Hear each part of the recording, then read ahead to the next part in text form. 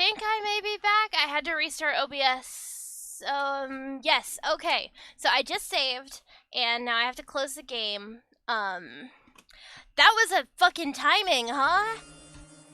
Fucking timing, Jesus Christ. So I have to restart the game. We lived, we're here, we just need to start the game. No, I don't want to open Zoom. Fuck you. Not right now. I'm not playing D&D. Oh my god, stop. Close the program. Okay. Fucking, my stream was going so nice for so long. I haven't had a trouble, and then as soon as Santa pulls a fucking gun.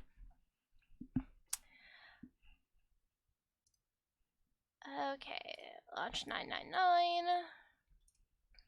Okay, soon you should be able to see it.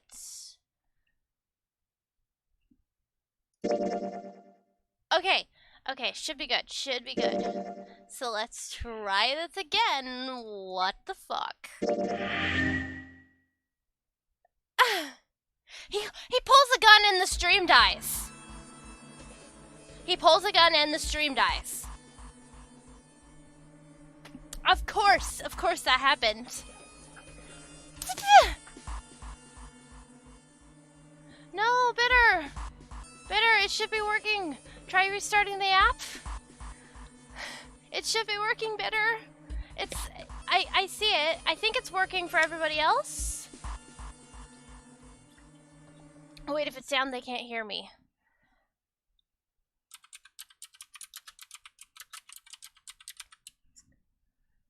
Okay.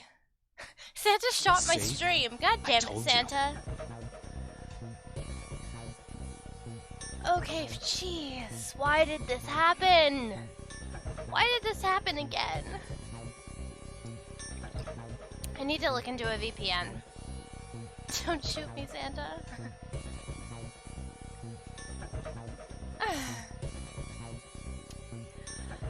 Okay. Hopefully Bitter's watching and it's working. Okay. Hopefully it's working. He had June. His lips curled into a cruel, mocking smile. Huh? What? A shudder traveled through the length of Junpei's spine. Is it working, Bitter? I really hope it is. His chest froze. Okay, good. His chest froze, and he could feel his breath go stale in his lungs. Nothing made sense. Junpei felt as though his head were about to explode. Santa's sudden change in attitude, saying that he needed 2 more, the gun in his right hand, a revolver. Santa had grabbed June from behind and pressed what Junpei's shaken brain identified as a revolver roughly against her temple. Why? What the hell is that? Where on earth had Santa possibly found a gun? Junpei's questions roared in his mind, but his mouth refused to ask him. Seven spoke, almost as though he had sensed Junpei's confusion. The gun's from the other room. What room? One of the rooms behind door 6. I should have known he was gonna do this. I should have taken the gun. You should have, Seven. Well, it's too late now. Or at least the bullets. Damn it! A mixture of fury and frustration twisted Seven's face, and he glared at Santa. Santa, for his part, didn't so much as flinch. The corner of his lip twitched into a slightly wider smile. Then the smile faded, and he began to move. He walked backward, dragging June with him. Before long, his back was resting against the door. On the wall next to him was the red. He put his hand on the scanner panel quickly, and then forced June to do the same. Now, time for you to start following my orders. Ace, Lotus, congratulations! I've chosen you to come with me. Put your hands in the red. That's what Santa had meant when he said he needed 2 more. Hey, you deaf? I gave you an order.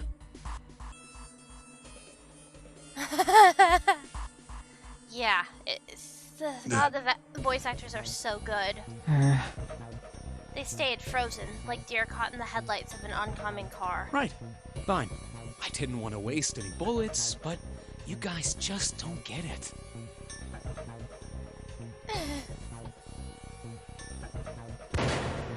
No sooner were the words out of Santa's mouth than his hand twitched and the gun roared. A section of the floor exploded, scattering wooded splinters against the floor. A thin plume of smoke snaked out of the hole in the floor. Ha! Yes, crushing. I was like, I don't think I'm rushing. There could be no doubt that the gun was real and worked. He really shot it? But why? Santa, why are you... Clover's voice spoke of betrayal and disbelief. Santa, I thought you were one of us. I thought we were friends. What? You knew about the leaf words and the four-leaf clover. Santa's cheek twitched almost imperceptibly. What the hell is that shit? I've got no idea. You're lying. Shut Aw. up! Just shut up! You stupid bitch! You want me to put a bullet in your fucking head? Flecks of spit flew from Santa's mouth. His face twisted with rage. Fuck Chart.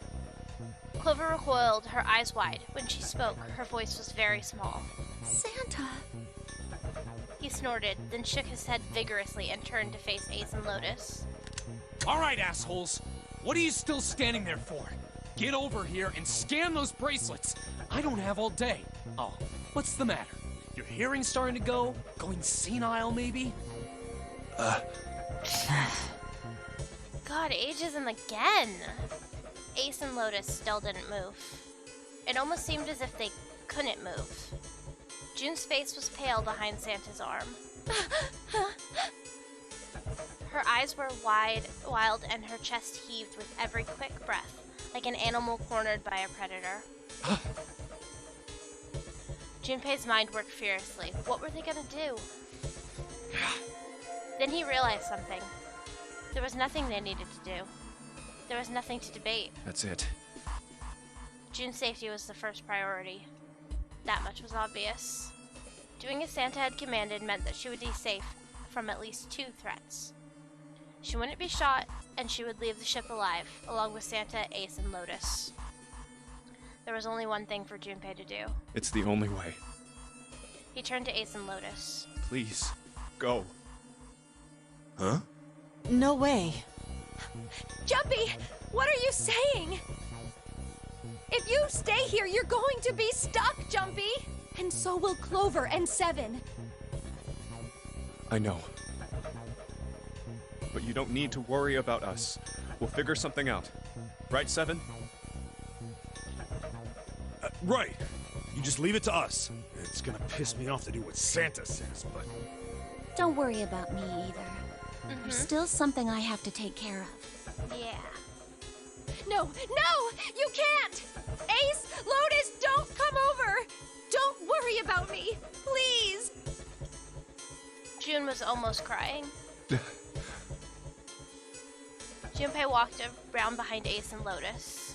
He gently placed a hand on each of their shoulders Please. and pushed them toward the door.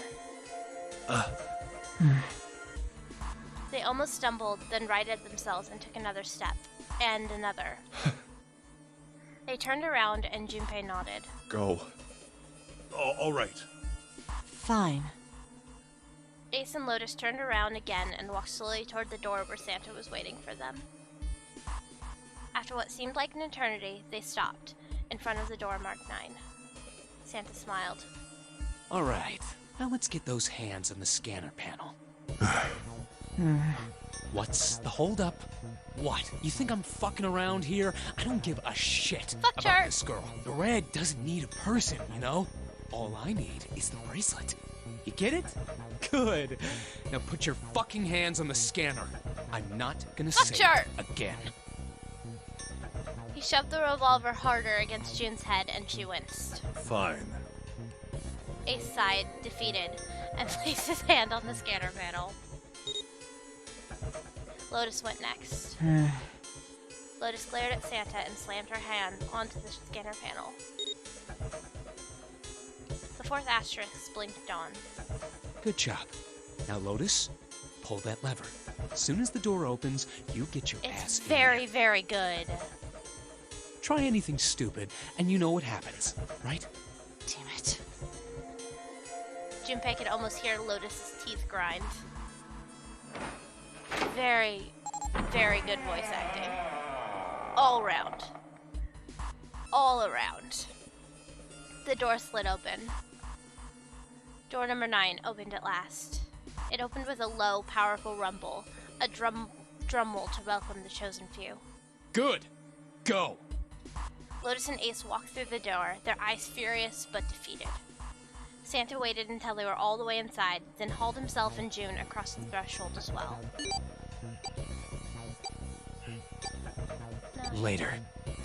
Bye, Santa. I still love you. After exactly 9 seconds, the door swung shut. The gust of air it created caused the candles on the altar to flicker and die. I still love Santa. The room fell silent. Junpei, Clover, and Seven had been left behind. Clover looked down at her hand and traced with her finger the faint blue veins that crisscrossed them. Seven shoved his arms in front of his overalls and scratched his stomach. No one spoke. Silence made the air, sorry, my nose itches, feel thick and oppressive. Desperate for something, anything to occupy his mind, Junpei walked to the larger of the 2 9 doors. He stood in front of it and looked at the red. It read, engaged. He moved to the smaller door.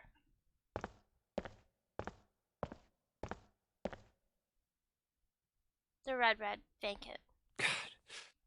The digital root of the remaining people was 7. Good thing there's a 2 in the coffin. There was no possible way for them to open a door with 9. Junpei touched the surface of the door. June.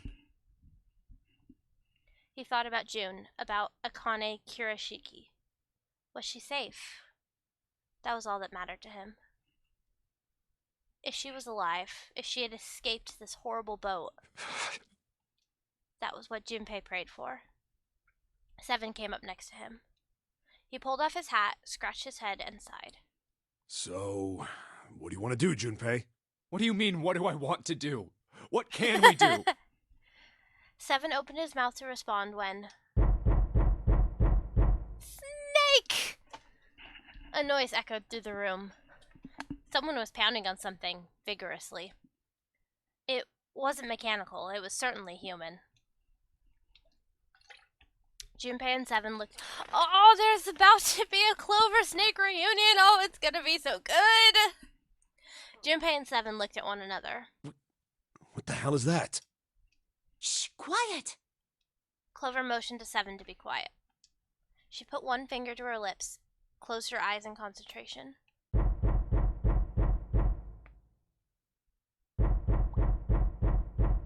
The 3 of them listened, trying to determine where the sound was coming from. Where is it coming from? It's the let me out meme, let me in meme, but let me out.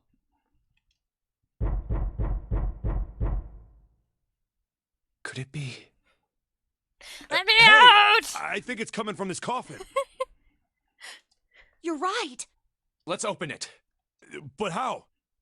What are those muscles for? For show? You're telling me to force it open? Just shut up and try! Call him out, Clover. Junpei and 7 grabbed hold of the coffin. They tried to get a good grip with what little purchase they could find and pulled with all their strength.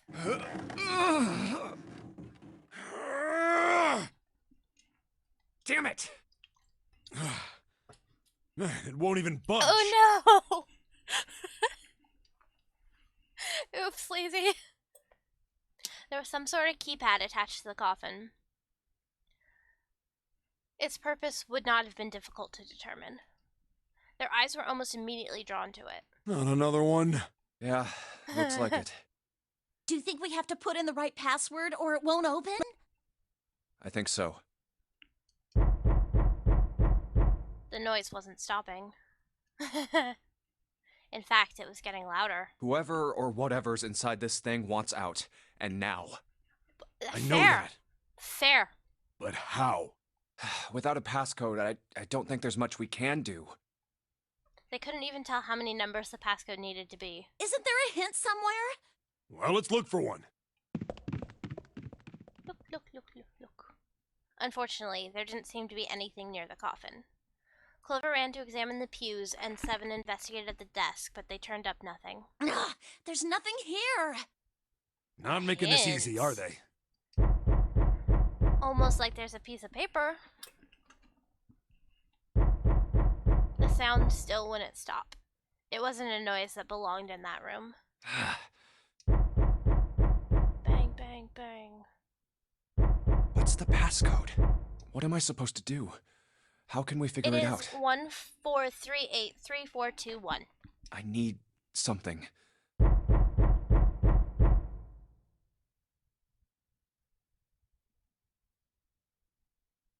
The world blinked. Suddenly there was a voice inside of Junpei said, "What's this?" Truth had gone, truth had gone, truth had... Morphogenic field shit? Morphogenic field shit? Now Truth is asleep in the darkness of the sinister hand. Wait, what? What the hell was that? That voice? Morphogenic field shit. Junpei was utterly and completely baffled. Huh? What? What's up? Seven and Clover ran over to him, but Junpei didn't know what to tell them. Huh? Morphogenetic field shit. If he told them they'd heard a voice, they'd laugh, or worse, think he was going insane. So all he said was... Oh, nothing. He cleared his throat a little too loud and looked down pointedly down at his bracelet. There were a pair of small buttons protruding from either side of it. Junpei. He pressed the buttons. Left, right, left, right, left, right. They used the morphogenic field shit to justify the answer. Oh, wait. You should know that. That's wrong. You should know that already. You should know everything. Oh my god. If you don't, then why did you bother to look at the bracelet? Did I press the wrong button? I thought it was left, right, left, right, left, right. Wait, no, it's right, left, right, left, right, left. I messed it up. You already know that the darkness of the sinister hand is telling you to look at the bracelet on your left hand. That's why you looked at your bracelet, right? It's right, left, right, left, right, left. I messed it up. Oh my god, morphogenic! That was it. Yeah. Yeah. Oh, hi, by the way. Hello. Yes, but this is so much cooler.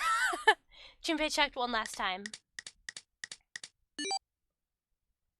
1, 4, 3, 8, 3, 4, 2. 1, 4, 3, 8, 3, 4, 2, 1. That's what I thought they were gonna do. I thought that it was him from Clover. Like Clover had read the note, so the morphogenic shit was coming from Clover. But and then he would have said like truth, right, and then Clover would have been like, wait, that's what this note says, and then they would have done that. But no, they went morphogenic, and it's cool as shit. Huh? Huh? Hey, what the hell were those numbers? Oh my gosh. Are those... Huh. Junpei didn't answer. He simply walked straight to the coffin. Yeah, most of my streams are late night streams, but we're on the final ending apparently, and I couldn't stop, so everybody's staying up with me. Hello, Star. He knelt down in front of the keypad, running over the numbers in his head so he wouldn't forget. 1, 4, 3, 8, 3, 4, 2, 1. 1, 4, 3, 8, 3, 4, 2, 1. Yeah, there's major spoilers happening now if you plan to play this game. With trembling fingers, he punched them in. But welcome.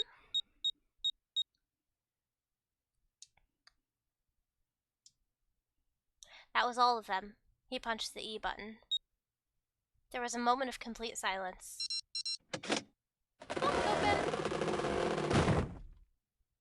It's alive and it's Snake. Then there was the sound of the coffin unlashing. Fair. Someone sat up out of it. Then I'm glad to have you.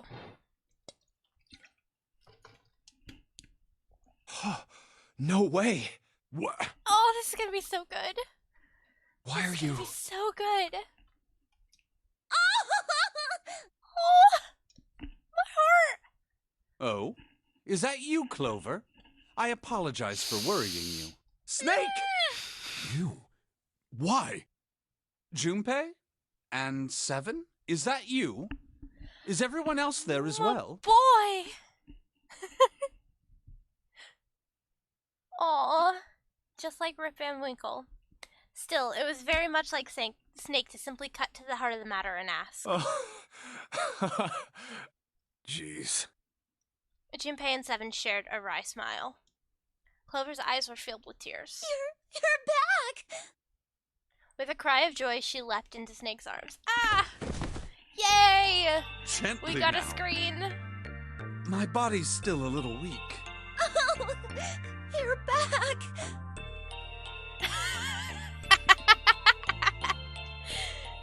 Clover looked nothing so much as a lost child who had finally found her way home. I love them. I love them so much. She cried and cried and cried.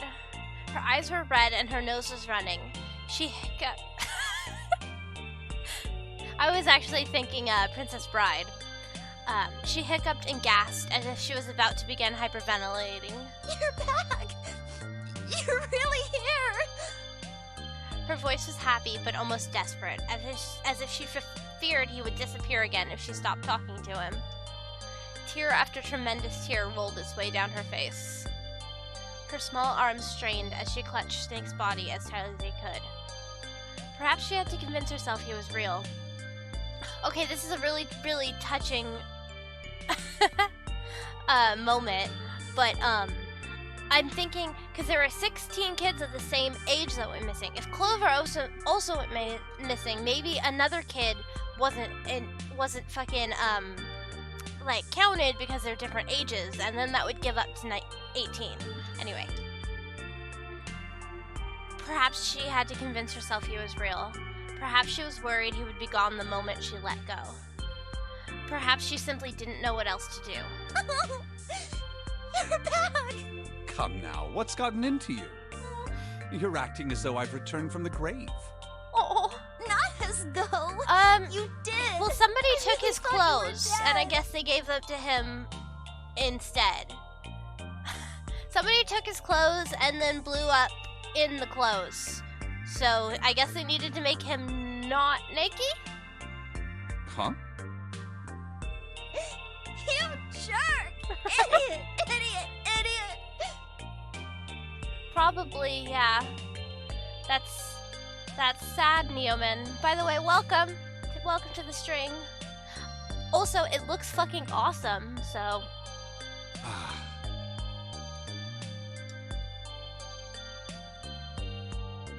Clover. Oh no, I know, that's real bad, isn't it? Clover broke into sobs so great she could no longer talk. It was a touching reunion between brother and sister. Hell yes, I've been waiting for this. Even though Junpei knew they had little time and every minute they waited was a minute they wasted, it felt cruel to pull them apart. I have been waiting for this since fucking Clover and Snake when we were first missing, and then when they found the body, I knew it wasn't him, so I've been waiting for this for so long. Junpei and Seven sat down on one of the pews, waiting for Clover to calm down before explaining to Snake what had transpired.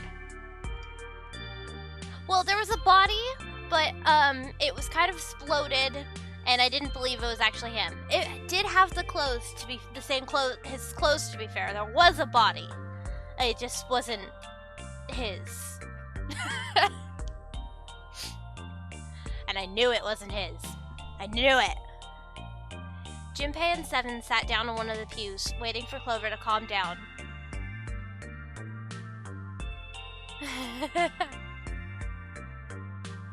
Yeah, no, they kept trying to, like, convince me that he wasn't, or trying to, like, not spoil to me, and it was frustrating. I wanted to Google it so bad, and I didn't.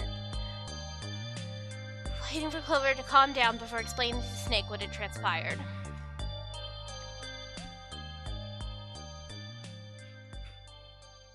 I see. I believe I understand things rather well now. Thank you. My boy. In the shower Looking room, so there is a dead good. body wearing my clothes. Okay, what is the symbol on his sleeve here? Is that like an astrology symbol as well? Because I don't recognize it.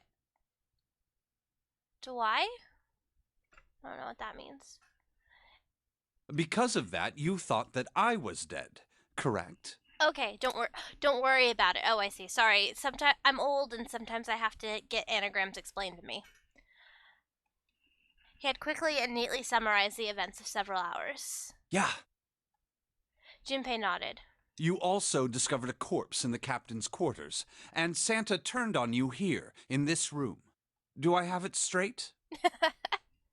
Well, the dead body in the captain's quarters is a surprise. Sorry, there wasn't a good time to tell you. Don't worry about it. As no spoilers? How do I do that? Lexi, you're a mod. Can you do that? Well then.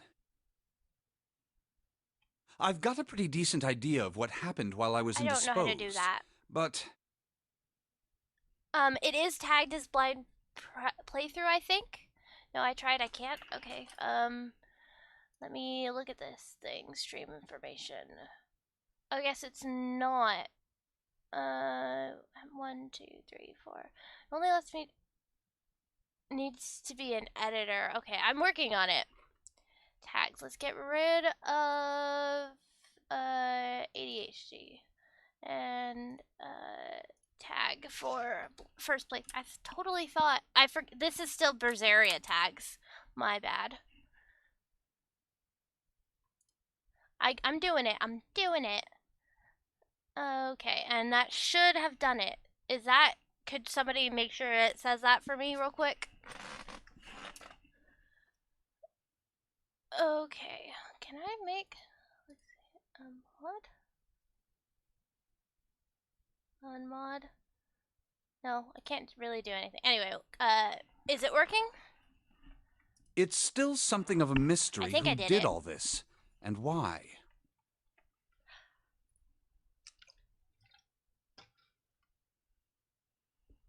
Well, I mean, most of them aren't gonna change, but I put anime instead of first playthrough because I've already played Berseria. What's this? What's this? Okay, good to know. Good to know. Good to know.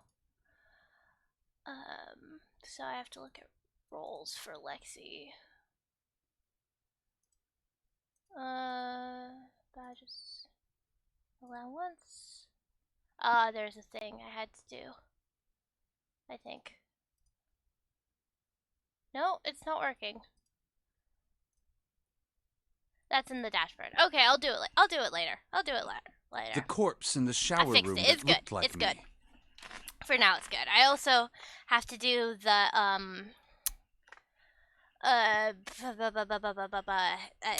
the better TV thing, the thing. And the corpse in the I captain's figure quarters. my brain has developed to puzzles, not how Twitch works. All right, if you need to sleep, sleep. There will always be the VOD. Why were they killed in the way they were? You don't know? No. Why would I? The guy in the shower room. We don't know who he is, so let's just call him Mr. X. Anyway, this Mr. X is wearing Snake's clothes, but you're wearing some kind of weird robes. That means someone took your clothes and put them on Mr. X. Alrighty. We need to figure out who that was. I apologize, but I have no idea who might have done this to me. I only just now woke up.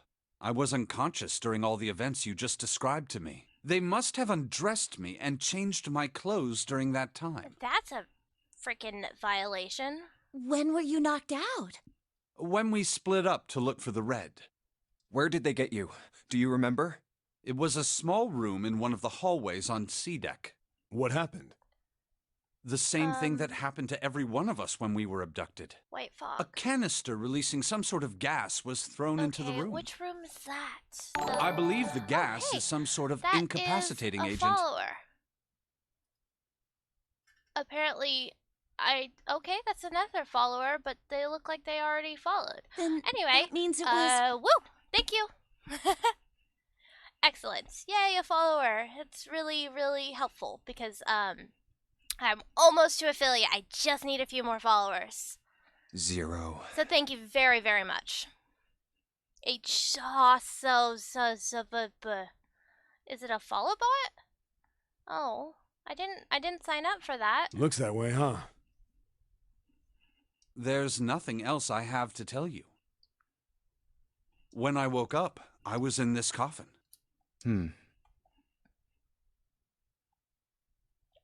Junpei crossed his arms in thought. Why? Why did 0 make Mr. X wear Snake's clothes? How would that benefit 0? I don't get it. What the hell does any of it mean? And I have no idea how I got the passcode for the coffin either. Okay, Truth well, had if you gone, are a real truth person, had gone, hello and welcome. truth had And I gone. appreciate the follow very, very much. Where did those words come from? Why did I feel compelled to push the buttons on the bracelet after hearing them? Seven had asked about it while they waited for Clover to finish crying. He'd had no answer for him, and he still didn't. All I know is my fingers moved on their own. It was like I did it subconsciously. I don't get it. What the hell does any of it mean? Has anybody played a game called Numa Breath of Life? It was an Xbox Gold free game a while back, and it's like this little puzzler, like really, really short. But the whole time there's this character, like the person you're controlling and who's narrating is like talking the whole time, and it does stuff about being controlled by another person. It's a really good game. And anyway, his mind was a maelstrom of mysteries, clues, theories, and more mysteries. He could barely think. It's a real fun game. Also, Snake and Clover Very have short, been really subjects fun. in a There's also similar like experiment paintings you 9 can years find, ago. and it really, the puzzles are really based on like the point of view. So you look at things and they change. It's like a play on like the universe revolving around this person who thinks he's a god and creating the world, and it's just really, really, really well done. I liked it very much. The ability to access a morphogenetic field is affected by a couple of things. The first Anyway, is I epiphany, highly recommend it if and you the have other can get is a hold of danger. it. I think it might be Xbox exclusive. and someone did actually die. A girl. Her name was...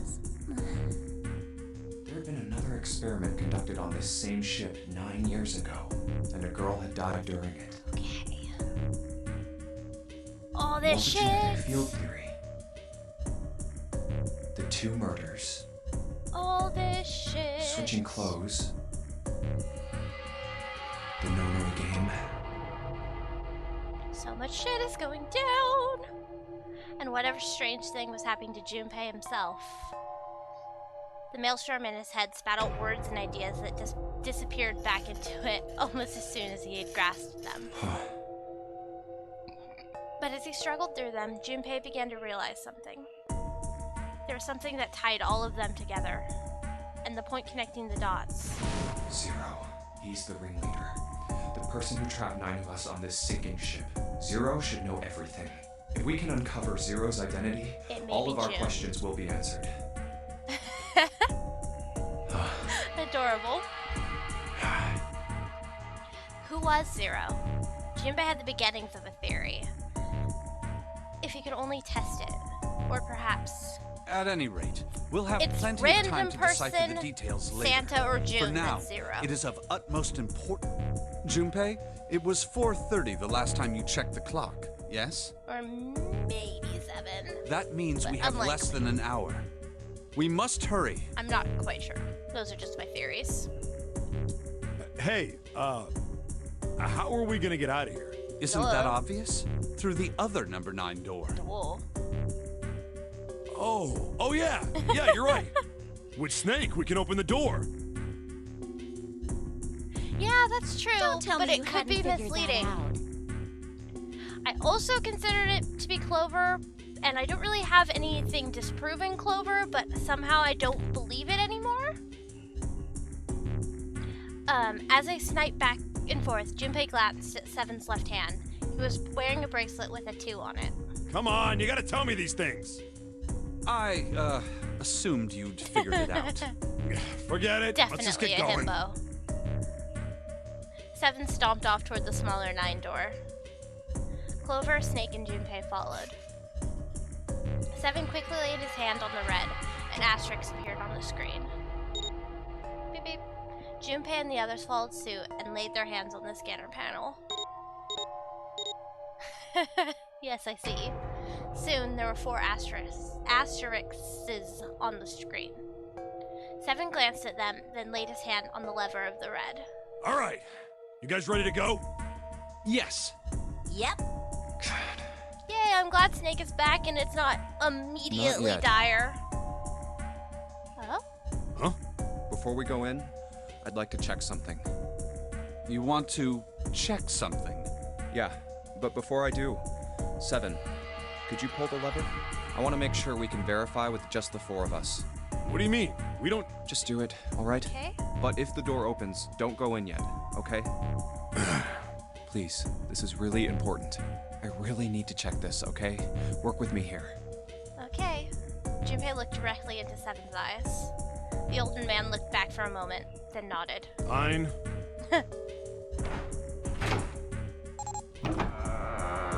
Oh, yes! I absolutely think that at least Clover and June would do that.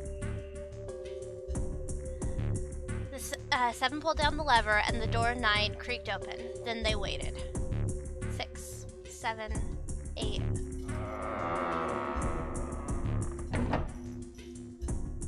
After 9 seconds, the door closed. All right, that means the 4 of us can go into door 9. So, we knew that already. It's obvious.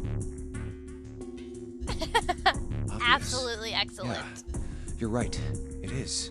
Now, what happens if we add Zero's bracelet? What? Zero's bracelet? He's figured out Clover has it. Why don't you take it out, Clover? For a moment, Clover looked surprised, but she recovered. So, is that morphogenic field knowledge, or him just being a smart boy? So you did know I had it. I picked it up because I thought it might be useful sometime. Oh, you're adorable, Clover. I carry you. She reached into one of the pockets of her voluminous jacket and produced a bracelet. Okay, cool. Junpei took it from her and turned to Seven. This was on the left hand of the corpse in the captain's quarters. If you look at it, you can see it's got a 0 on the face. Just to make this a little easier to talk about, I'm gonna call the guy we found dead in the captain's quarters, Cap. Then I should be able Fair. to open door 9 with just me, Clover, and his bracelet.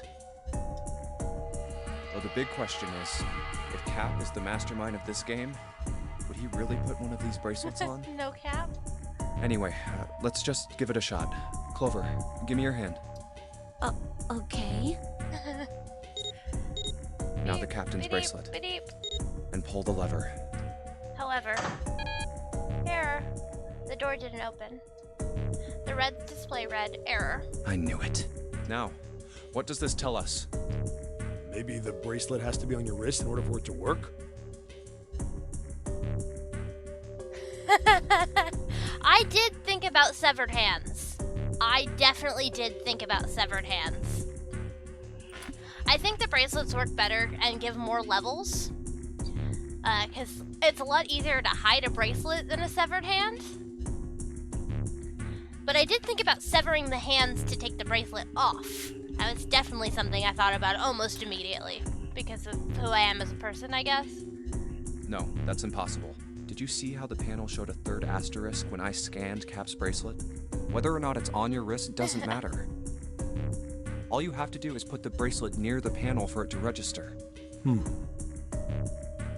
Seven waved his bracelet in front of the scanner panel. Sure enough, a single asterisk appeared on the red. Huh. Looks like you're right. See? So what does that mean? There's only one possibility. I only want sanitized trickery in my death game. That bracelet isn't the number 0. Is that what you're saying? Snake has all of the brain cells. That's right. Then what number is it? Let's find It out. looks amazing in that robe. Junpei, scan the bracelets with this combination. Shit. God damn it. Okay. Fucking math. Because I know it's a 6. So, 6, 7, 8, 13, 20. Yeah. Let's try Snake, me, Clover, and Cap. Holder of the brain cell. He has actually 2 brain cells and he loans the other one out. Sometimes. If this combination opens the door, then Cap's bracelet is number 4. Oh, damn it. Oh, good to know, good to know. However, it did not work because I did the math wrong.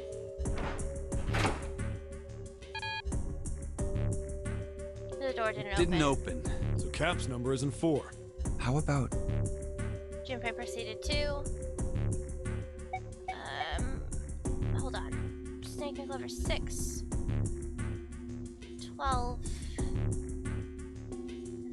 6. That would be 19.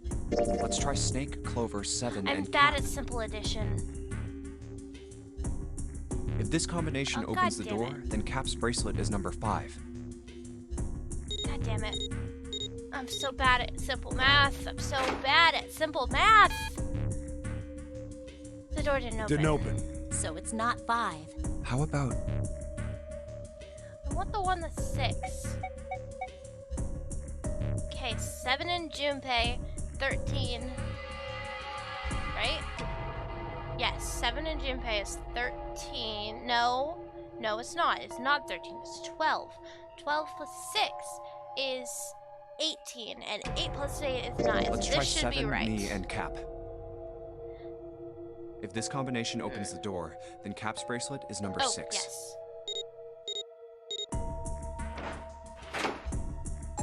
I finally got the math right. Yay, me! Hey, it opened! What? Why? What does that mean? Both 7 and Clover seemed rather shaken. As they turned to look at Junpei for answers, the door slid heavily shut. Junpei raised an eyebrow. Isn't it obvious? Cap's bracelet is number 6. But doesn't it say 0? This isn't a 0. The symbol on here isn't a number 0. It's a letter O. Oh. Hex? Whoa, wait a minute. I don't get it. Is that not how, that's not how hex works. I mean, is it? we figured out that Cap's bracelet is 6, right? Yeah. Does that mean there are 2 people with 6s? Before Junpei could answer, Snake spoke up. There is most likely only one person with a 6. But I don't get it. What about June? Oh, hexadecimal O probably has 2. Oh, hey, T. Thank you. Love you. Hex has O would have 2 digits, and maybe the root of that. I don't remember what O in hex is. I actually probably could figure it out on my. Wait, no, I didn't write that down. Never mind. Anyway, maybe that's the root Well, of hex this is O. only an educated guess, but I think June's number was never 6 to begin with. Her bracelet was flipped. In other Her words, bracelet is 9. June's real number is... 9. That seems the most likely. Then all this numbered door stuff was just a load of crap? Oh shit, but O would be 24 and base is higher. Okay, so I'm on the right track. Thank you, Neo Man. Why would you say that? Because if June is 9, then the numbers wouldn't match up. Clover grabbed Junpei's notebook and began to write furiously in it. Clover's very good at math. Here, look. Junpei leaned over to look at it. List of all the numbered doors June's gone through. I'll let you know what I'm writing, okay, Snake? And that's everything. I wrote down which door she went into and with whom. And I wrote what all the numbers were. Firmly grasped the spare brain cell. So if you switch 9 in wherever there's a 6, the numbers don't work. If the digital root is 7, then you can't open door 4. If the digital root is 2, then you can't open door 8. Clover, do you notice anything interesting on that list?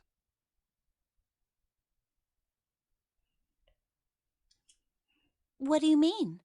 You're talking about 3, right? 3 is always there. 3? Santa's always in the room with her. That's what you're saying, isn't it? Yes, that's right. What about it? That's quite simple, really. You told me that the first time you came to this room, Santa was the first to refuse to leave June behind. Now, doesn't that beg the question why? Why would Santa do such? The answer is easy. Because Santa can't open door 9 with only 7 and Lotus. Of course, there's only one reason for that. His number isn't actually 3. Santa's real number, 7? Would you be so kind as to modify my sister's equations? Yeah, sure. 7 took the pen from a confused Clover and began to adjust her calculations. This is what you were getting at, right, Snake?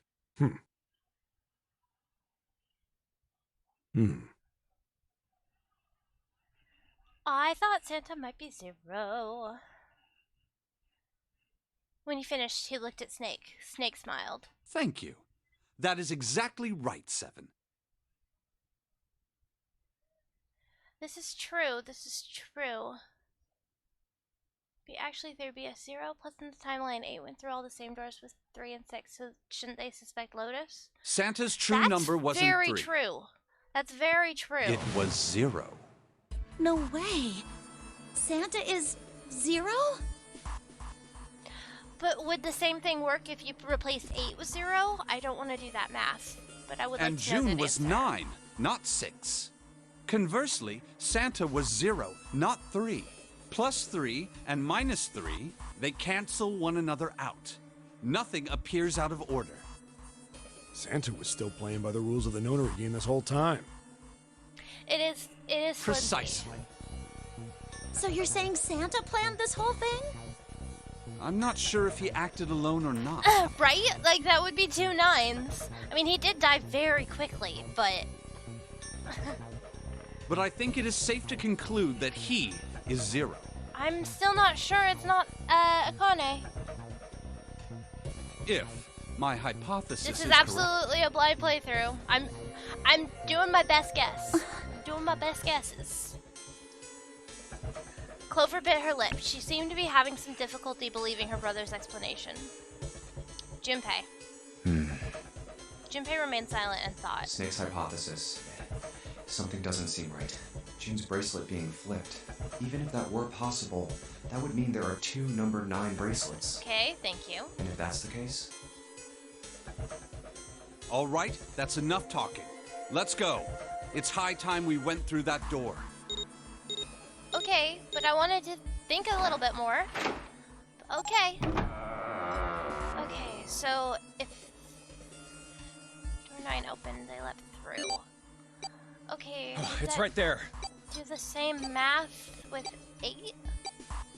The dead was directly in front of them as they came through the door. Quickly, they scanned their bracelets.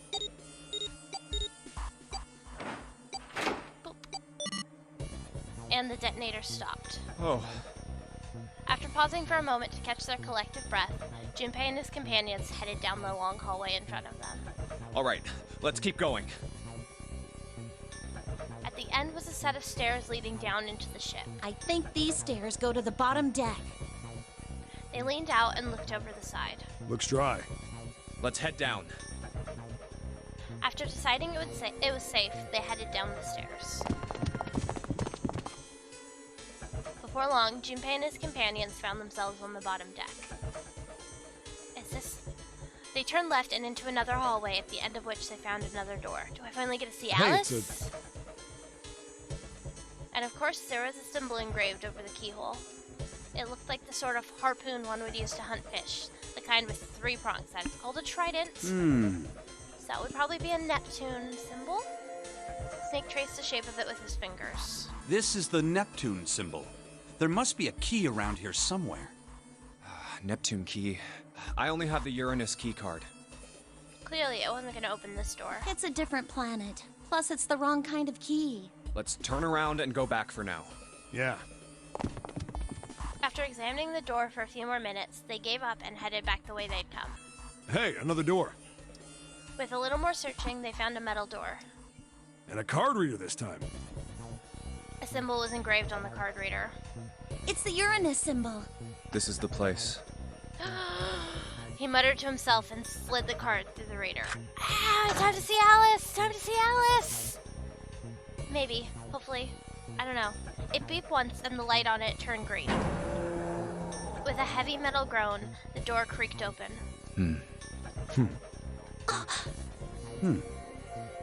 Junpei, Clover, Snake, and Seven looked at one another, nodded, and stepped through.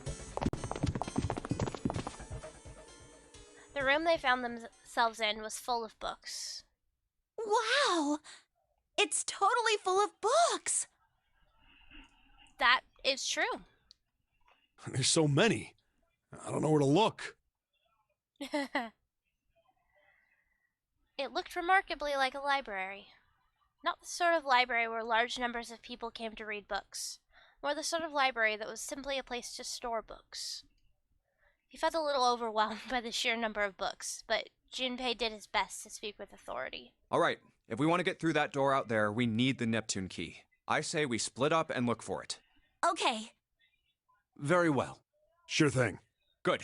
Let's get started then. We don't have a lot of time. Hurry. Snake looks so good in that robe!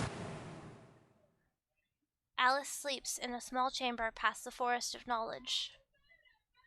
As he began his search for reasons he didn't fully understand, Junpei felt those particular words float through his mind. Another puzzle room! I love puzzles! Yay! Cool. Okay, well, there's a puzzle room. I am such a nerd, I know. It's actually not quite time because I need to take another bathroom break. So I will be right back. Enjoy the Mii Shop music and talk amongst yourselves.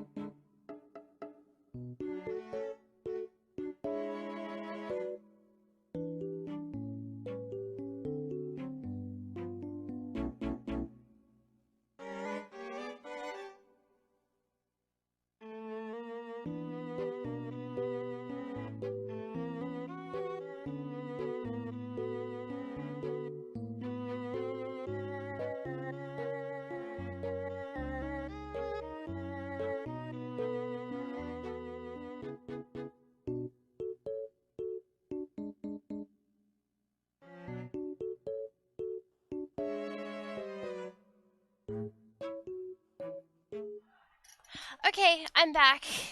Yeah, math fucking sucks when it's like this kind of math, addition math. I don't like addition math. Anyway, I'm back. I'll try to be as fast at the puzzles as I can be, but no promises. Okay. Ooh, hey. The book is called Mind Swap. You mean you could, like, change bodies with someone? Well, I guess I wouldn't mind switching bodies with my brother or Junpei too much, but I'd rather die than let Seven switch with me. Okay.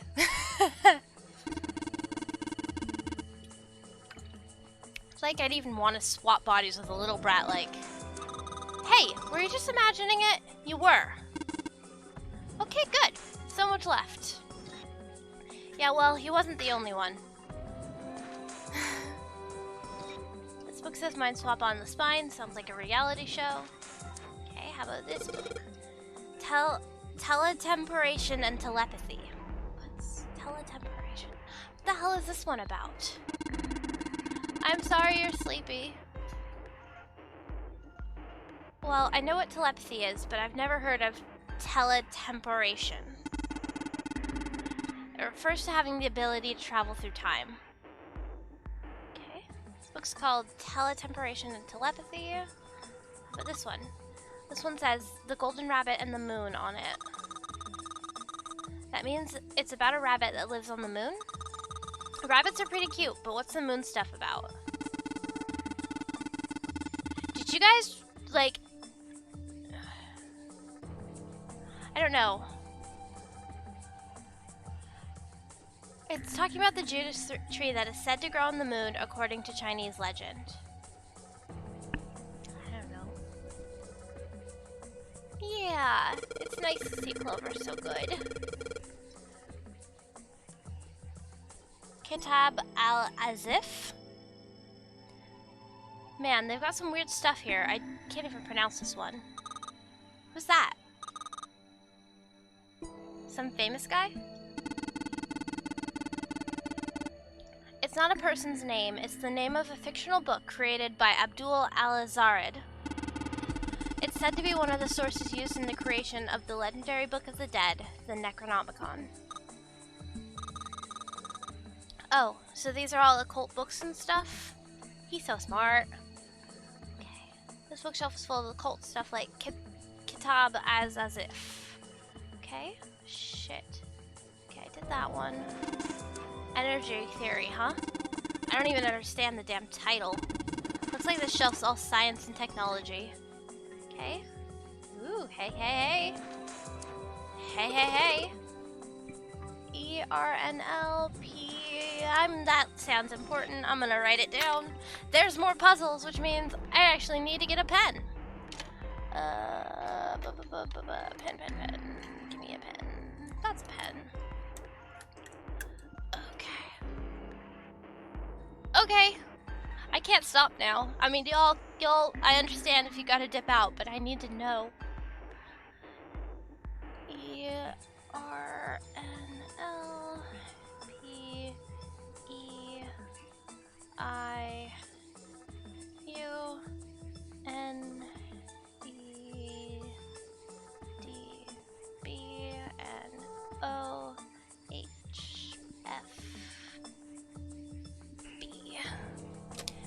Wrote them just in case. They're all just gibberish. Hey, what if we, like, switched them all around? If we move them around, maybe they'll spell something. Oh, shit. Anagrams. Fuck, I'm so bad at anagrams.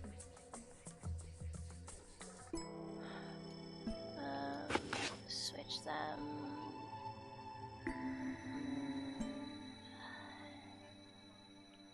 Nope. Nope. Nope. Mean. Okay. Pone?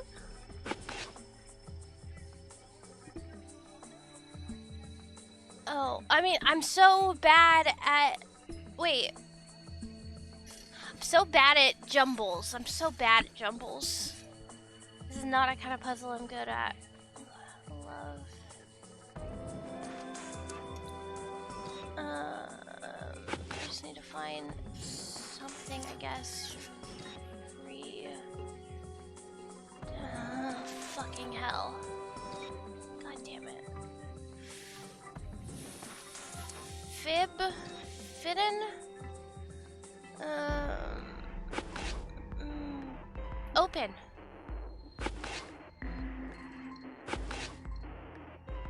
Haha! Open! I got it! I got it! How about this? I did it. Yeah, that's true. I'm good at some puzzles, but anagrams are really not my forte. Looks like putting those books in the right order opened this thing right up. Huh, that was a piece of cake. That was kind of hard. Hooray! You did it, Junpei. I guess that turned out well enough. So the letters from the title spell out, open here, find bulb. Bulb! Powerful light bulb with all of the resolution that the DS can muster. Okay, alright, did that one. Are property values going up out into space too these days? Man, guess times are tough for aliens too. This one says cosmic inflation. Alright, bye Bitter. Thank you. Thanks for hanging out. Theory of general relativity, huh? Oh, I know this one. That's Einstein, right?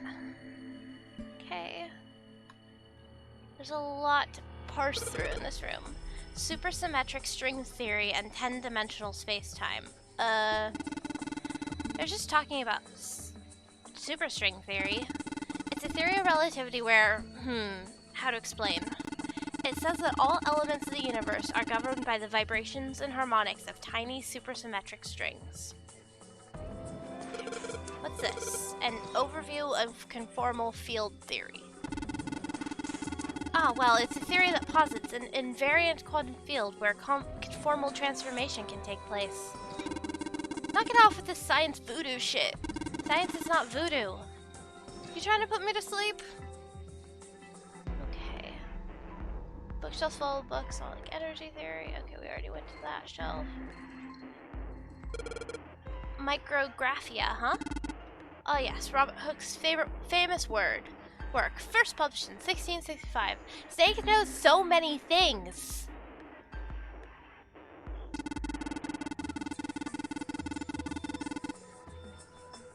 He built a microscope and examined its circumstances and other things too small to be seen in detail by human eyes, and then drew pictures of many of the things he'd examined and published them in a book.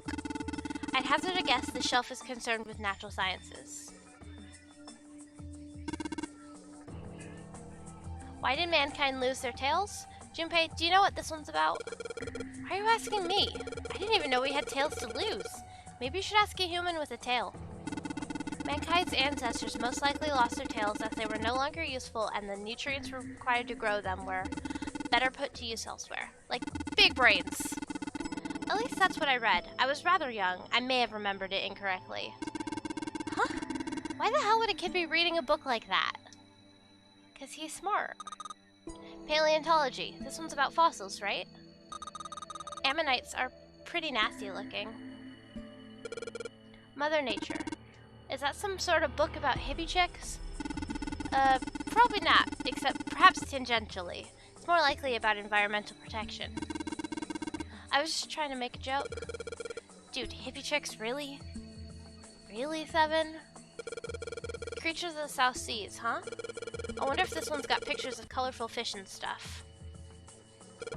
Introduction to geology, huh? Thinking about the Earth even when you're on the ocean. Kind of romantic in a way, I guess. Okay. Theories of the Cambrian explosion. It's the Cambrian explosion. Did a bomb go off near somewhere called Cambria? Wrong kind of explosion. Roughly 500 million years ago, during what is known as the Cambrian period.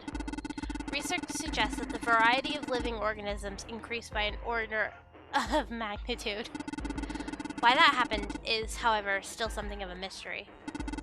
There are a number of theories. This book is most likely a collection of them.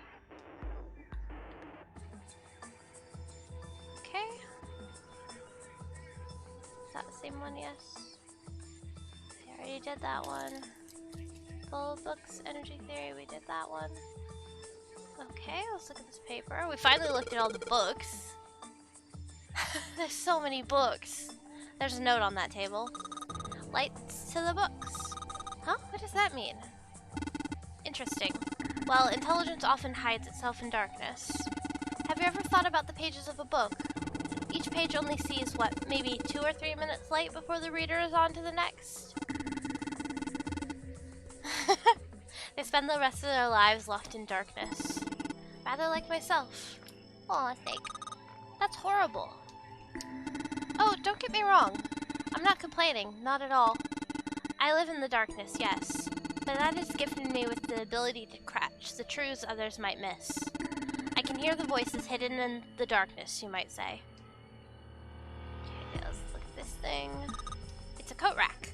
Like a place where you can hang coats and hats and stuff. Well, this one's not too big, so maybe just hats. Okay. This table, there's a note on top of the table. It says lights to the books. Okay. Energy theory, development of nanotechnology, materials, interactions between shortwave energy and matter. What else have we got? Just listening to you read those titles is giving me a headache. Can't say fancy technology stuff and I get along real well. Totally a himbo. Keep on talking about that stuff and you're gonna put me to sleep. Shit, can't do that with tea. Wait, that's the same... Okay, so that's the same one.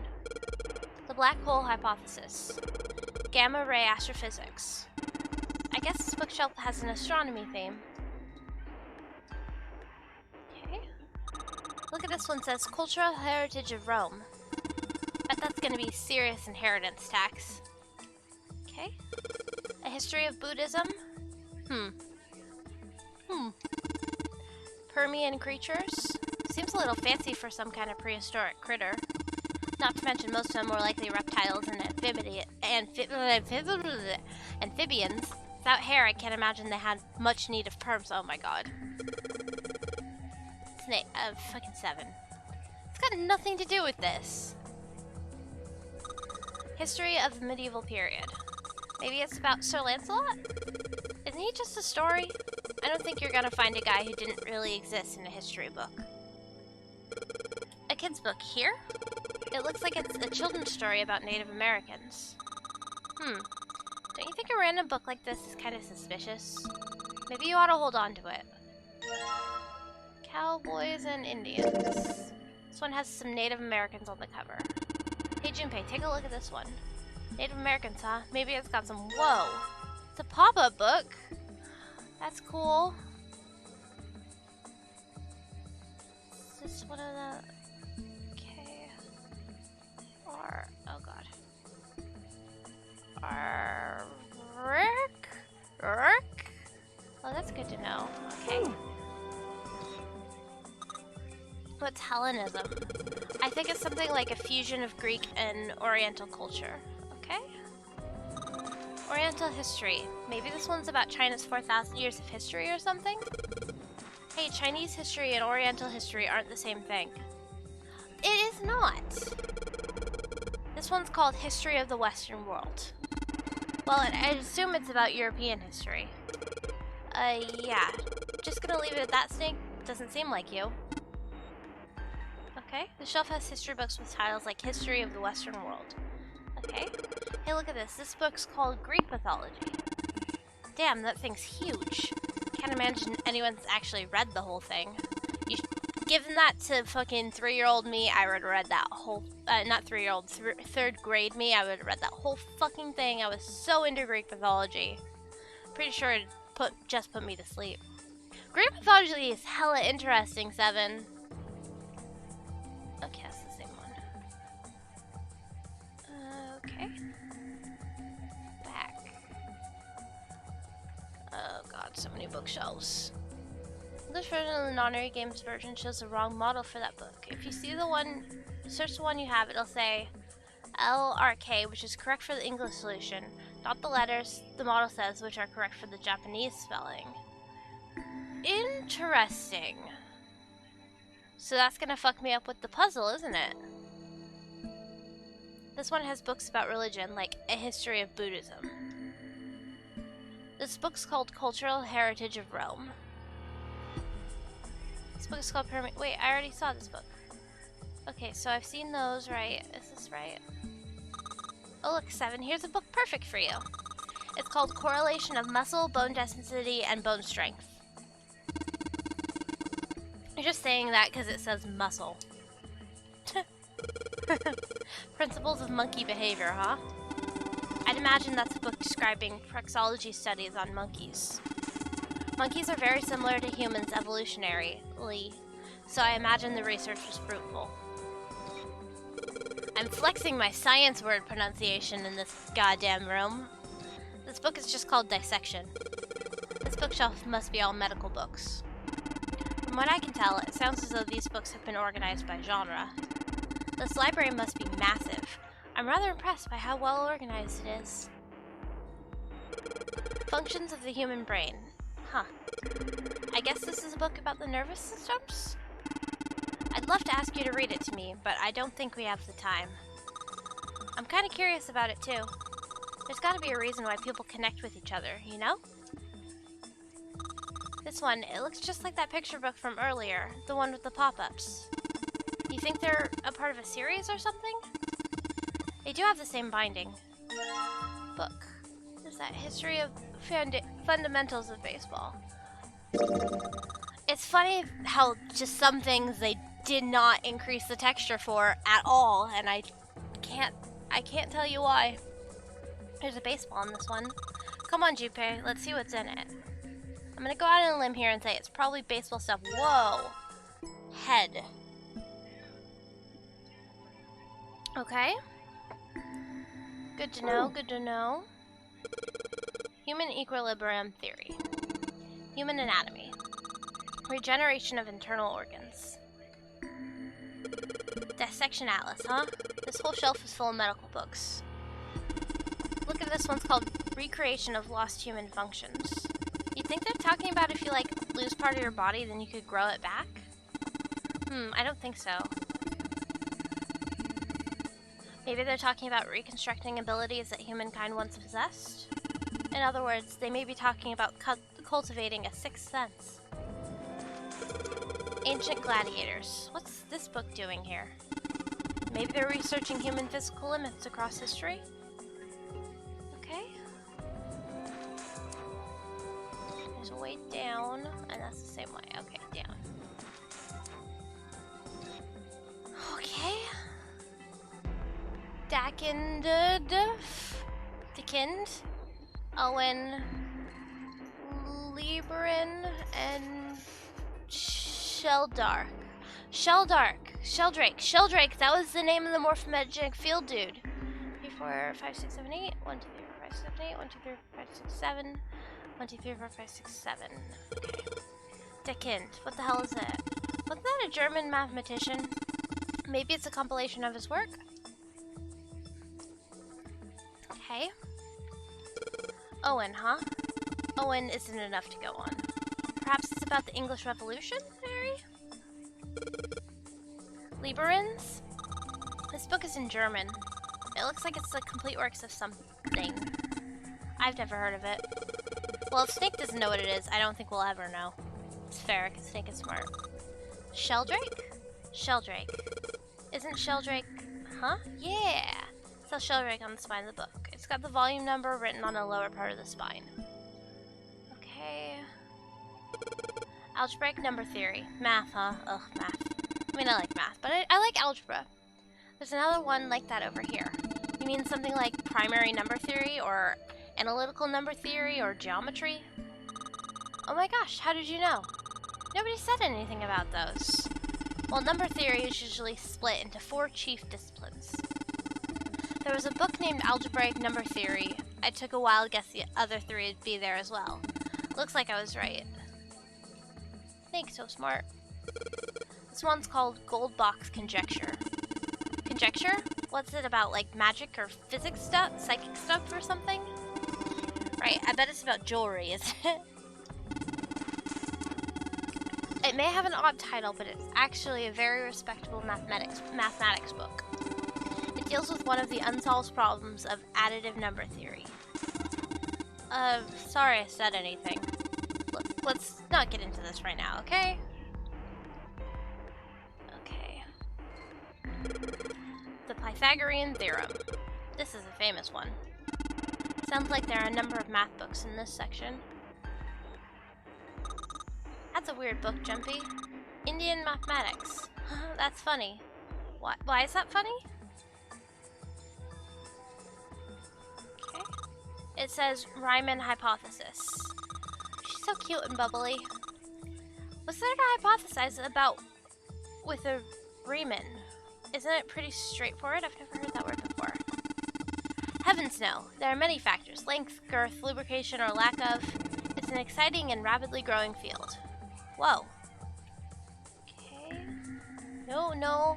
Back down. Why are you screaming, Toothless? Ooh, thanks. Small enclosure with 9 sides. 3 of them things that look kind of like music stands. Hey, Junpei, you think maybe we're supposed to put those pop-up books on the stands? That means I need to find another one. It was a dirty joke? I didn't get it. Oh, my bad. I'm Ace. My brain doesn't go there. I have to it's gotta be pointed out to me. True, but there are 3 stands, right? We don't have enough picture books. In other words, we need 3 picture books. Okay? Good to know. Let's see what we've got here. So many books here. I wonder what this one's... Whoa, what's this? Worm? Oh, sorry. Oh no, I'm sorry? Hey, what's the deal with this sappy stuff? What? I'm so confused. Oh god, okay. Okay. This bookshelf has a sort of glass inlay. It's pretty big, but there are only 6 books on it. That seems kind of weird. Hey, it looks like there's something on the bottom. I can't really see it though, the glass is all foggy. Okay, that's a code. I don't have a code yet. There are books here in all sorts of languages. Oh, okay. Accidental hand touch. Oh, I see.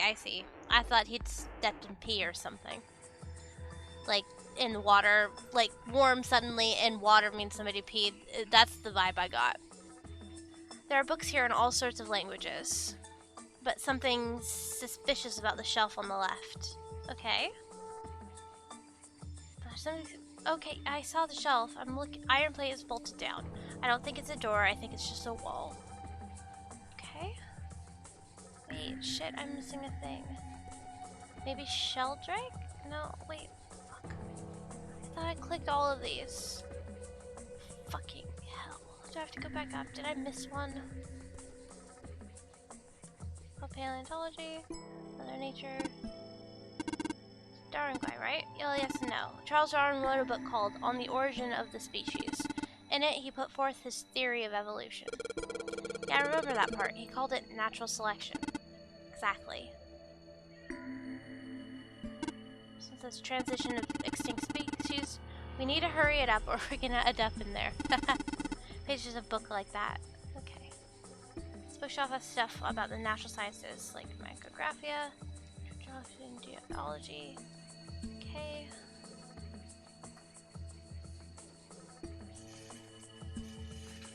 I'm just looking for the one that I missed.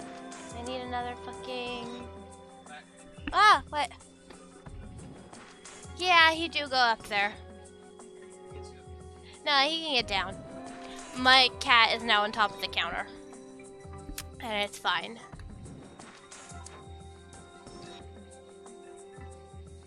I have some kind of purple cosmic inflation. All that's here is Faraday's law of electrolysis. I believe that's got to be about electrolysis in an electrolyte solution. These particular laws were set down by Michael Faraday. Yes, I know, Lexi, you have told me this. Quantum gravity. 7, do you have any idea what this is? How about you start using real words? Then maybe we'll get somewhere. There's still some physics book here, like theory of general relativity. Okay, but I'm looking for the fucking... Okay, we already went through that one.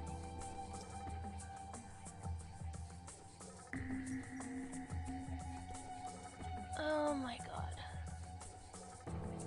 No! No, I definitely did see it. I'd seen you talk about that before, and the mushroom dude. You totally did. I totally did see it. History, Hellenism, Oriental history. Yeah. Greek mythology, okay. Fucking hell, I'm missing a pop-up book.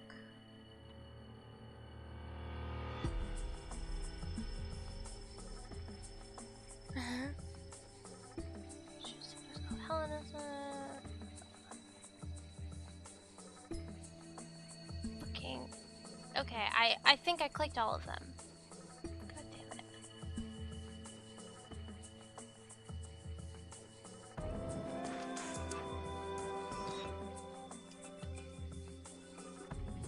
Oh, wait, here we go, under the stairs. Okay. What's this? Origin of Japanese folklore? Looks like there are a bunch of books about Japanese culture here. Mostly ones about folklore, though. Well, folklore can cover a wide range of subjects.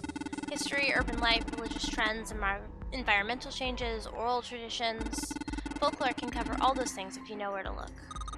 This looks pretty deep. Modern Japanese literature, huh? Interesting. I had never heard of it before. Okay, agriculture and historical organizations and folklore. And here it is.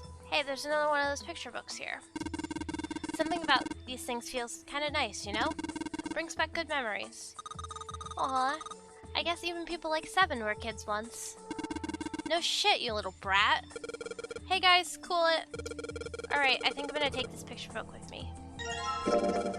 Tales of Old Japan. It's got a magic wand on it. Okay, so what's inside? Well, aren't you gonna open it?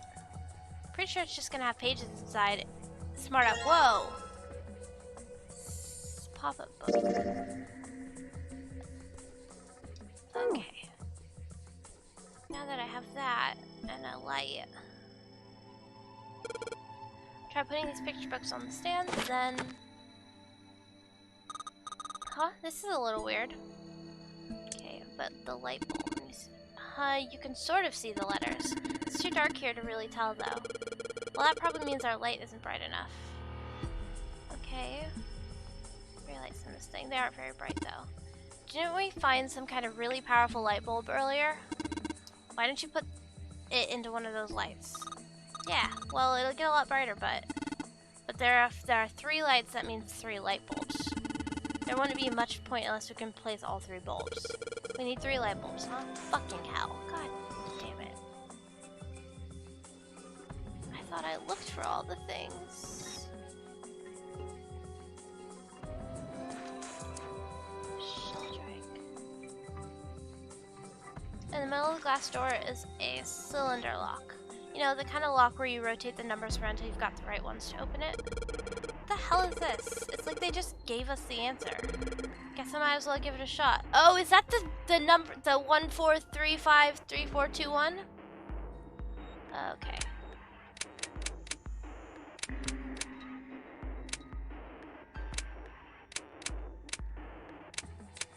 I'm glad I wrote that down. This is actually, wait, 8. 3, 8. 3, 4, wait, no. Motherfucker. Hints. Oh. 632415.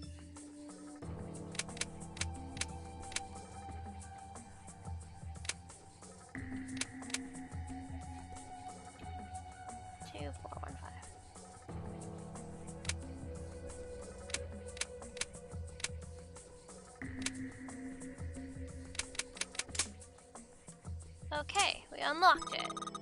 You did it, Junpei. Yay! I don't know why, but I don't really feel particularly happy about being praised for that. Whatever. At least the lock's open now. Let's see if we can get it open, alright? Open! A light bulb.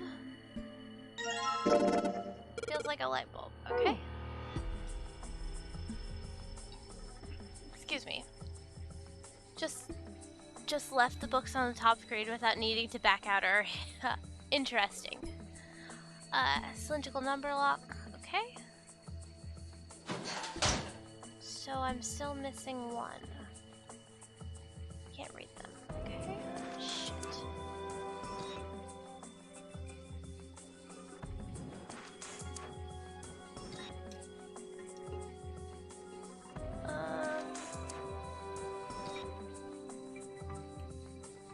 Wait, can I get up here? Different way down? Cupboard on the bottom floor. Wait. Stairs go down to the bottom floor. There are 2 sets of stairs.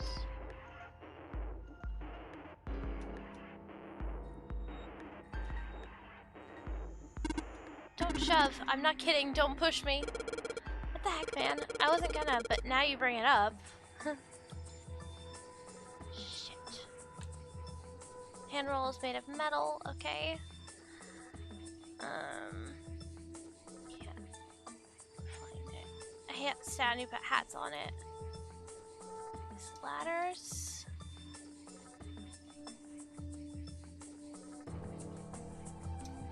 Okay, shit. Oh my god.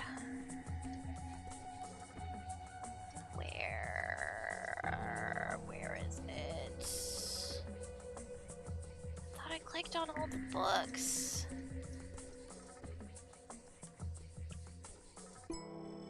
Nope, nope, back down.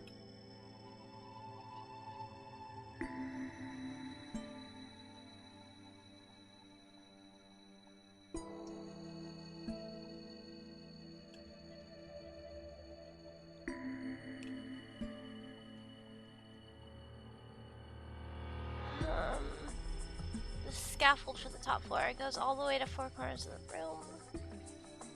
Can I do it with 2? No. Oh, what's the use wishing I don't have any more light bulbs? Okay, letters on here. Where haven't I checked?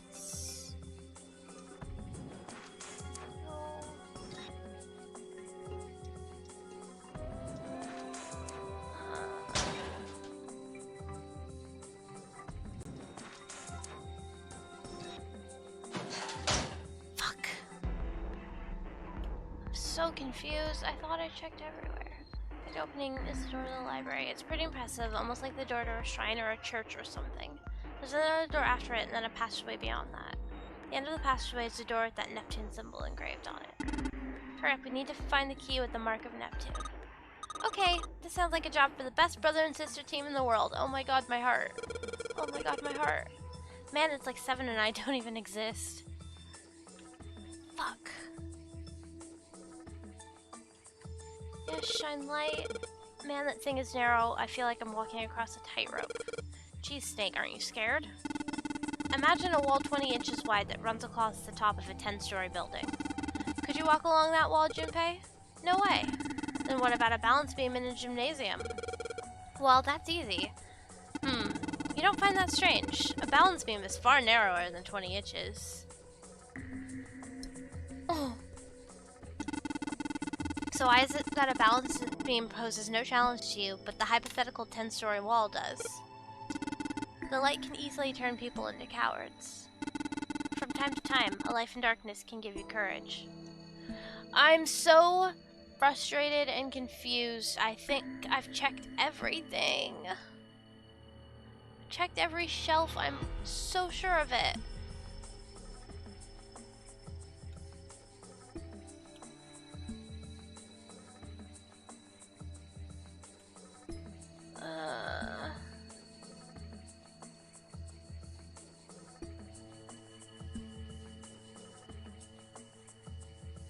Fuck.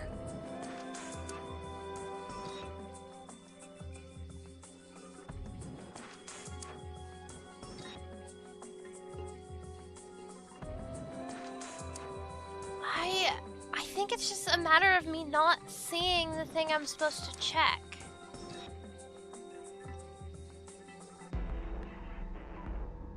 Which is really, really frustrating, because I feel like I've been methodical and checked them all.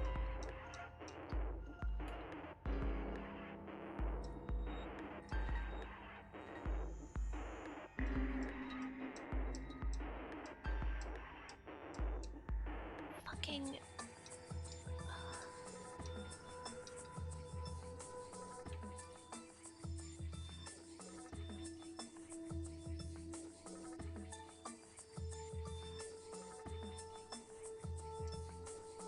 I'm so frustrated.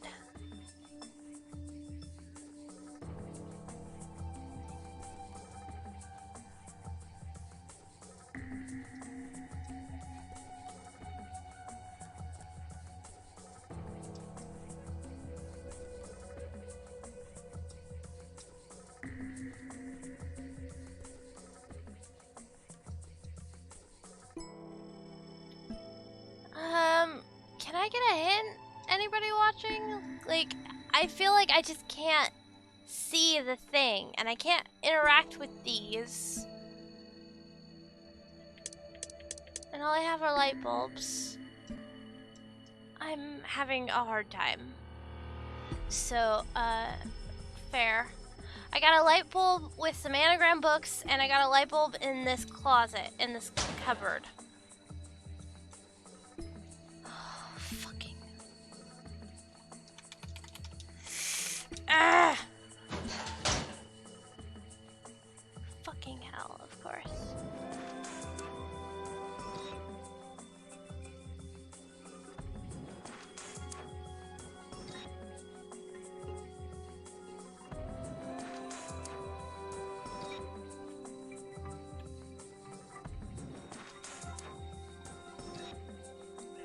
Okay, yeah, I'm looking this up because I'm frustrated and I can't see it. Okay. Look for a bookshelf that has some holes in it. Okay. Okay, we'll start here.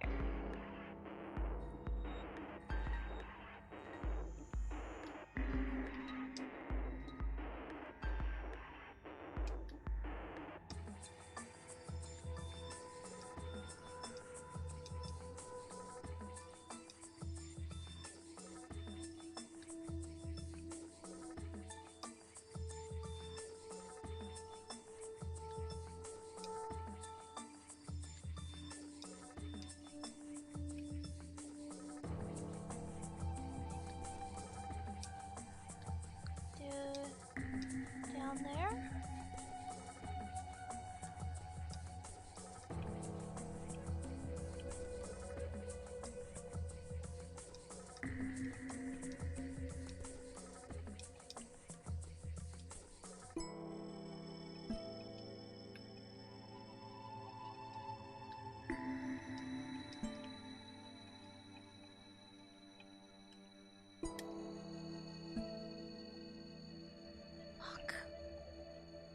Supposed to find just holes?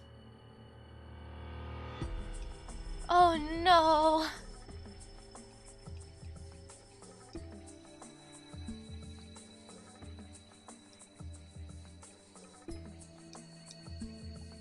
I don't see holes anywhere.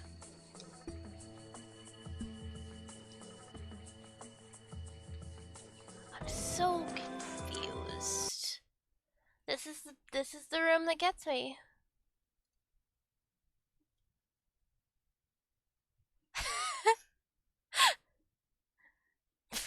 Boobs notebooks. Yes, I found the books. The guide says look for a bookshelf that has some holes in it and tap it to find another bulb.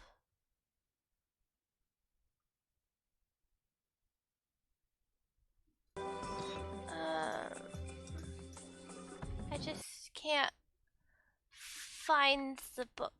Find it. I just can't find the shelf with the holes.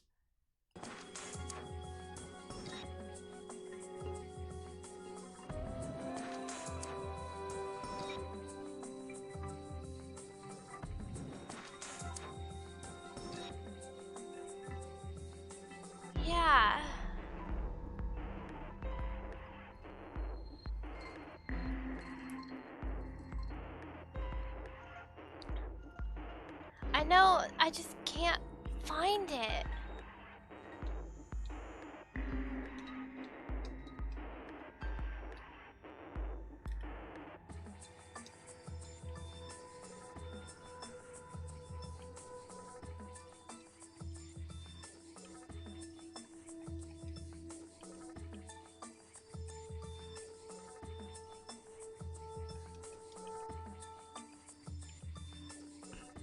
I just can't find it. I just can't find it. Yeah, bookshelf with holes doesn't ring any bells. I can't. Bottom right section of the top left. Bottom right section of the top left bookshelf.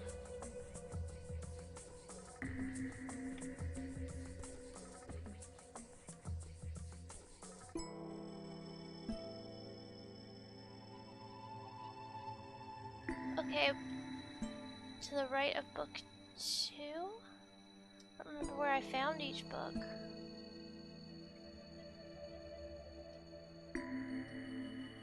Bottom right section of the top left bookshelf.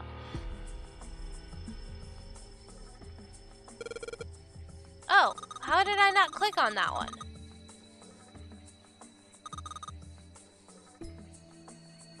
There it is. How did I just not click on that one? I thought I clicked every single one.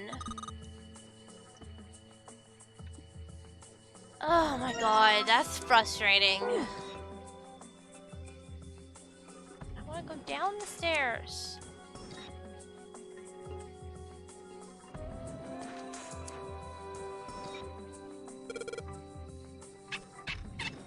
Ooh.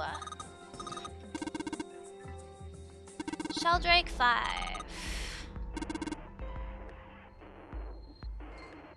This is so far my least favorite room.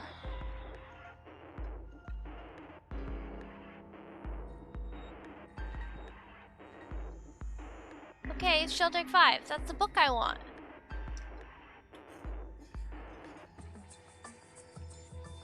Oh. Sheldrake 5? I think I saw the rest of this collection somewhere. Yeah, I think it was somewhere around here. Let's go take a look.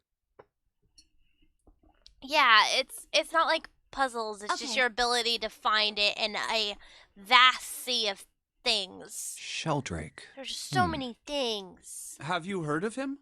Sheldrake, I mean. Yes. Yeah, Lotus told me about him. There's a British biochemist named Sheldrake. He has a rather interesting theory. Morphogenetic fields, which relies on the theory of morphic resonance. Really? From Lotus, huh? Well, Clover also said something to me about that stuff. She did? Yeah, what was it? The ability to access a morphogenetic field is affected by a couple of things. The first is epiphany, and the other is danger. That girl. I told her not to tell anyone. You did? Why? Well, Look, man, I didn't push it because we're in a hurry, but I'm kind of sick of this. How about you just tell me, okay? tell you what?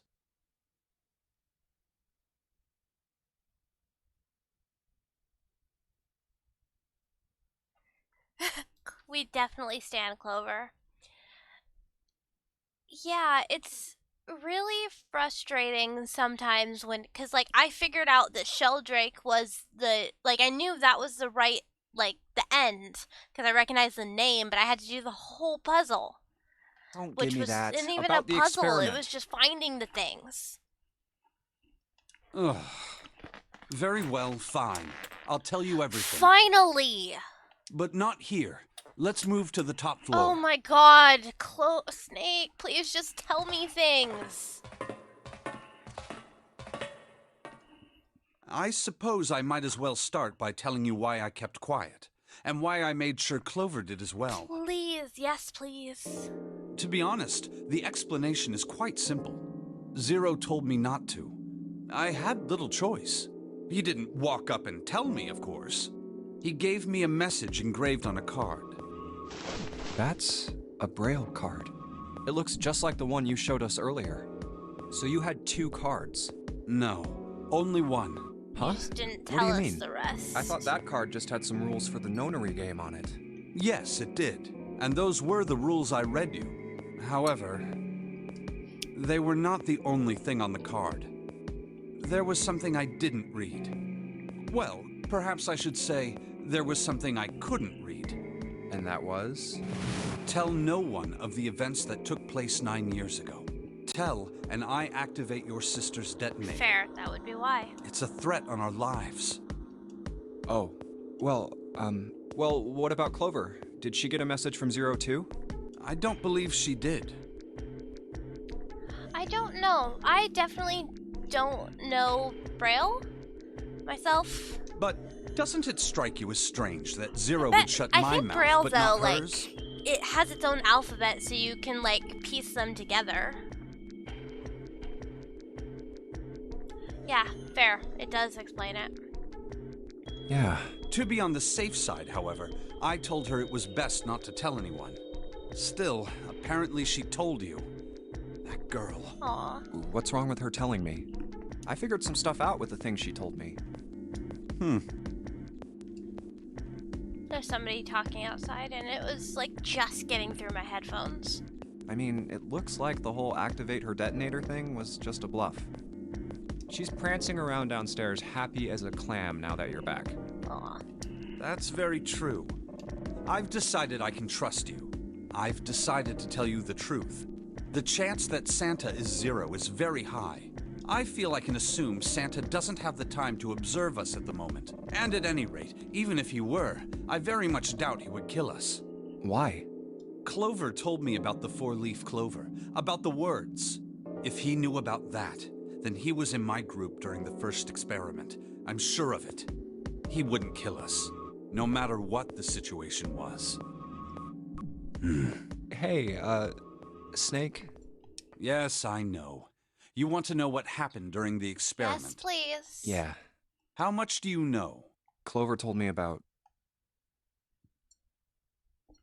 I see. The morphogenetic field in the experiments 9 years prior.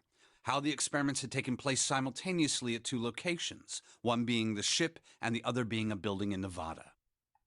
And the girl that died during the experiment. Clovers. Oh, shit. She told you all that, did she? Sorry, my bad. Snake looked down. His face was tight. A slight tremor shook his body, and he tried to hide it. He was putting on a good front, but even Junpei could tell that he was holding back something deep and powerful. He made as if to brush something from his face and looked up at Junpei. At any rate, I now know how much you've learned. All that remains for us to determine is who did this and why, right? Yes. Yeah. Can you tell me what happened? Yes. Snake nodded slowly. The people who organized the initial experiment were from a company called Cradle Pharmaceuticals. We know this. There were 4 of them running the show. Gentaro Hongo, Nagisa Nijisaki, Teruaki Kubota, Kagechika Musashido. Hongo was the CEO of Cradle Pharmaceuticals. Nijisaki was his right-hand man and did the lion's share of the planning. Okay, the one on the left is the 9th man. Kubota led the company's research and development division. Musashido was their majority stockholder. It was these 4 people who planned the initial experiment. Okay. Lotus is Let not me simplify in there. it for that you. was a thing Hongo I had. Kubota developed the technology required, and Musashido provided the cash. Huh, so it's Hongo, Nijisaki, Kubota, Musashido... Junpei couldn't shake the sense that he had heard those 4 names somewhere before. Of course, more than 4 people were required to conduct an experiment Was of this Lotus scale. involved in it? To that end, they organized a top-secret team to assist them with their research. All in all, they gathered 10 people or so. Those 10 completed their team, and they were able to begin the project. They named it the Nonori Project. Okay. The purpose of the experiment was to research the prospect of controlling a human mind through sheer will. I wasn't expecting you to. The vessel, I suppose I'm just you could thinking say, out loud. for this control was the morphogenetic field. Huh. Why did the glycerin suddenly begin to crystallize? Why did the crystal structure of EDT undergo a sudden change? Why did the rats improve their puzzle-solving skills with each generation? Experiments with humans produce the same results. The more people who knew the answer to a question, the more there were who could answer correctly without having seen the problem before. Why is that? How could it happen? The answer is that the shape of the answer has been stored in a field invisible to the naked eye. And through that field, the resonant event transmits information related to that answer. That's essentially the idea behind morphogenetic fields. Yes. But that's just a theory. Can't bring yourself to believe it? Yeah. Let's say Fair. someone killed another person because the devil told them to do it. Whether the devil exists or not has no relevance to the murder. They believe the devil exists. Whether or not he does is immaterial. Fair, So what fair, matters fair. here is that Hongo believed in the morphogenetic field. That's right. But I still don't get it. You said they wanted to figure out how to control people, right? That is what you were saying. Yes. So how are they going to do that with a morphogenetic field? I'll keep it simple. Let's suppose 10,000 people have solved a certain problem. The chance of you knowing that answer, even if no one has told you, will go up. Let's have another example, shall we? Say 1 million people were to do a handstand right now. Tomorrow, the chances of you doing a handstand would be higher, even if you had heard nothing of this hypothetical mass handstanding. Mankind's thought process and actions are all part of a resonant event. All of the resonant events encoded in the fields are projected onto you. Of course, this assumes you believe in this theory. Do you follow so far? I do. Yeah. Now, if there was a person who had the Hive same mind. effect as those millions of people, what would happen? If that one person were to do a handstand, other people would find themselves wanting to do handstands as well. Can you imagine what a person with powers like that would be able to do? Come on, there's no way. I'm not done. Imagine another scenario. Imagine another person. This is an ordinary person. Let's say he does a handstand. What if there was someone who could grab the resonant event he created by doing that and use it to make other people do handstands? What would happen then? A person who has the power to write to the field, and someone who can read from the same. You could think of them as the writer and the reader, or the transmitter and the receiver. I mean, it's fair. What would the world be like if there were people with abilities like these? Junpei thought about it for a moment. So the transmitter's resonant event can be transmitted through the field and sent to the receiver. And then the transmitter can control the receiver however they wish. That's what you're saying, right? Yes. Close enough, at least. Come on, that's just crazy. Well, if you want to prove that, then you'll have to test it first. With the nonary game. At least, that was how they thought. That was why they decided to do their experiment. That was how the Nonary project began. Snake suddenly looked very serious. By the way, Junpei, have you ever heard of the Gansfeld experiment? Junpei cleared his throat and tried to act calm. Yeah, that was an experiment in telepathy, right? You place a pair of subjects in separate rooms. Then you show one a picture and ask the other what they see. Interesting. I'm impressed. Yes, that is exactly correct. So, why did you bring up the Gansfeld experiment? It was used to screen subjects for the Nonary project.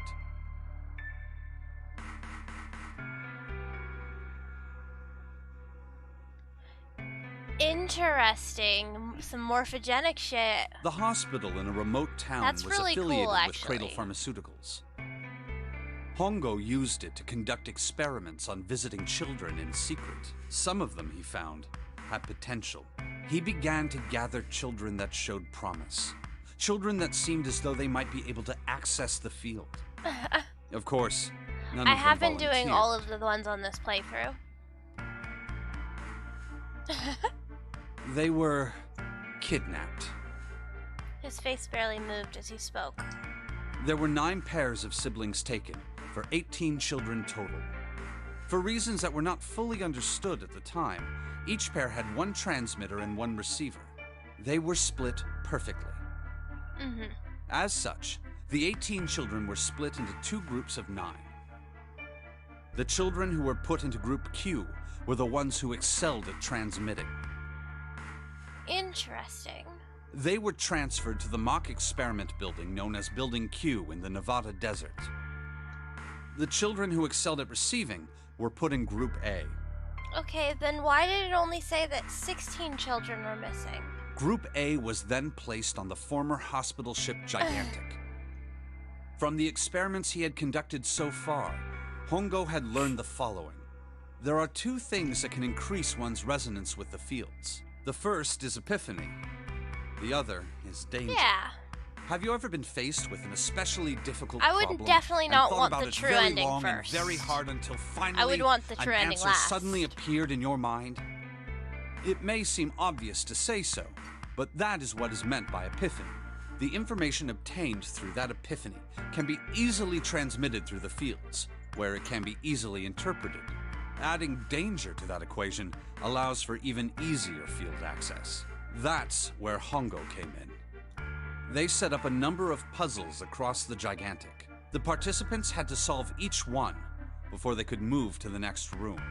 Of course, he hadn't forgotten to include danger.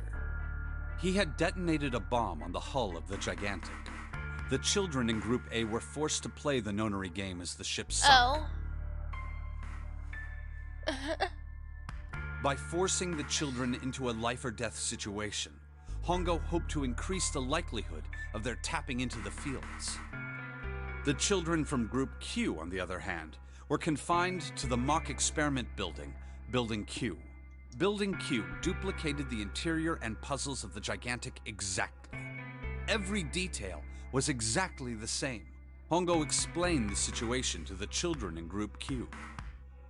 Solve the puzzles you find throughout the rooms. When you have the answers, transmit that information to the children in Group A. If you succeed, they will be able to solve the puzzles and escape. But if you fail, then the Gigantic will sink, and your brothers and sisters will drown. Those were his orders.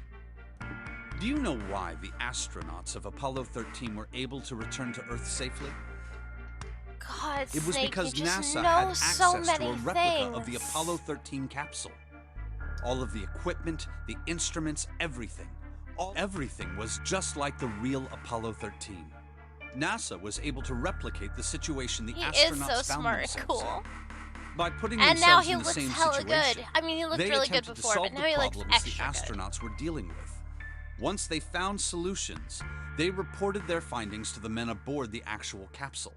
That was how they were able to return safely. It was the same with the Gigantic and Building Q. The children from Group Q had to use the power of epiphany to solve the puzzles they found and transmit what they learned through the fields. The children in Group A, however, they had to access the fields to learn how they might advance to the next stage. That is the simplest explanation I can manage. But, okay, so what stops the children in Group A from just figuring it out on their own? Snake sounded defeated. His half-hearted attempt at derision served only to show how much this story had affected him. Huh. Just as Junpei was about to speak. Hey, Junpei, Snake!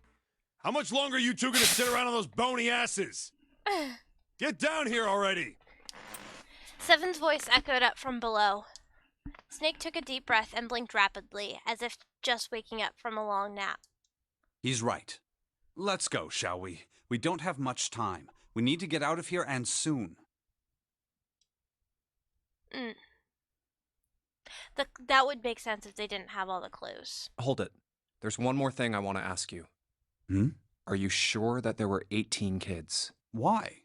Well, I thought it was only 16. I was right about that number. Oh, yes. That was what they said on the news, wasn't it? Yes, I have no doubt that 18 children were abducted and used in Hongo's experiment. Were Lotus's kids not counted then? Because she was part of the... After all, you thing? couldn't Wait, no, exactly she went play a to- she went nonary to the game with any police. less, could you?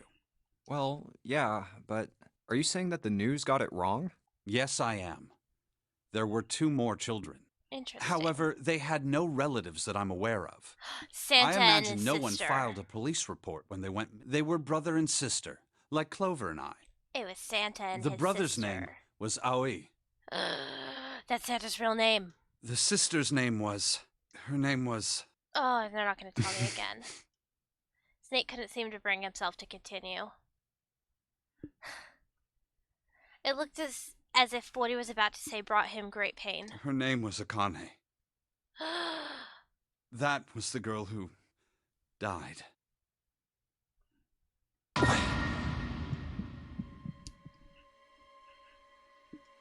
Junpei felt as if he had been punched in the stomach. His vision went blurry and his head felt light.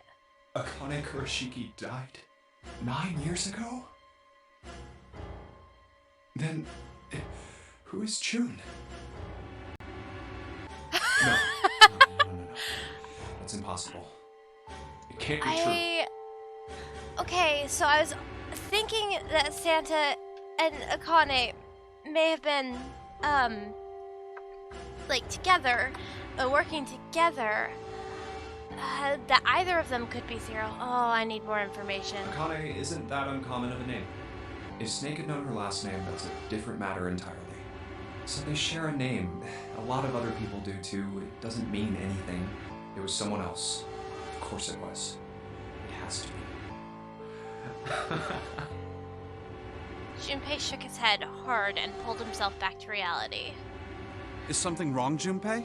Your breathing sounds strange. Then Snake had noticed. Junpei cleared his throat and tried to act calm. Oh, no, it's nothing. I'm fine.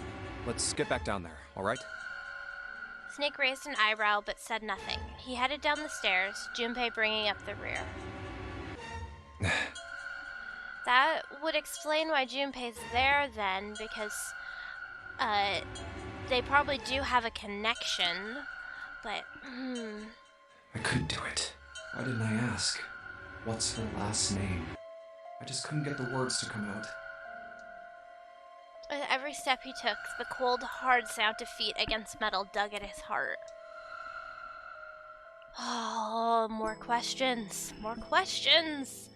Okay, come back here. I need to look at this book. Sheldrake, this is it. This is what the shadow picture was pointing to. But it didn't it say 5 at the end of the shadow picture? Yes, I think we need to find the 5th volume. Button!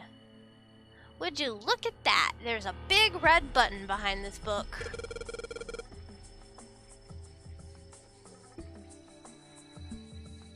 Right? I totally would have. I guess we should press the button. Boop. Cool.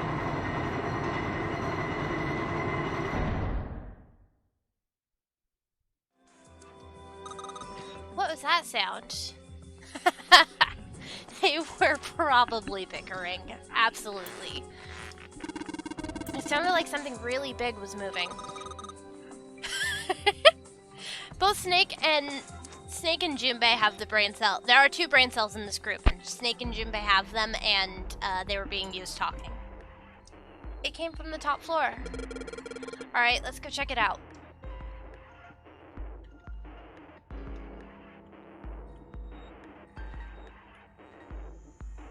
What does this say? 8, 7, wait, 8, 9, 10, 11?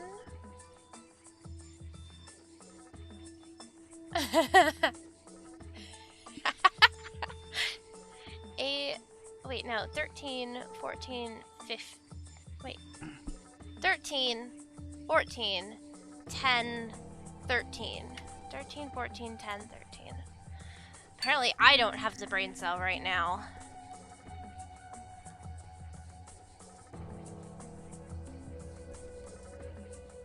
Okay, 13 was D.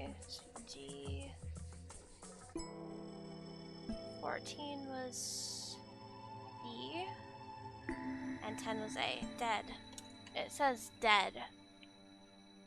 Okay, that's probably the password. It's a thick metal door. There's a handle in the middle of it, though. Okay. Alright, this handle's gonna open the door for me. Jarg! Jarg! Man, doesn't matter how hard we pull, this thing isn't going anywhere. It looks like it's probably locked. Okay, so I'm just gonna put in the password. Well, I bet you gotta type something on that keyboard. Yeah, but you can only enter letters. And it looks like you only enter 4 letters. Let's see how it works. I guess you need to hit enter once you type in the letters. And you can erase what you type with clear. He is absolutely a stupid twink, and we love him for it. Okay. Let's put in dead.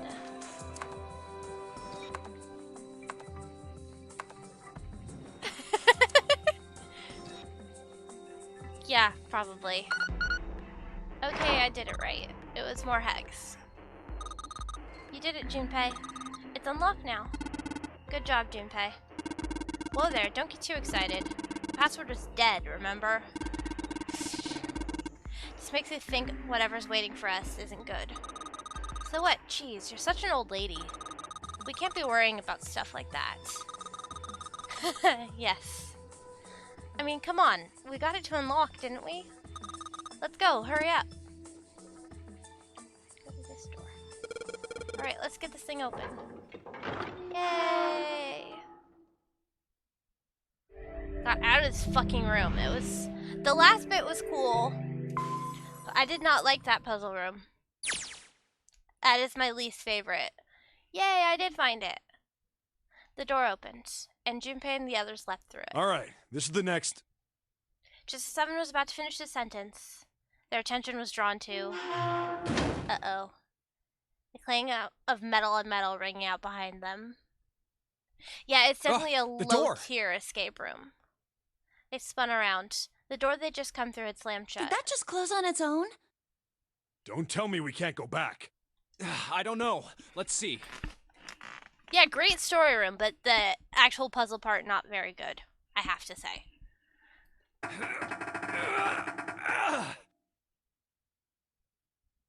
What's this room? It was a room? Damn it. It looks like it locks automatically. Is there any other way out? Oh, Well, okay. there's another door Oh, over on hey, the the right. garbage- There's a card reader next to it. Garbage It's got a dump. red light on it, though, so I'm pretty sure it's locked, too. But there is a card reader, right? Give me a P, give me an I. Yeah. P, I. Then perhaps if we find a key card, we could open the door and leave? Well, yeah, that might work, but... Hey! Wait a minute. Are you saying we're gonna have to search through this room for one little card? A, P, P, I, P, E. Oh, man. Pipe. What the hell are we doing? I don't know. I don't know. They took a second to look around the room they'd found themselves in. This one looks like it might be fun. It was filled with piles upon piles of all manner of things. The only word that could describe it was chaotic. It looks like a tornado had passed through, followed by a giant who'd picked up and shaken the entire room a few times. Looks that way. Junpei's heart fell. No way! For real? Clover and Seven looked as though they were about to cry. Well, we can sit down and wait to die, if that's what you prefer. I rather doubt that, however, so it would be wise to start looking. We haven't much time. Let's find that key card. Okay. Oh, and the Neptune key as well. We won't be able to get through the hallway without it. Okay. All right then, let's begin. God, I love you, Snake. I knew you were alive. Seek a way out. Seek a way out.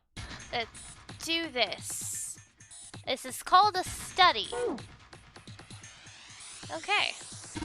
I think these fans are for ventilation. They're probably there to circulate air. Oh, wow, hi. Hi, Az! Yeah, I'm still going.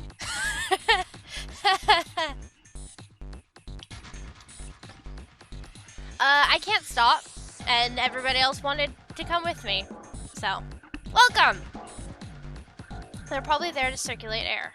Okay. There's some old computer monitors on this desk.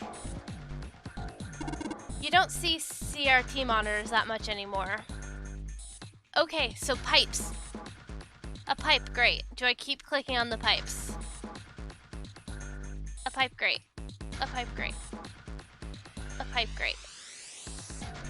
Pipe, Okay, it keeps going. There are more pipes. There's a pipe. That's a pipe. Is this the pipe? That's okay. That's a pipe. There's a cabinet underneath it. There's a small cabinet under the pipe. Okay, now. Look at pipes. A pipe. It's running into this box over here. A pipe is running in this box over here. A pipe is running in this box over here. A pipe! A pipe! A pipe! There are 3 pipes here. Give me a P! Give me an I!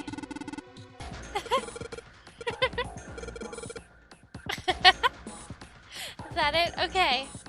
3 pipes here. Okay, now we can actually start looking in this room proper. There are piles of crap everywhere. Man, this place is a mess. It's so messy, I don't know where to start. Some of this crap looks familiar. I think a lot of these are parts of the puzzles we solved in the other rooms. If that's true, then this room could be Zero's laboratory? Perhaps Zero would shut himself in this room to devise the machines and puzzles he'd need to see his plan come to fruition. Just a pile of junk. There's nothing useful here. Okay. Gosh, this desk is really big and it feels really sturdy. Sometimes that happens. There's a whole thing about that in the Guardians of Ga'Hoole books, actually. When they tried to do the brainwashing, they just made you repeat your name over and over and over and over and over and over and over and over and over and over and over again until it didn't have any meaning anymore. And that was how they brainwashed little baby owls. Yeah, it's a good series. I haven't read it since I was a kid. Guardians of Ga'Hoole, man. Guardians of Ga'Hoole. But if you haven't read Animorphs, that's way more important, because Animorphs are amazing. Gosh, this desk is really big and feels really sturdy. Yeah, it does seem pretty heavy duty. I suppose it belongs to whoever uses this room, wouldn't you say? Hey Junpei, isn't this a nautical table? Hey, the thing we did. Yeah, I feel like I've seen this before. New material has been added to the file screen.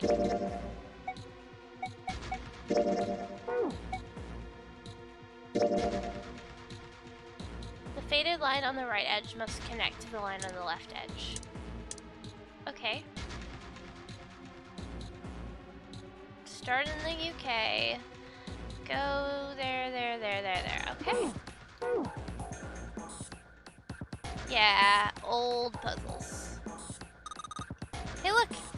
Junpei, the rust on here looks like Elvis's face! Yeah, how exciting.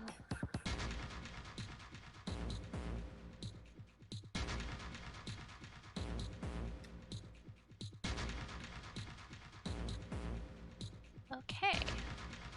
The screen is huge. Wonder why it's blue. Maybe if I touch it. Oh, hey! There's something on the screen now. D plus 6 plus blank equals A. Okay. The characters say the darndest things sometimes, and it's great, yeah. What's this? There are 15 cells here with numbers and letters in them.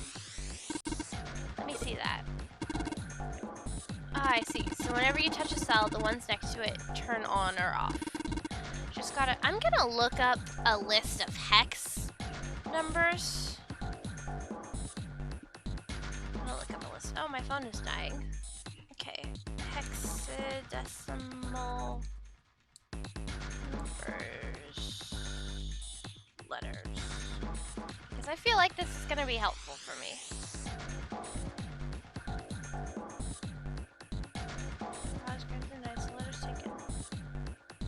Okay.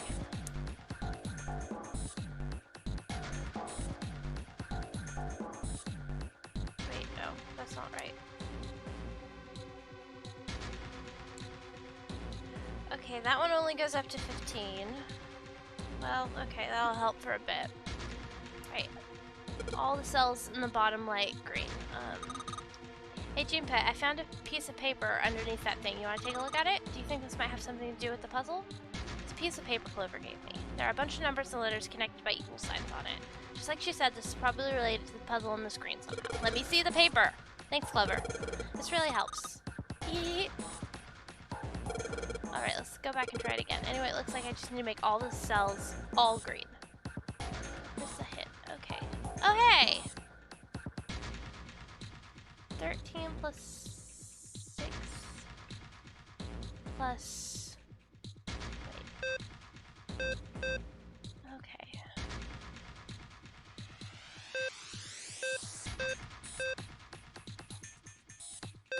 Okay, D is 13. Okay, 10. Okay. A is 10. Wait, no, it can't be that.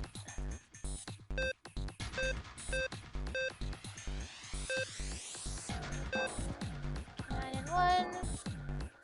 Okay.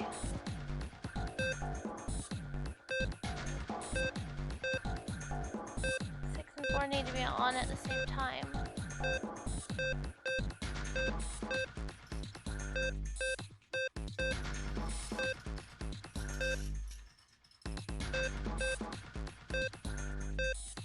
Okay, okay, okay.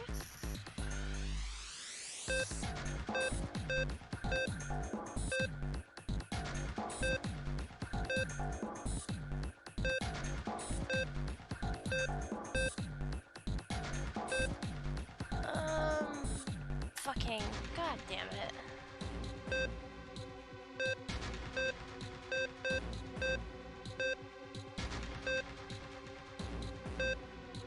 Okay, this one makes that one go down.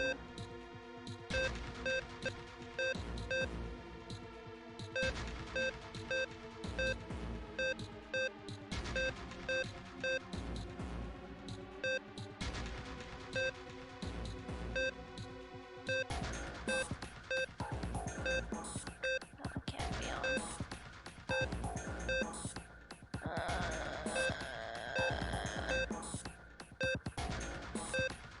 This is like a slidey puzzle and I don't like it.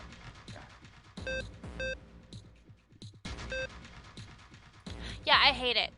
I'm trying, but I may give up because it's late and I'm tired.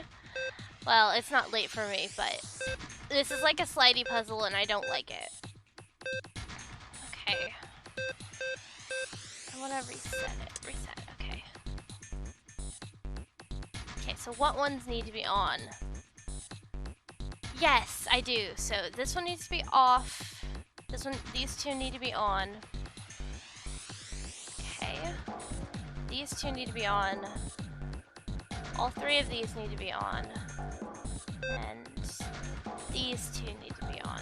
This one has to be off. This one has to be off. Okay.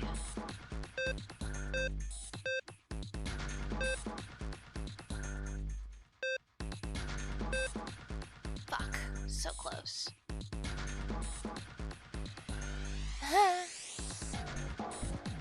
Okay, yeah, I'm just gonna... Okay, get the code. Wait.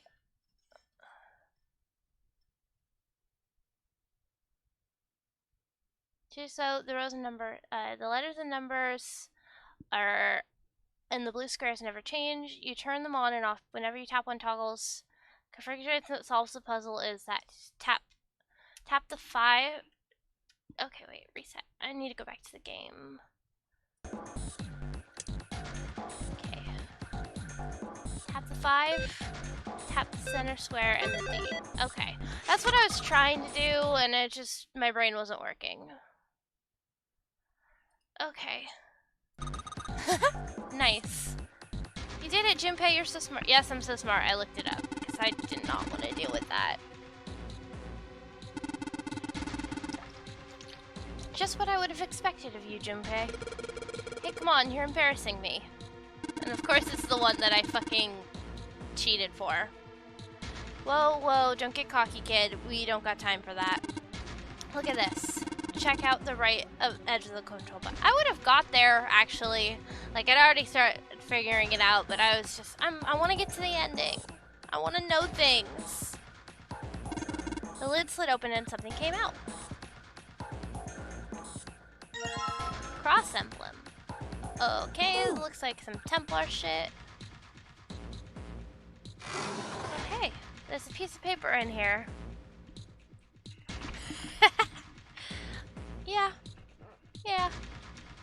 not sure without taking a closer look, but I think it might be a clue. Junpei, we don't need this anymore, do we? No, I don't think so. Yeah, this is for a puzzle we already solved. Oh.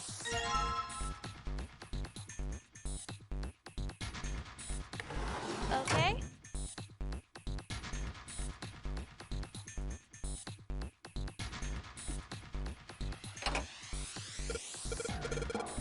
Okay.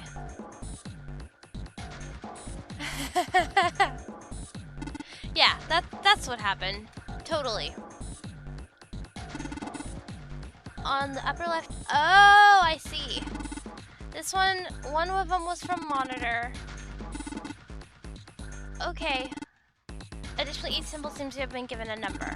1 steering wheel, 2 cross, 3 mysterious circle, and 4 waffle patterns. Perhaps we need to insert the emblems in this order? That order, huh? I need more emblems. The keyboard, let's just tap a few keys and see if we can wake this thing up. Damn, no dice. It's so small. I wonder what it is. I got no idea. Mouse? A mouse. Nothing happens when I mess with it, though. Okay.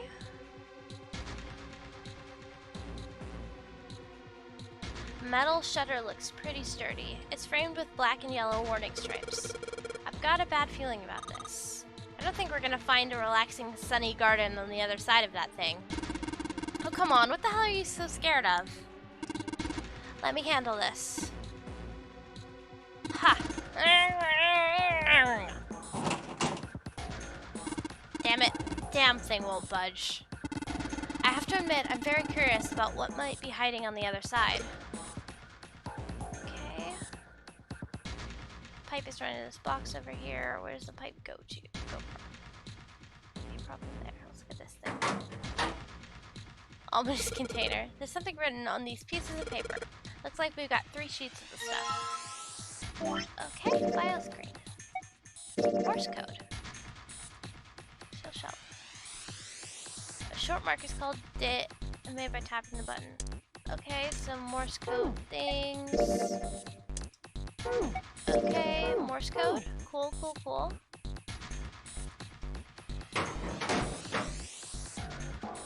Oops, here. There are piles of crap everywhere.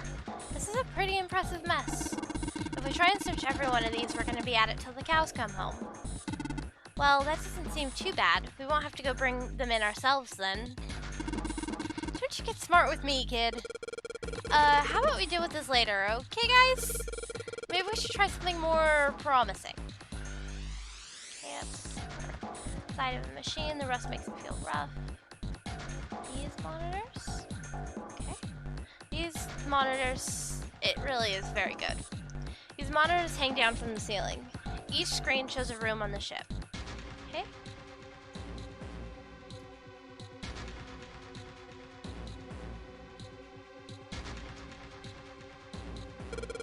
This monitor is part of the machine. It's really dim though. It's got a map of the world, but I can barely see it.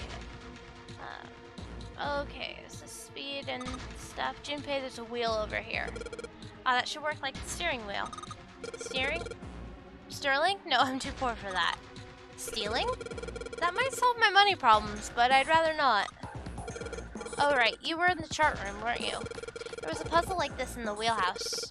I can figure out how this one works just by looking at that compass.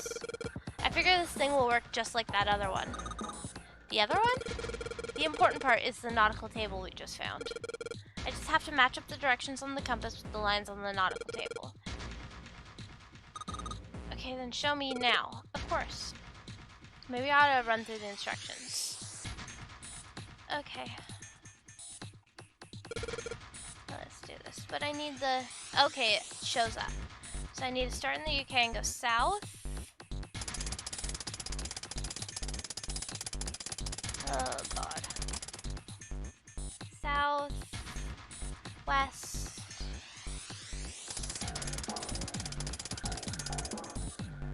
Southwest. Southeast.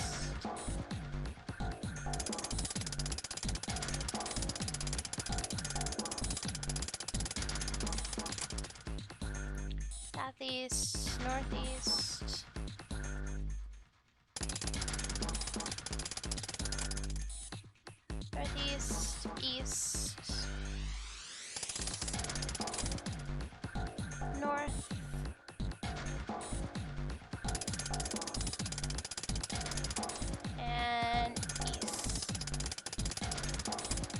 No, I missed it.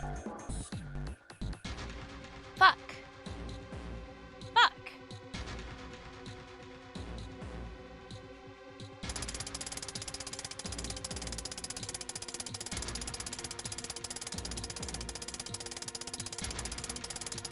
Wait, I need to restart it, I think. Fucking.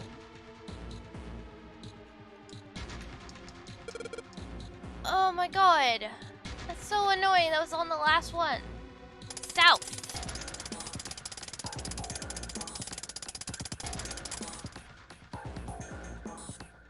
West.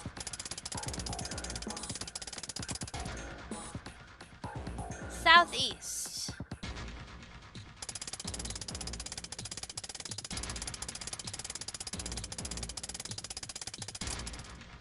Southeast. Northeast.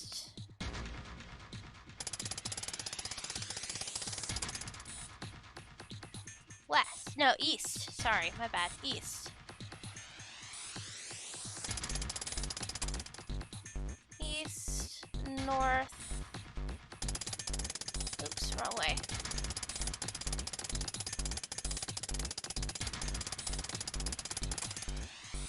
North, and then east again. Okay.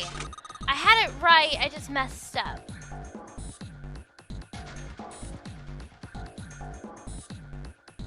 Okay. Yeah, I messed up. It didn't.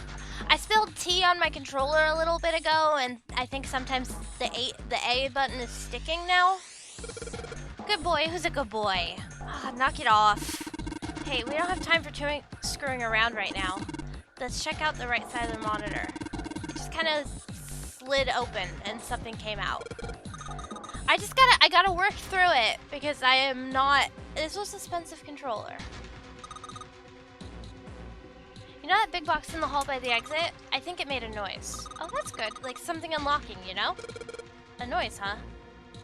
Yeah, I'll take this. Home emblem.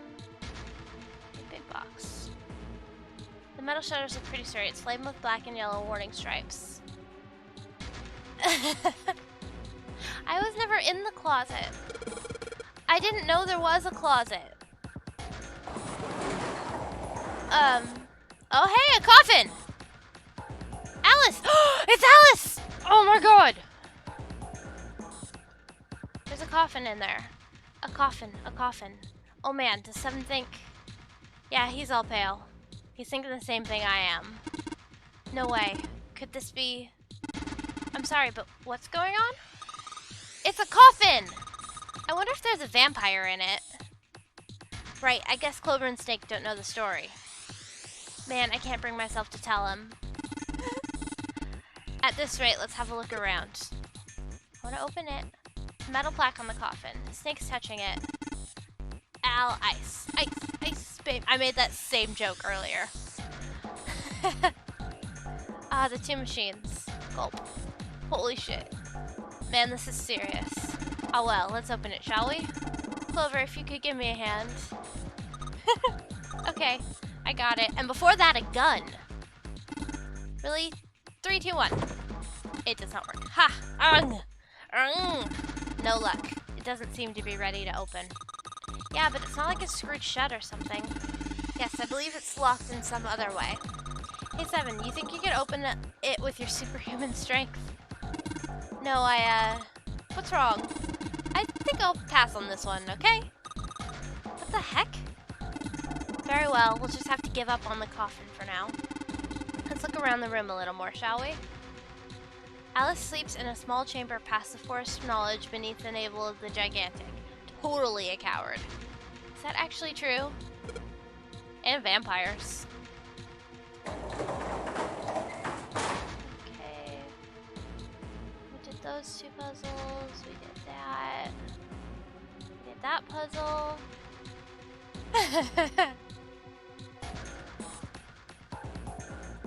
It's just a pile of junk and there's nothing useful.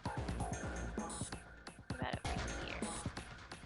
Gosh, the table looks like it's been used a bit. Maybe here?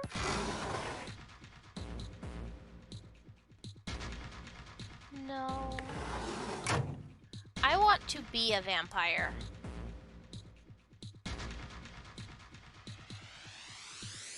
No. Wait, hold up. I didn't check that. Damn, it looks like this thing's locked. It's not moving. Well, it's pretty obvious I was supposed to open it. Yeah. Some kind of little machine. If I turn it upside down, it looks like a robot with its eyes popped out. I would also like to be a vampire. 3 pipes here.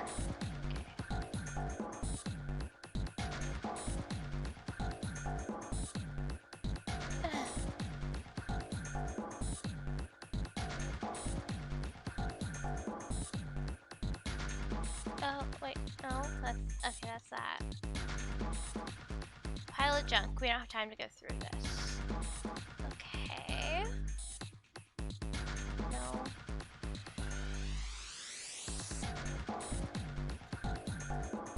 Trying to find that. I would love to. If you find out a way for me to do that, please do share, because I would totally take you up on that offer.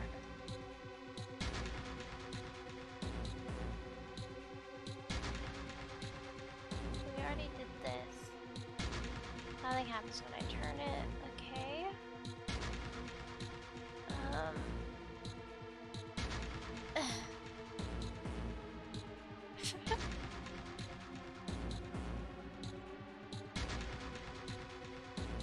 Where's the other 3 puzzle bits?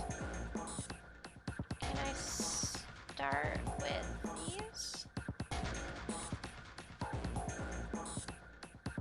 Let's just drop the emblem of the steering wheel in here. Aha! That is something. Well, now we got at least something on the monitors, at least. What's that? It's like some kind of puzzle. I wonder if these are the rules. Here, I'll read them to you. When you touch a numbered area, that area will be selected, and it will turn blue to indicate this. Touching a numbered ball after selecting an area will cause that ball to be moved to that area. However, you cannot move the red ball. You can only move 3 to 5 balls into a single area. Press the check button once you've moved all of the balls, except for the red ones which you cannot move. The general root of the balls in an area must match the number for that area. That's it. I still don't really get it. Whatever, like they say, practice makes perfect. Prefix. Let's give it a shot. Don't you mean practice makes perfect? Hey, let's see you solve the next one. Then you can make fun of me.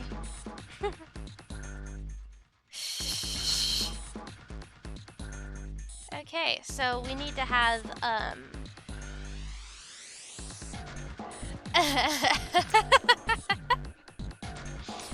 okay, so, the 6 door and the 3 door, and we can't move the 9 one, so that means it's supposed to do that, so we can't use 9, so we need to have numbers that add up to either 6, or either 6, I'm so bad at this kind of thing, okay, 6 or 15 on that side, and then 13, wait, yeah, or also 24, could add up to 24, potentially, and then on this side, we need to be able to do, yeah, he absolutely could. Snake has the brain cell to do this. And then 3 could either be 12 or 21. Okay, so let's try 12 and then see what we got after that. What are numbers that can add to 12? 6, 4, and 2. And then... is that enough? No. Okay. 1, 3, 4. Do I have to have all the balls into it? Wait. 4, 5, 9, 16. No. I think think we just need to digital root it. I don't think we need to make all of them be there. Right? I don't remember, but, so 10, 15. That's 15, and that's 10, 12. That's it, right? There are numbers left. Oh, you have to use all the numbers. Shit. Oh. Well, that's fine. Guess I can just do that. Wait, why is that? Why did it turn red then? This is it, right? But nothing's happening. There are still 3 more indentations left empty. I imagine something will happen when they are all filled. Doesn't that seem likely? Yes.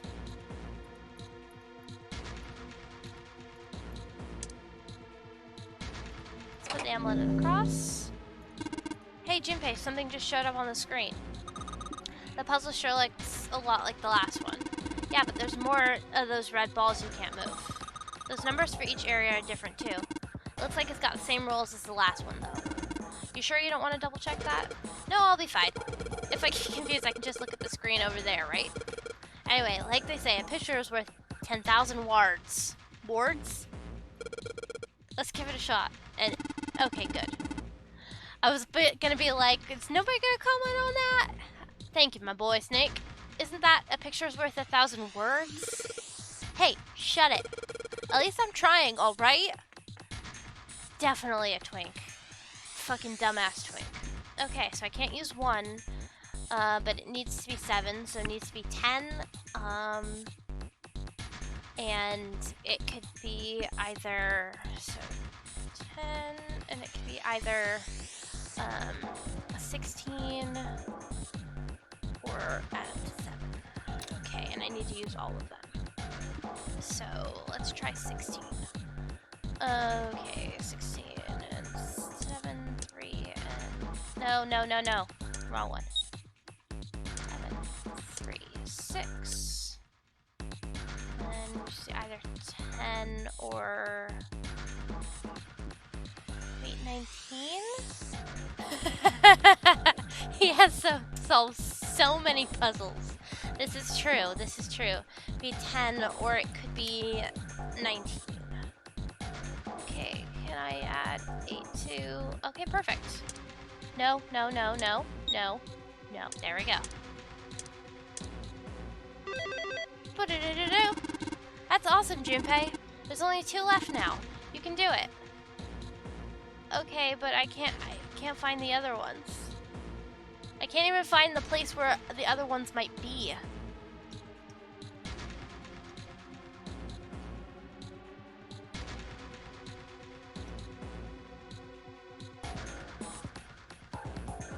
Oh, okay. That made me think I was wrong. That's good to know. That just meant the door is full. I see. Okay.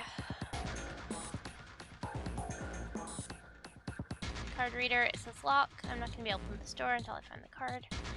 I can't even find where the puzzles might be. Monitors hang down from the ceiling. Each screen shows a room on the ship. Okay, I can't even find where the puzzle is though. Did you click the screen thing to the right? This thing? See, there's a nose right there, and there's there. Yeah, sure. Now the other right, okay. Oh! That's a different one. Oh, my bad. Thank you.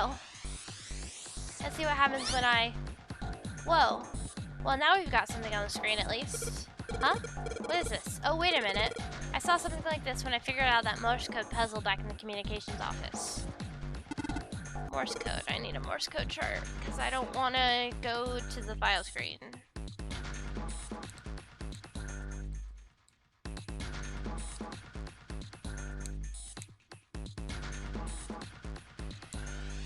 Okay, gotcha. Got me up. No, I need just an image. Not the book. I just need a picture. I don't need a book. Okay. So it looks like we got 2 dots on the first line, 4 on the third, and 1 on the last. We got I, we got H, and we got E. I'm afraid I don't understand. Well, perhaps you should give it a shot anyway? Okay. Before I do that, though, maybe I ought to run through the instructions. If I just tap the button, it'll enter a dit. If I hold the button down, it'll enter a da. Once we enter our answers, it'll automatically determine if it was the correct answer or not. I can also switch to the code sheets I've got by touching the 3 icons over the right. Alright, let's do this. Okay.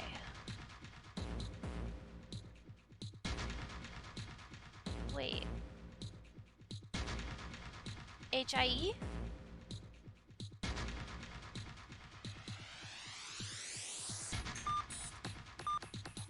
Oh, wait. I can only put... 2 potentials? Is that what that means? 3 letters. HIE?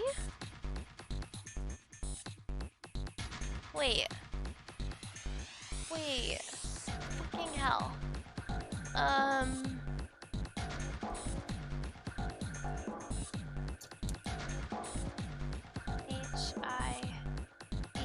what can that possibly mean? I don't have numbers. Oh no. Oop. That's rough. That is absolutely rough.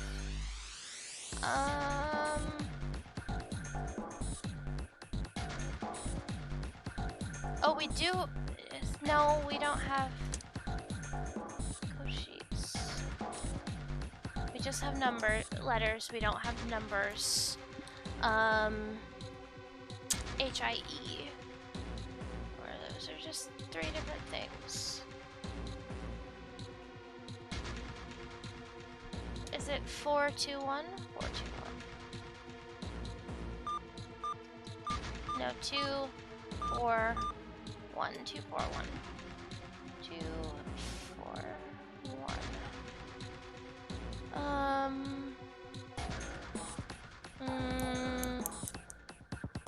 2, 4, 1, 2. Oh god, my phone is so dying.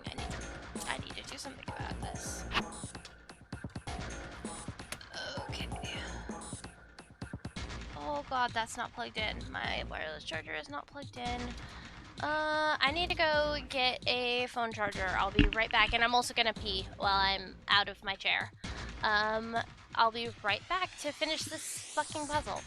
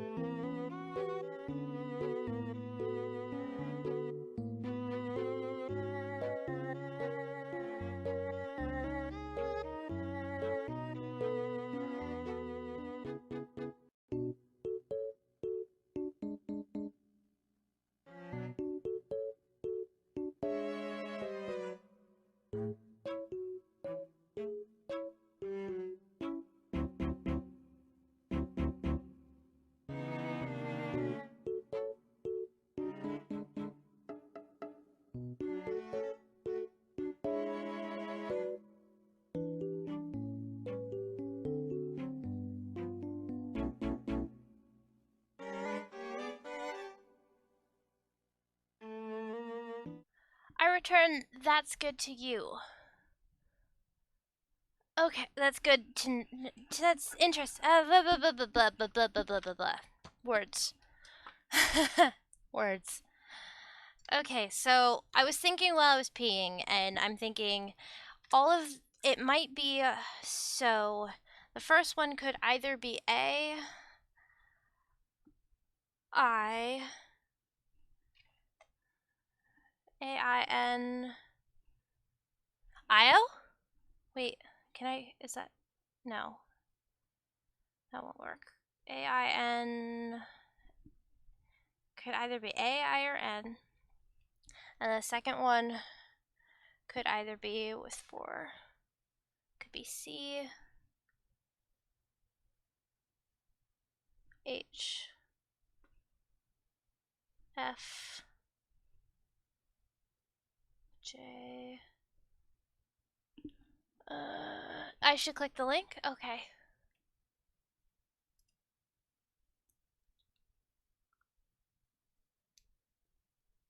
Me.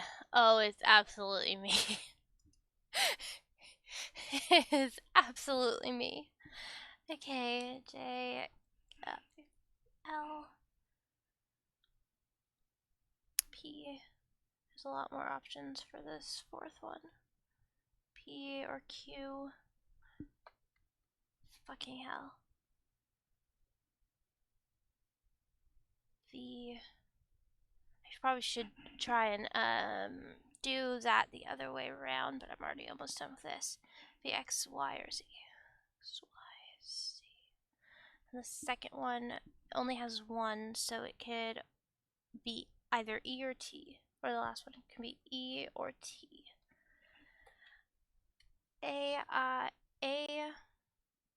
Ace? Ace? Maybe? It could be Ace. Let's try this.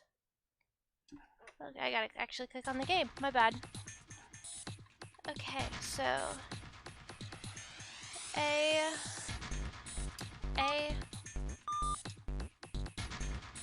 C, dash, dot, dash, dot. No, it's not Ace. Ice? Ice? Could be ice. Dash.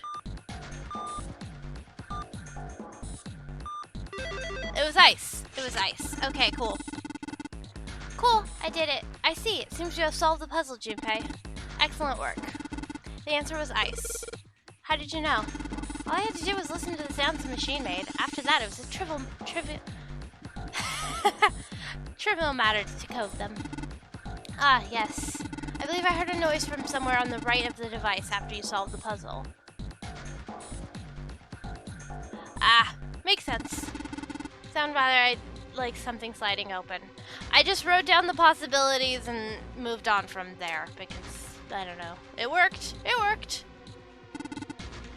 That could have made that noise? Yeah, that's true. Ah, yes, one more thing. I heard a sound from behind the shutter. Perhaps the coffin is unlocked now? Ooh. Code emblem. Coffin! Coffin! Let her out! Alright, fine, I'll open it. Okay, Junpei, you can do this. It's just a box. It's just a box. Oh, holy shit, this is a coffin. There's gonna be something horrible in there. I just know it. You're free to sleep if you would like, Lexi. It's empty. Ha ha ha ha. Oh man, there's nobody in there. Shit, can't believe I was scared of something like that. What do you mean nobody? Were you expecting someone to be in there? It's a long story. You are allowed to sleep, Lexi. Ask Junpei about it sometime. Question? Well, just like Seven said, there's nobody in there. There is something in there, though. Well, 2 somethings, actually. What is that? There are 2 things at the bottom of the coffin. Looks like we've got a plate with an emblem on it and the Neptune key. Yay, we finally found it. Now we can get through the hallway. That's correct, Clover, but we do need to get out of this room first, you know? Yeah, I know. Okay, let's get the hell out of here as quickly as possible. I don't have any objections to that. I don't think we'll use the Neptune key in this room. It's really important though, so I'll keep it in my pocket for now. As far as this other thing goes, the coffin emblem. Okay, the waffle pattern is the coffin emblem. Okay, but where is she? Alright, I guess nothing happens if I put that in there. Oh, shit. I just happened to put them in right the first time. Ow? What's ow?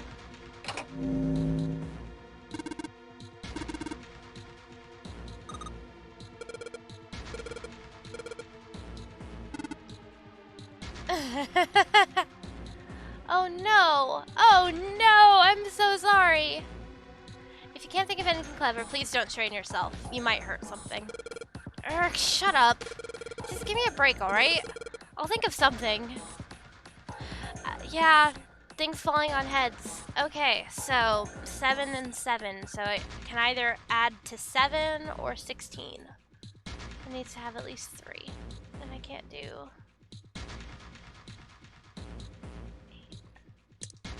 6, 2...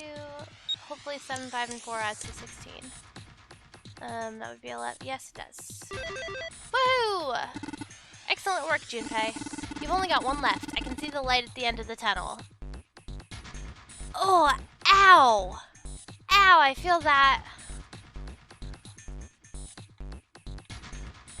Did Mitch change my chat box text font? I think he did. Anyway, I just noticed that. The only empty indentation is the one with the waffle pattern on it. I have it. Let's see what happens when I put the emblem of the coffin on this indentation. This is the 4th one. This puzzle looks a lot like the last couple. I think this is probably the last one.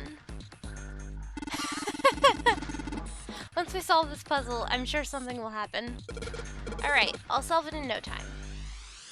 Okay, so 8 and 9. So 8, 9, 18, and 17.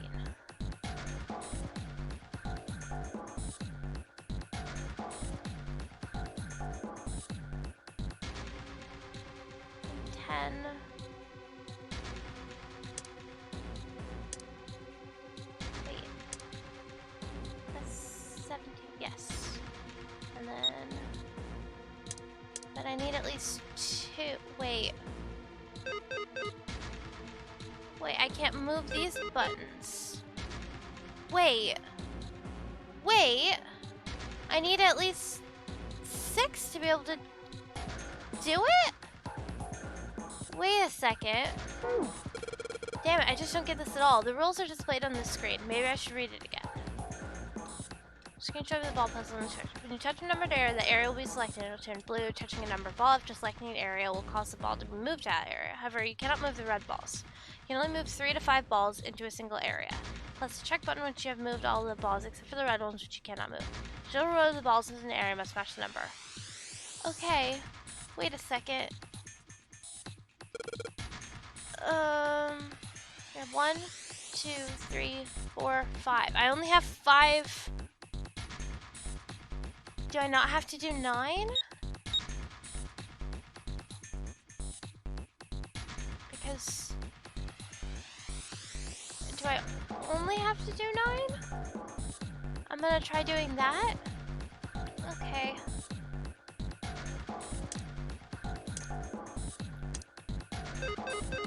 There are numbers. I have to use all of them. Fuck. Wait, no. Don't put them all in the first one. No!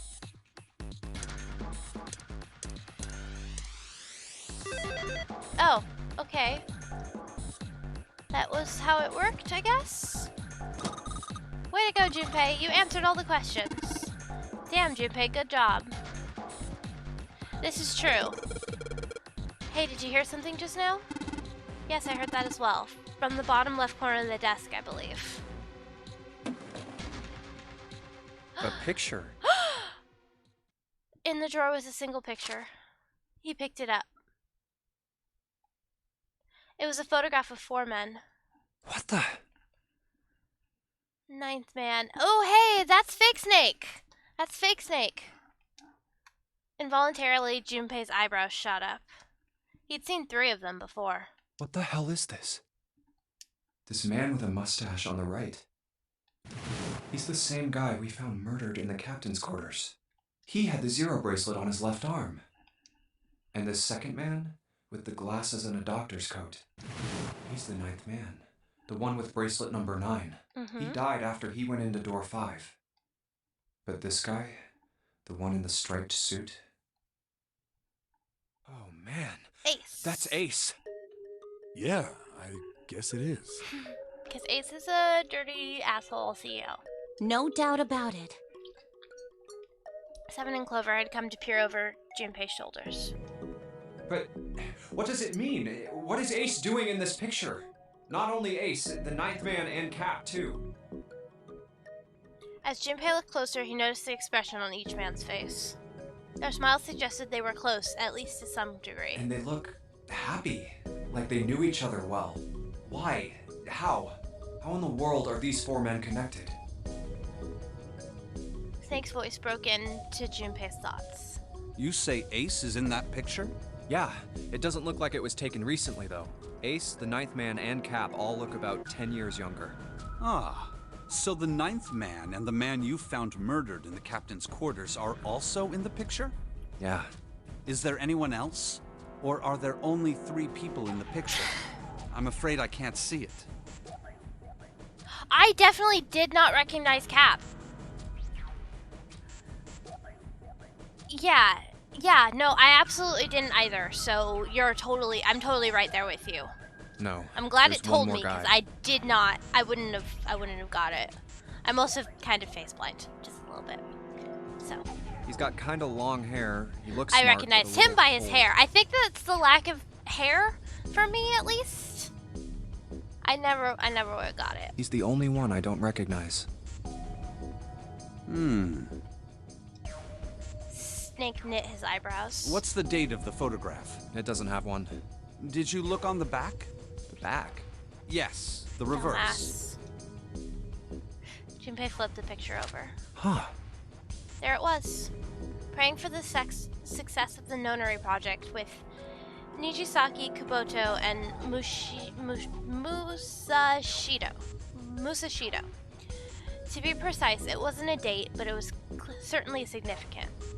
He read it out loud so that Snake would not be left in the dark. Praying for the success of the Nonary project. With Nijisaki, Kubota, and Musashido. Nonary project.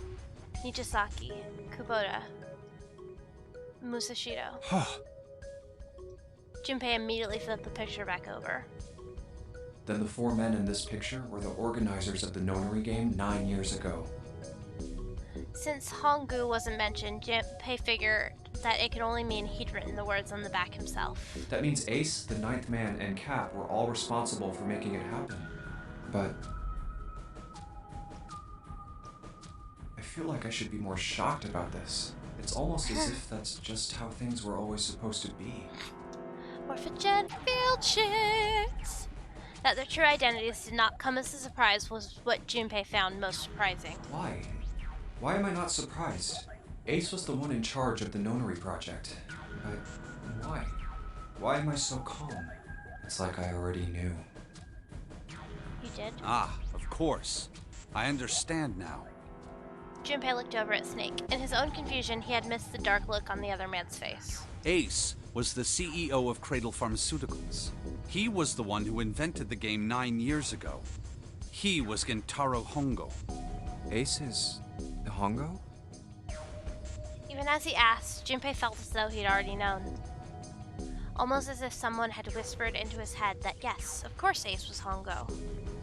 I had my suspicions from the beginning. Their voices were similar. Too similar to be a coincidence.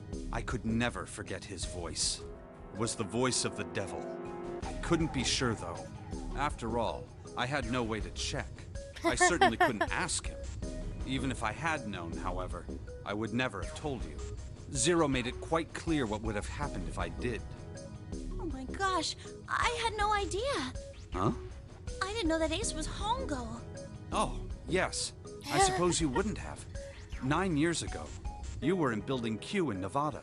but Hongo was in the Gigantic with us. I know. That's why I didn't know what Hongo looked like. But why?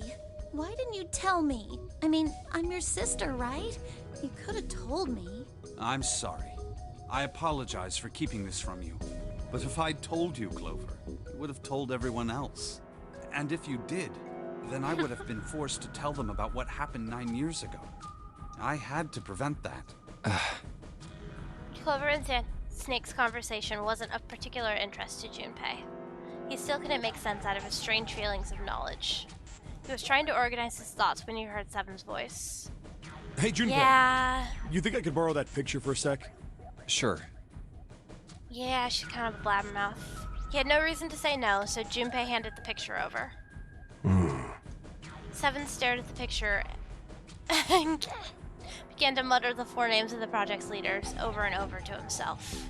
Hongo, Kubota, Nijisaki, Musashiro. His brow was furrowed and his face was flushed. Hongo, Kubota, Nijisaki, Musashiro. He chanted their names to himself, pacing back and forth across the floor. Hongo, Kubota, Nijisaki, Musashiro. Seven shouldn't have known their names. After all, he hadn't been there when Junpei and Snake had spoken of them in the library. But as Junpei watched him pace, it was clear that he did know them. Hey, Seven, do you... Shut it! Just be quiet. God, hostile. His eyes were red, and Junpei could see sweat beginning to bead on his forehead. I'm this close to remembering. This close. He was sweating heavily now, but his lips were dry. Hongo, Kubota, Nijisaki, Musashiro. Cradle Pharmaceuticals. Nonary Project. Then he stopped. Seven set down the picture and looked at the red light near his feet. His eyes narrowed. Then suddenly his eyes went wide and he shot up straight. Shit. What? What's wrong? Holy shit, this is nuts. What's nuts? I remember Remember what? everything. Everything? Yeah, I remember all of it. My memory's back. I remember what happened before I got snatched. Seven's voice was filled with excitement. What? Shock and excitement had frozen Junpei in place, along with Snake and Clover. Let me tell you what happened. Seven hastily drew a shaking hand across his mouth and began to speak. Like Snake said, Ace is Hongo from the right. The other 3 are Musashiro, Nijisaki, and Kubota. Musashiro was the man with the cash. Nijisaki was Hongo's right-hand man. And Kubota developed the actual technical details of the experiments. Okay. Realization began to dawn on Junpei, along with a pressing question. How do you know all this? Come on, man, I told you, I finally got my memory back. No, that's not what I mean. I'm trying to ask you why you knew all this stuff in the first place, before you forgot it. Seven rubbed the scar on his chin. You really want to know? Of course. Me too. Snake was the only one who didn't voice any sort of agreement. It looked to Junpei as if he was simply waiting to see where Seven's sudden recovery might take them. This is gonna take a while. Hell, it'll probably take me a good 3 days to tell you everything. We don't have 3 Well, days. we don't have 3 days. Thank you, Clover. Okay. Just give us the short version, all right? Short version, huh? The big man pulled off his hat and scratched his head. He made a face and put his hat back on. All right, fine. I'll give it a shot. No promises, though. Junpei and Clover nodded earnestly. I'm a detective. It's a little awkward to say this about myself, but you could probably consider me a lone wolf type. I hold to my own code, as I think doing what's right is more important than He doing is what the you're cop told. exception. That's why I followed my gut that night. A slim He lead is got me to actually war. the exception. It was 9 years ago. The wharf had been cold as fuck, and I could barely see squat. I was investigating a mess of kidnappings, all of them children. It all had one thing in common. A history of visits to one particular hospital. A hospital under the management of Cradle Pharmaceuticals. Yeah. Which is when I said I knew he was a cop. In my investigation, I I turned totally up knew he was a evidence that cop. Cradle had been involved in the kidnappings. After a little sweet talking, I managed to finally get a real lead from someone inside Cradle. My source told me this. Tonight, a ship is set to take the children to a large passenger liner docked offshore. So I headed to the wharf. In the shadows, I searched the harbor until I found the ship he was talking about. There was a bunch of movement there. Men in black suits, many of them carrying large bags. Bags. There was something about the way they moved as they were carried, no doubt I about saw it. this. There were human beings in those bags. I moved before I realized it. I came out of hiding with my gun. We already saw this. I felt metal. Drop the... I could just tie an anchor, that what you want. The fish here would... I kept digging the cold metal. There was nothing I could do. Can I actually skip? Did what Like, he said fully and laid skip? my gun on the ground. No, it won't let me. Then suddenly, there was a sharp pain in my truck. That was my life face. Okay, this is normal. I woke up on. Damn it! I did a quick wear him. A small. A toy. I'd seen it. I'm gonna facing the. It was still. I pushed and pulled. Yes, no, we already watched this. Not like through my. I knew. I gave up. I sat there. Then the voice was, but I was pretty hot. Huh? No. Where? I pressed my ear. No, that's. Lots of Left. repeated dialogue. And there, the bed had hit. I dropped, but I knew. Hold up. But Soon. then, with, Soon was Tonight, the the ship is- original limit of his memory. didn't matter. I checked out. I stuck my. And then.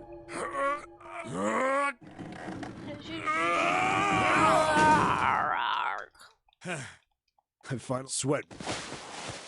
Okay. First bitters. Wind up. I went from and I'd been in the. A massive sound nearly scared Okay. the piss out of me. Then Makes sense. there was a voice. Well, it was 9 years ago.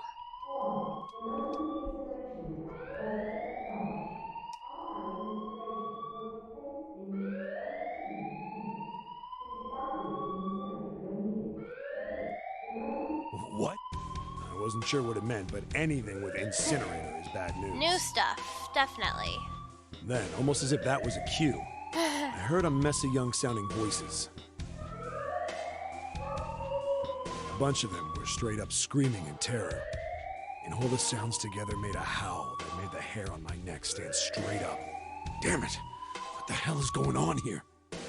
I scrambled through the Such duct as good fast voice as I could. acting. I made a giant racket, but I didn't care at that point. I soon found a metal door on the left side of the duct. The kids were screaming on the other side. I found it. I yanked the handle and threw the door open. I almost ripped the metal off its hinges. What the hell is this place? I couldn't believe what I saw. The room had a dome up top, and there had to be about 9 walls, all the same size. Up in the ceiling was an upside-down funnel, almost like a chimney. I looked down. There they were. The kids I'd been searching for. They all gawked up at me, suddenly There's silent. Santa right for the there! moment, from surprise And that's fear. probably Akane, and that's probably Lotus's kid. I don't know this dude. Scared of the room or me, I couldn't tell. Probably both, actually.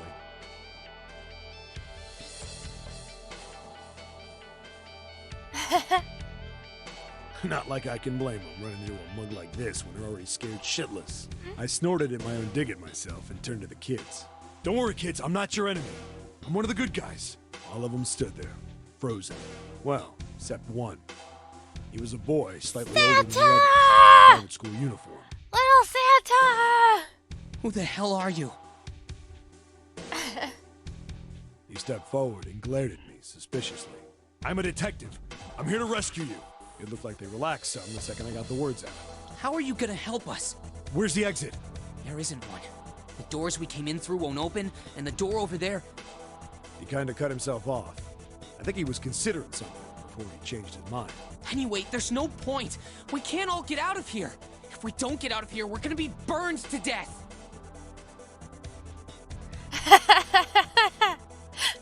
Burned to death? Can't you hear I it? love Clover. That voice in Accenting the made me love incinerator's gonna Clover start more. up soon. So...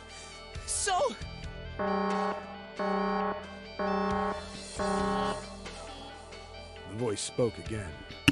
My cat is screaming.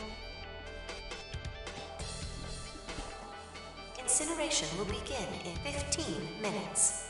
They only had 15 minutes. I looked back down at the kids. Looks like a good 20 or 30 feet to the floor. No way I could pull them up. Too big of a distance for any of us to reach. What the hell was I gonna do? But then I got an idea.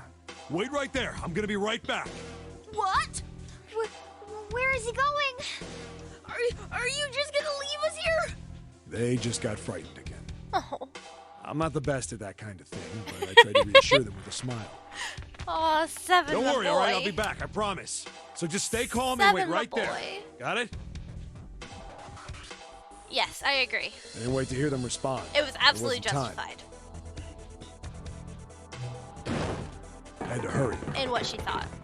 Well, as fast as a guy could on his hands and knees. Yeah. Didn't take me long to get back to my Yeah. cell. Still no way out of there, but I had a plan. I needed something from the room. When I got it, I dove back into the hole and took off towards the incinerator. The blanket? Then... Sorry to keep you waiting, guys. I tipped out the doorway and dropped down the rope I brought with me. Where's rope? Back in the cell, I'd torn the bed Oh, sheets into strips jeez. and tied them together to make a rope. It was sloppy, but it got the job done. All right, just tie that around yourself, okay? I'll pull you up one at a time. Right. Huh. Wait a sec. Something was off. There were more of you before. Where'd the rest of you go? The boy in the uniform answered. I let them go on ahead. We opened the number 9 door and they left. What? You're telling me you opened that door? That's what I said. Then what the hell are you doing here? We couldn't go with them. Why not? Look, the only people who can go through the numbered door. He was in the middle of explaining when...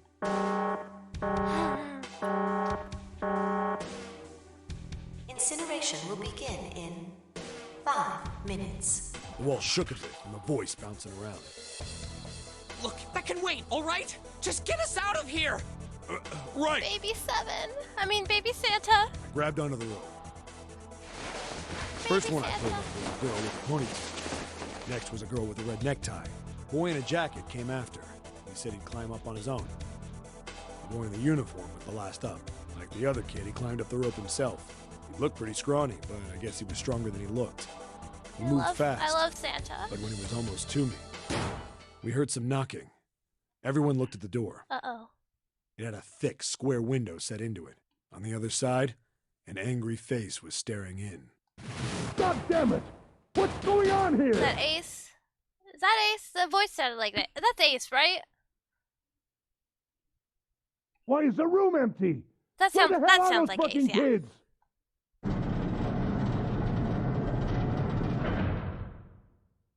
The door opened, and a man stepped in looking half mad with fury. I recognized his face. I saw him many times in photos during my investigation. The man's name Absolutely Meower. was Gintaro Hongo, the CEO of Okay, Cradle yes, Pharmaceuticals. that is Ace. Hongo saw the boy hanging from the rope. Yeah! It was like he was an animal. He lunged for the rope. Yeah, he's very chill with the crimes. I know! The boy in the uniform booked it up the rope. God, I love Baby Santa.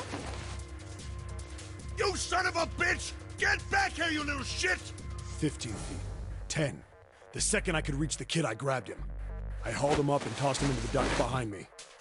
No! Hongo had lost it. His face didn't even look human. It was like the bastard pulled off his fake face. He was really a terrifying devil or some kind of damn monster. I quickly reeled him Oh, was rope, the other kid leaving Snake? a furious Hongo yelling Baby at me. Snake? You fucking bastard! You won't get away with this! How dare you compromise this experiment! Experiment? What experiment? Beep, beep. Incineration will begin in 1 minute. Hey, old man! What the hell are you doing? Hurry up! The boy in the uniform was trying to get I my love attention. Baby Santa. I may have thrown a salute in the raging asshole's face before I closed the door Oh, behind and I love Seven. No point to going back to the cell, so we went down the other direction instead. After about 30 feet, we came across another duct on the left. This one was heading down. Everybody nodded and took turns sliding down it. The duct emptied us out into a narrow hallway. There was a door on either side. The one on the left was a normal double door, but the one on the right was from had black and yellow stripes, and a device next to it on the wall. A plate on it read, Incinerator. Incinerator? Yeah, that's where we were. It was the girl with the red tie who answered me. We were inside an incinerator? Yeah, Hongo might still be there. It looks like it's been shut off, though. That's totally Akane. Wait, what? If he's still in there, Yeah, that's not good. that meant we better. We gotta get out of here. Go to the other door, hurry! The kids started running, and I was close on their heels. On the other side of the door was a large spiral staircase. Run! Didn't need to tell them twice. We went up and up and up. Our feet pounded the steps. Our arms pumping fast. We went round, round, round. The devil was at the tail. The stairway kept going. We passed a couple of landings. It is and the boy Baby in uniform Snake! suddenly spoke.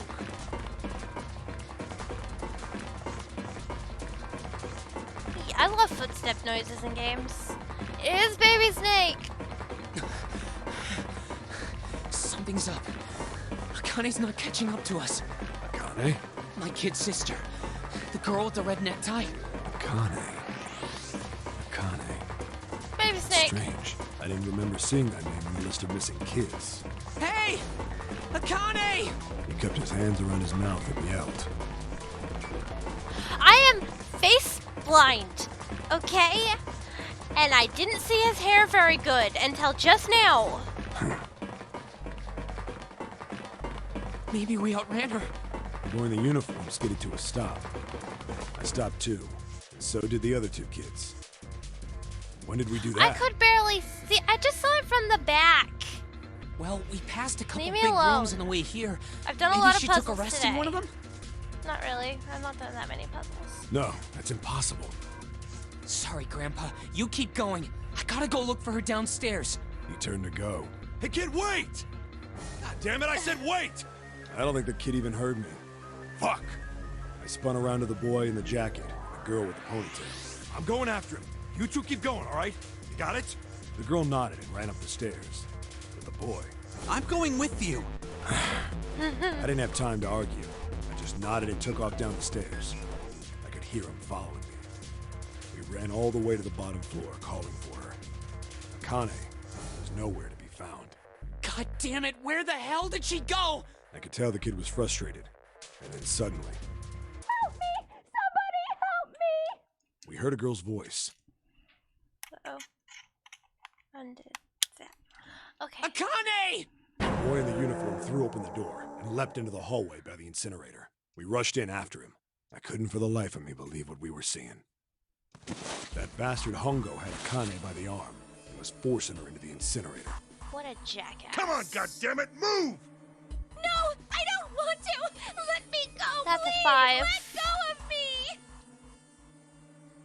She planted her feet squarely on the Yeah, floor it is and was 5. struggling to get away.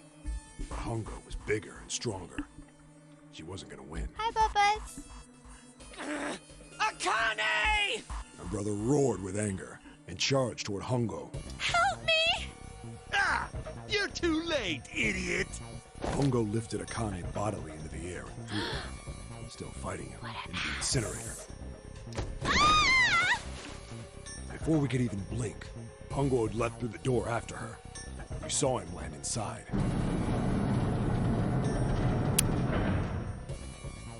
And then, the door slammed shut. We ran to the door. We did everything we could think of to get the thing open. But Ah! Fuck! It's no use! Goddamn Fucked her. thing won't move an inch! Little baby Santa fucked her. he started slamming his fists against the door.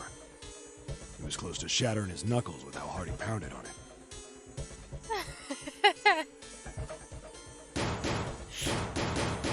Akane! Akane! Are you okay? You came back! Her voice was muffled, but all of us could hear the sheer terror in it. It's very good. What should I do? I think I'm trapped in here! Where's Hongo? He went out the other door! What? Warning. Warning. Emergency incineration command has been acknowledged. Automatic incineration will take place in The voice 8 acting of the endings I've gotten today. Fucking choice.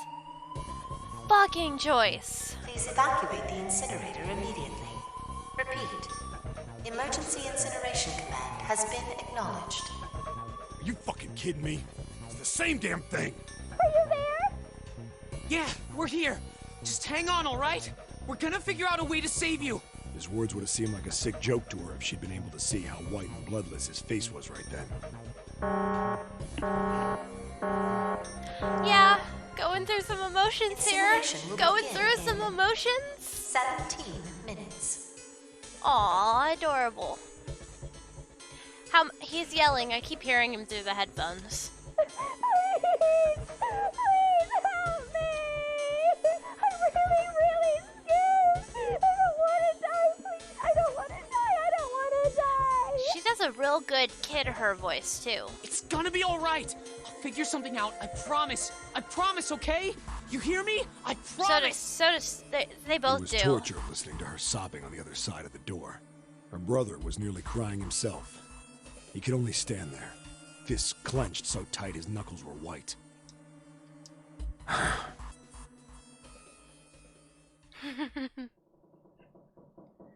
Shit. It was silent. All they could hear was the creaking of the boat as it shifted in the water. They waited and waited, but Seven didn't continue.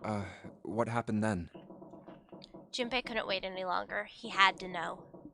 Seven looked at the floor. Come on, man. Put yourself in my shoes. It doesn't end good. You think I want to remember that? Fair. Then... Yeah. Shit. If I'd known it was gonna be like this, I almost wish I hadn't remembered. Aw. Seven shook his head. But there was something Junpei had to know. Hey, are you sure? Huh? Look, I don't want to ask this either, but there's something I don't get. Toothless is not burdened by emails. Though if he was, that would explain why he's so anxious all the time. So if you could just tell me, did that girl, Akane, really... Seven stared straight ahead at nothing. Yeah, I'm sure. There wasn't anything we could do. After a while, the countdown ended, and we heard something... burning. The fire stopped, but we still didn't move. Your desk has been there for like a total of 3 days. Me and the jacket kid were frozen. The boy in the uniform collapsed as if he couldn't hold himself up anymore. A few minutes passed. The door opened. The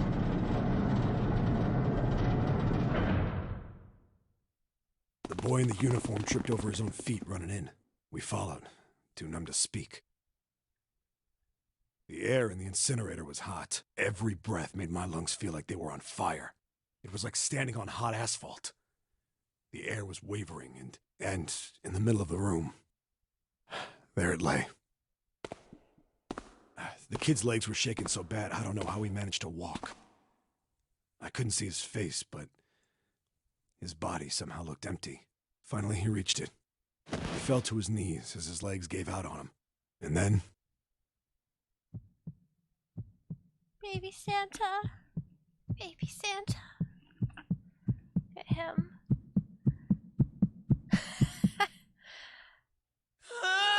So it's pretty conclusive that Akane died?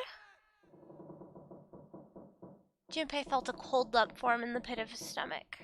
Because we've already had somebody we thought died that hadn't died. A feeling of sickening anticipation washed over him. He could feel his body shivering. He desperately did not want to know the answer he feared he knew already, but he had to ask. He had to know for sure. Can I ask you one more thing? What's that? The girl, Akane. What was her last name? What does it matter to you? Just tell me, okay? Please? Seven looked at Junpei curiously and ran his tongue quickly over his dry lips. Kurashiki. Her name was Akane Kurashiki. Shit. Something inside of Junpei stopped. He had no more words left. He had no more Junpei left. It was just a shell of flesh and bone. Flesh and bone. Seven turned to Snake. You were there that day, weren't you? The tall kid in the jacket. That was you, wasn't it? Yes, it was. You are correct, Detective. Junpei's mind was blank, withdrawn from the world. Somewhere far away, he could hear Seven and Snake talking. Don't misunderstand me. I told you before how Zero threatened me. There was nothing I could do. I couldn't say anything about what happened 9 years ago. So you're saying you're not working for Zero, right? Of course not. Clover, what about you? Hey, come on! You really think I'm working with Zero? I told you before, you idiot! I was in Nevada, in Building Q. I did hear that a detective rescued the kids on the boat, but I didn't know it was you. Her surprise seemed to be genuine. Seven regarded Clover for a moment and rubbed his chin thoughtfully. Well, I guess I believe you. Clover nodded. All right, let me ask you another question. He stuck his hands into his pockets and took a few steps. Then he stopped and turned to face them again. Santa's real name is Aoi Kurashiki. He's Akane's brother. You know that? No, I didn't. Did you? Well, yes. I know Aoi Kurashiki was her brother, but I didn't know he was Santa. At least not from the beginning. 9 years ago, he was in the middle of puberty. His voice is entirely different now. I'm ashamed to say that even my exceptional hearing wasn't able to make that connection.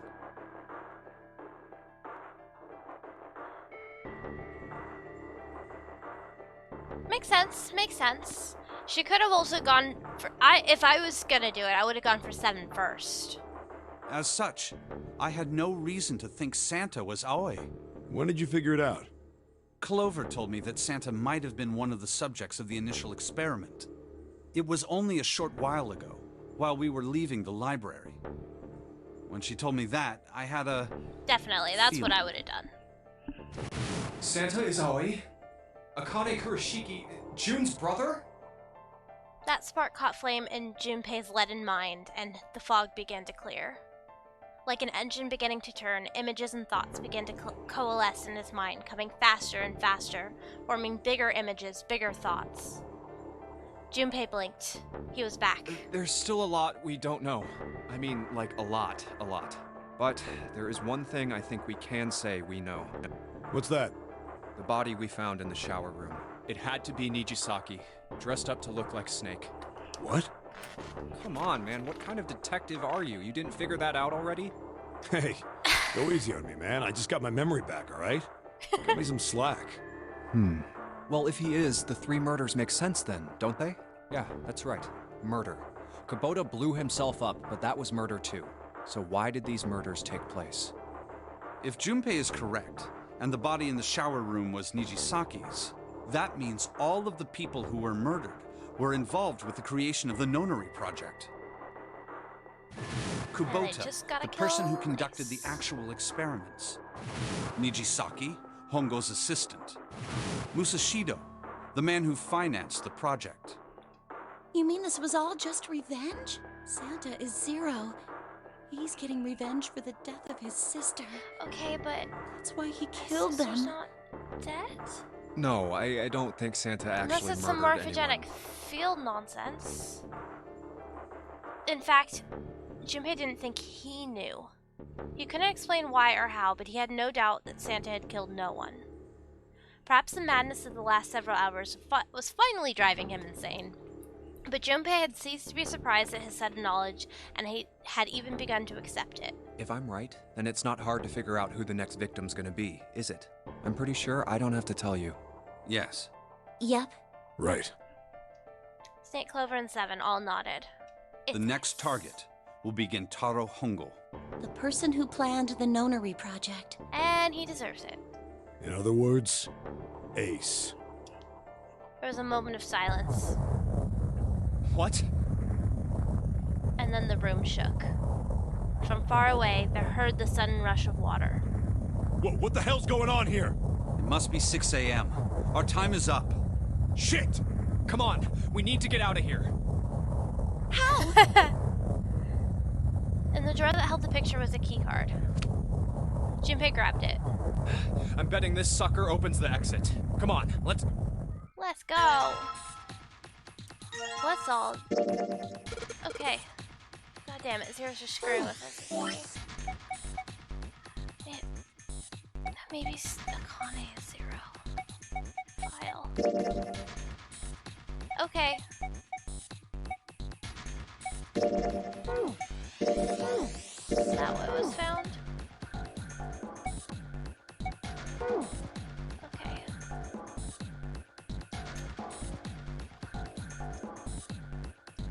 Alright, let's swipe this card. Okay. Junpei, look, it's unlocked. Yeah, now we can go back to the library. Hurry up, Junpei, we don't have time. Let's go. Alright, let's go. Fuck ton of reading time.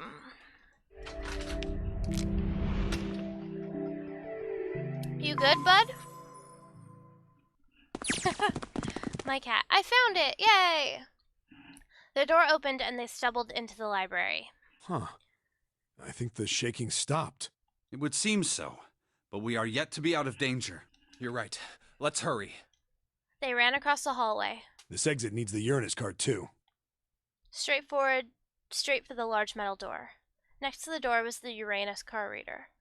Hey, Junpei. Yeah, I know. Is that all the puzzles? They slid the keycard through, and the door rumbled open. All right, it's open. Let's go. Out of the library and into the hallway they ran. At the end of the hallway was a door. Junpei reached into his pocket to pull out the key as he ran toward it. Okay, Neptune Key, let's see if you work. He turned it. Yes! I think it unlocked. The lock clicked. As one, they shoved the door open and poured through it. Incinerator. In front of them was another great metal door. Above it was a metal plaque. It says incinerator, so this is the incinerator.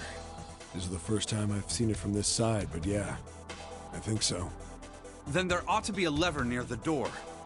Yeah, right here. That's how Snake knew in the last one, in the safe ending. That's why, because he was here before. Okay, I gotcha. Pull that and the door should open. Got it. As he spoke, he pulled the lever.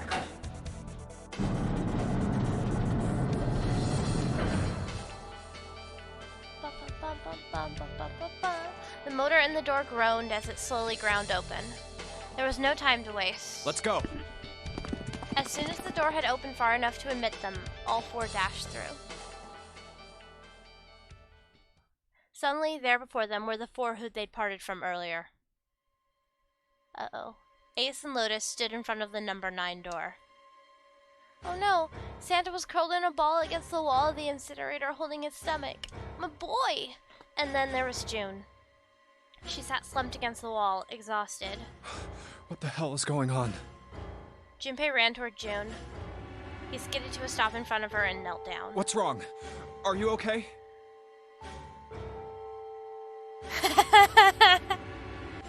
Her face was pale and her lips dry. When she spoke, he could barely hear her. Jumpy, you came to get me. Of course I did. I made a promise. I'm so glad you're here. So glad. She mumbled the same words over and over, weakly. Junpei could feel his heart breaking.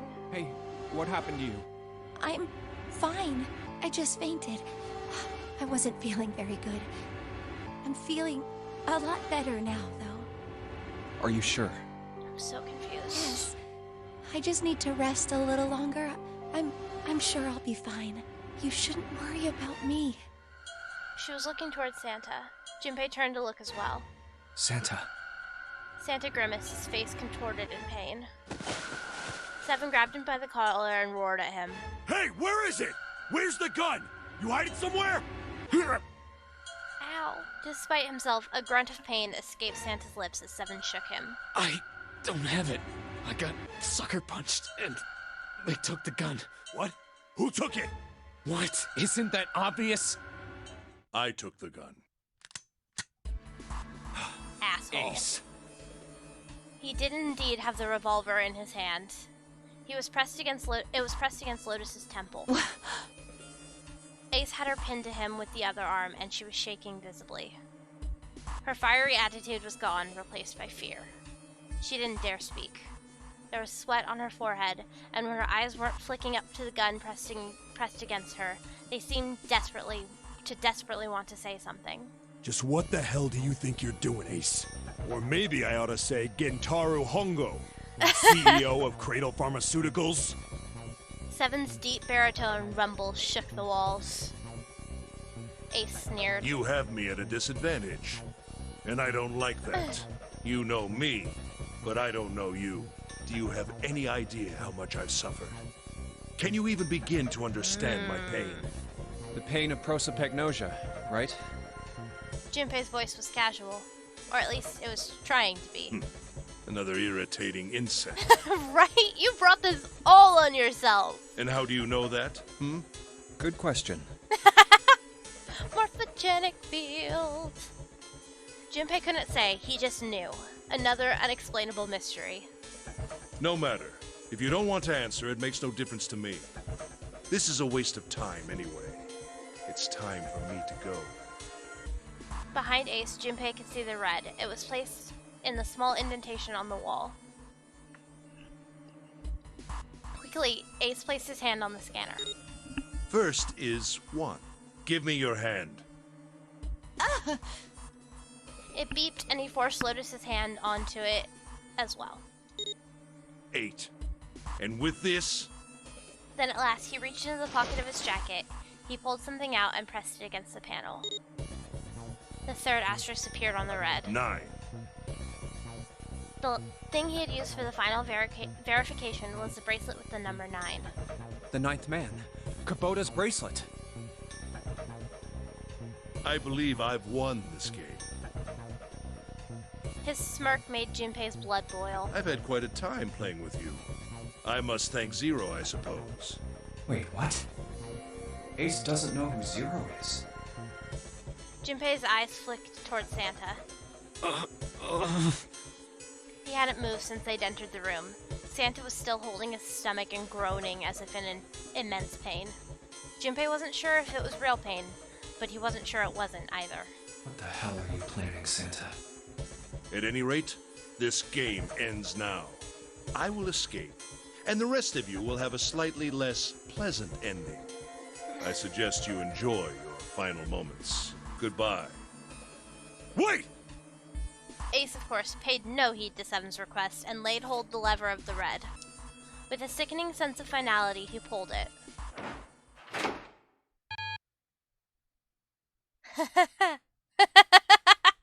What? Why isn't it opening?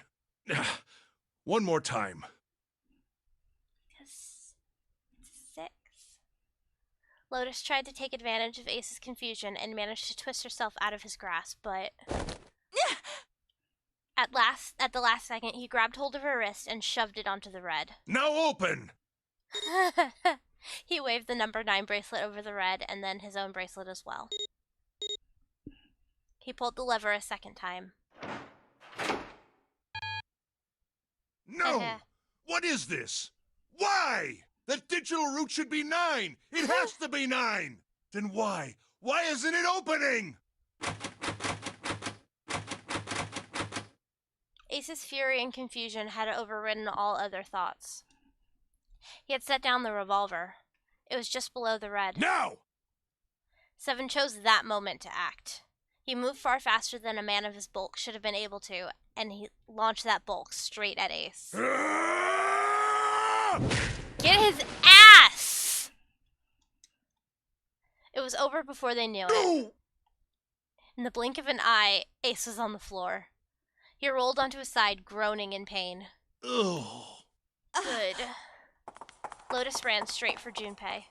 She darted around behind him and stuck her head out, making sure to keep Junpei between herself and Ace. Oh, that was close. Too close. Thank you, Seven. Don't mention it. Seven stood over Ace, his breathing slow and heavy. Just one punch ain't enough for this piece of shit. After what he did 9 Get years ago, I ought to rip him to pieces. But if a suspect can't Right? talk, they ain't much I good. think her tits are, like, more bulky than him. Once he's locked up in a cell, we're gonna have a little chat. 9 years ago? Then Okay, you for must someone be... who's face blind, he really cannot recognize voices. Yeah, you finally figured it out, dumbass. Ace planted his hands on the floor and shook his head.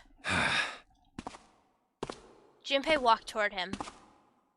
He stopped and looked down at Ace with pity on his face. Ace, you killed Kubota, Nijisaki, Fair. and Musashido, didn't you? Wait, Nijisaki? He peered at Junpei, genuinely confused. Oh, right. That's You don't fair. know yet. All right.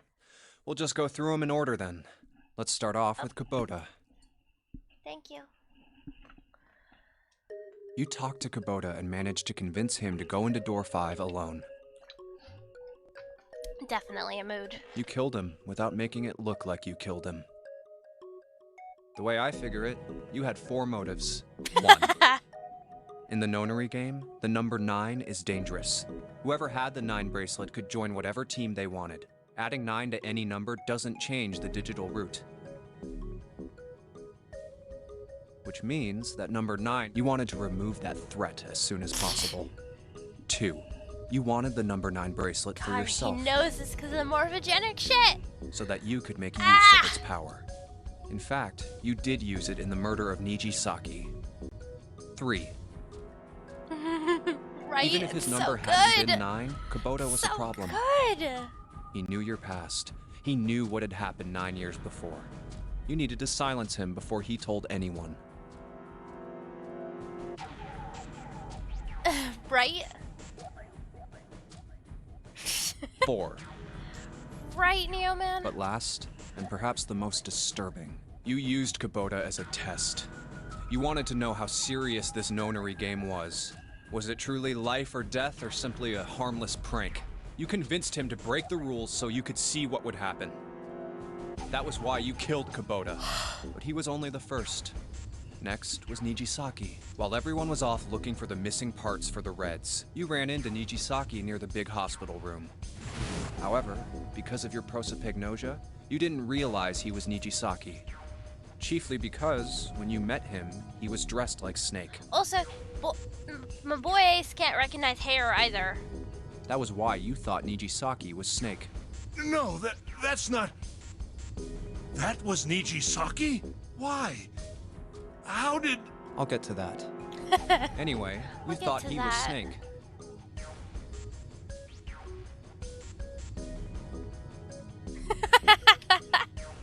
That's true, just... Oh, what the fuck is going on? He's like stoned to shit. Snake was one of the kids in your experiment 9 years ago. You remembered him because he was the blind kid, but his presence made you think. Snake was one of my subjects 9 years ago. He probably hates me. But if that's true, why isn't he saying anything? Is he keeping quiet because he can't see? Or perhaps he's working with Zero to get revenge on me. Whatever the reason, anyone who knows my past is a threat. Before he tries anything, I need to get rid of him. You're the best. Thank you. That was when you decided you had to kill him. The murder weapon was Kubota's bracelet. You just waved it over the red, verified your own number, and then grabbed Nijisaki's arm and forced it over the scanner panel. Then, when the door opened, you kicked him in. 9 seconds later, the door closed. And then 81 seconds passed. And poor Nijisaki was dead. Kinda deserved it. You mean to say Snake is still alive? Sorry to disappoint you, but I'm as good as new. Thank you for killing the wrong man, but I can't say I like knowing that you wanted me dead. That's fair. Although, to be honest, even if you hadn't tried to kill me, I would still hate you very much.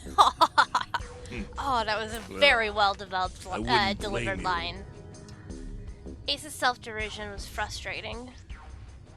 But Junpei kept his emotions in check and continued. Last but not least, let's talk about Musashido's death.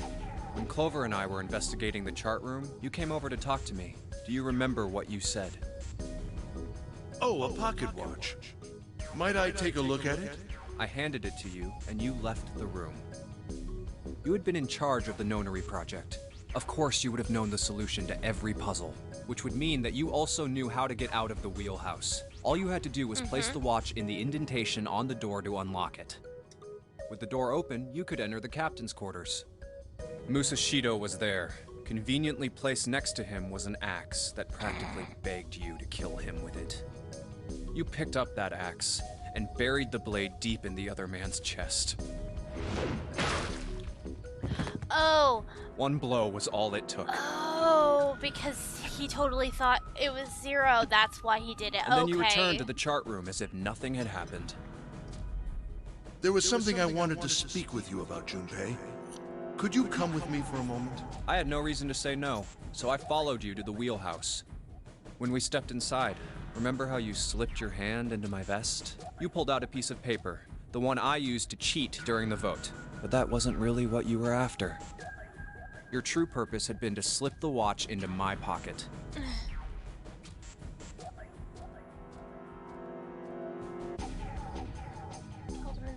She didn't let the others into the room he was, and had the bracelet and no, wait, okay. It's strongly implied Clover's who killed him in safe, since she didn't let the others into the room he was, and had the bracelet and no. Okay. It wasn't a very good plan.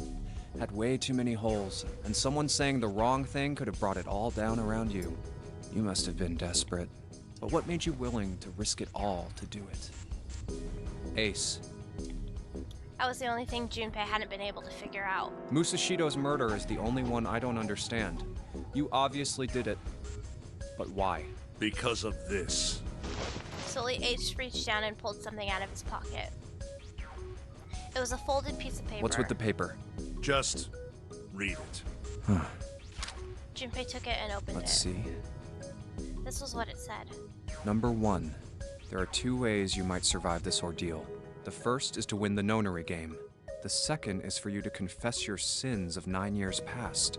I have prepared a camera in the captain's quarters. The images captured by that camera will be streamed through a satellite and distributed across the world. Simply look into the camera and repent. Once you have confessed everything, I will release you from this ship. To make your confession more credible, I have left you a witness in the captain's quarters. Perhaps he will confess with you. The decision is yours. Do as you please. 0. When I awoke in that room on D-Deck, I found that in my pocket. That was why I chose door 1 when we voted. If I went through that door, I knew I could get to the captain's quarters. As you said, I knew how to enter the wheelhouse. My plan was to find the pocket watch before anyone else. If I could, then my alibi would be set. At least, that was the plan. Unfortunately for me, you got to it As first. Junpei was holding the brain cell. That sleight of hand was the best I could manage on short notice. You meant to kill him from the beginning then? Musashido, I mean. I only knew Musashido was the witness after I reached the captain's quarters. I asked him, and he answered. He seemed groggy. Perhaps he had only just awoken from sedation. I suppose Nijisaki was in much the same state. He seemed confused and disoriented when I encountered him. They're just stoned as shit. But yes, you are correct.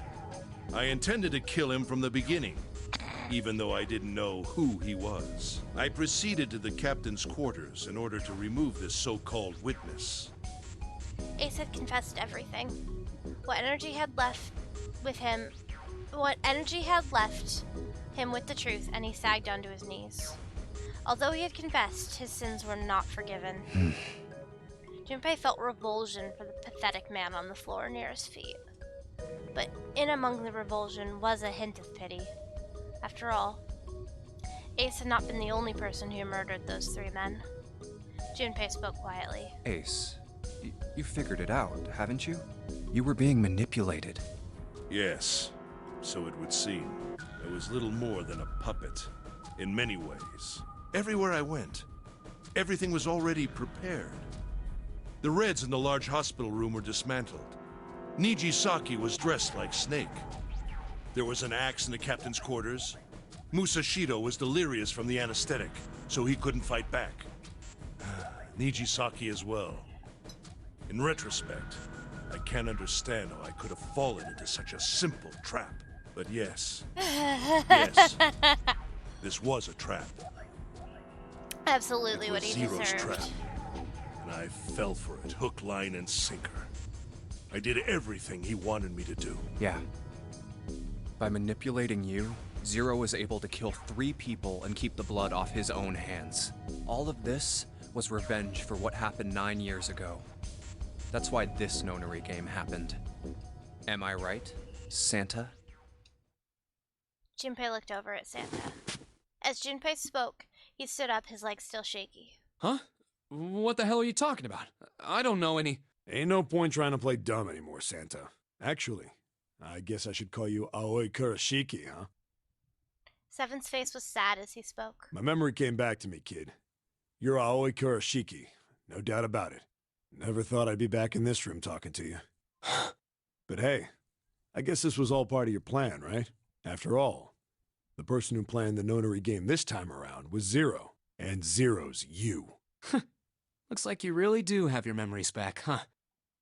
Santa's smile was sarcastic and something else. Well, I guess there's no point in hiding it then, huh? Yeah, you got me. I'm Aoi Kurashiki. I was one of the kids in the Nonary game 9 years ago.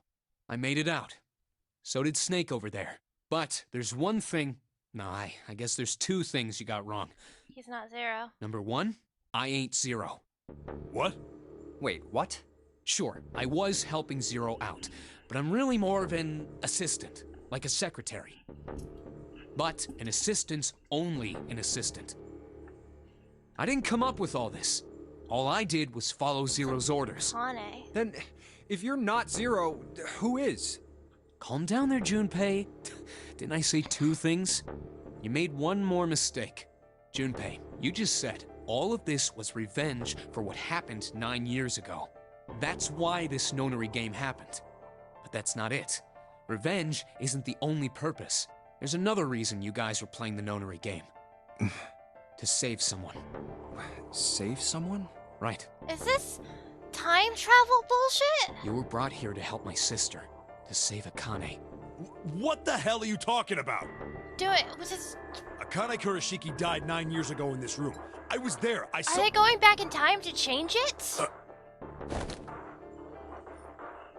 Suddenly, Seven froze. His eyes went wide as dinner plates, and he spun around toward June. Junpei followed his gaze. What? She was gone.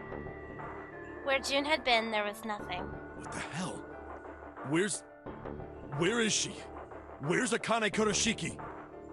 Seven began to mumble to himself, a strange series of words strung together as if his mind wasn't functioning properly. His face was twisted with effort, as though he were struggling with something they couldn't see. He gritted his teeth and pressed his hands against the sides of his head. Ugh! Oh, my head! My head, it feels like it's gonna pop! Seven! What the hell is going on? I don't know. I don't know, I just... Oh! I swear to God, my head feels like it's about to explode! From somewhere far away, they all heard a deep, heavy noise. It sounded like a tremendous wheel slowly beginning to turn. Santa seemed to have entered an almost trance-like state. His words were calm and measured. What was the Nonary Project? I'm sure you know already, but I'll tell you one more time. It was a project designed to test a particular phenomenon. And what was that phenomenon? For two organisms to communicate with one another in the absence of physical contact. The morphogenetic field theory. Could human beings use these invisible fields to exchange information? That was what this experiment was conducted to determine. There were 2 separate locations. One was the Gigantic, and the other was a building in Nevada called Building Q. The 9 children trapped in Building Q were faced with numerous puzzles, copies of identical ones on the Gigantic. They were told to send their answers into the morphic field set and transmit them to their brothers and sisters on the Gigantic. The transmitters were put in Building Q, and the receivers were put on the gigantic. Each sibling pair was supposed to be split up. They didn't get split. But there was a mistake. Akane was a transmitter. She should have been in Building Q. However, for some reason, she was placed on the gigantic with the receivers, like me. Perhaps she was mistaken for someone who was supposed to be in Group A. Whatever the case, Akane ended up on the gigantic. I think I've told you enough. You get it, don't you? I'm pretty sure you know where this is going, Junpei. Mm-hmm. I guess so. Where what is going? Something had to have happened. Unless there was, just an extra person. Unless there was 10 people in the gigantic and 8 people in the, Building Q. Don't play dumb. You know things you shouldn't. Things you couldn't. How did you know Ace had prosopagnosia?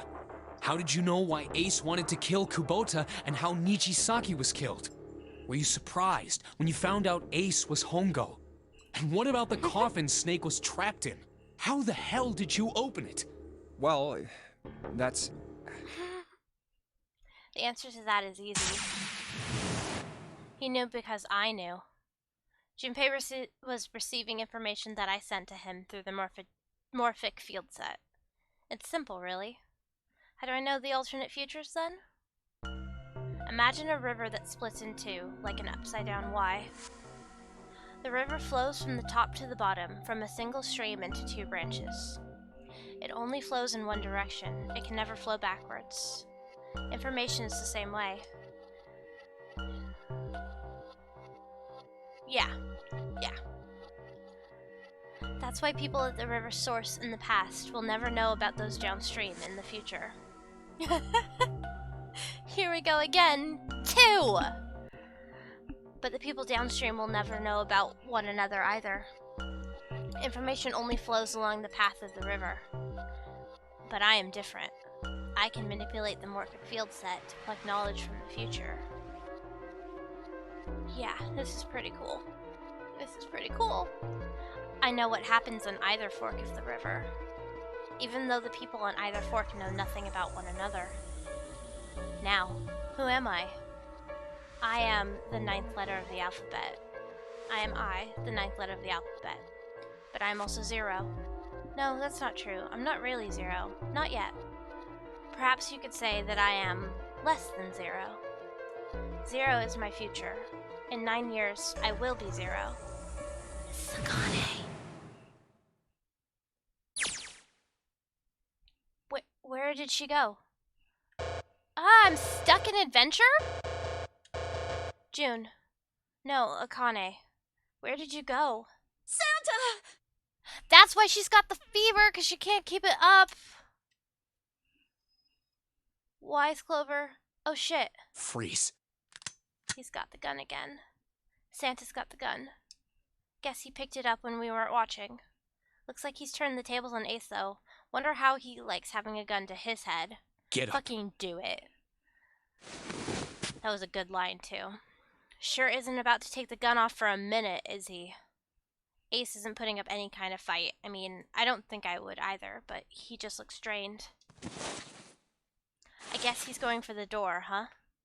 He doesn't need to verify to go through that door, but... Hey, what's your plan, Santa? What are you doing?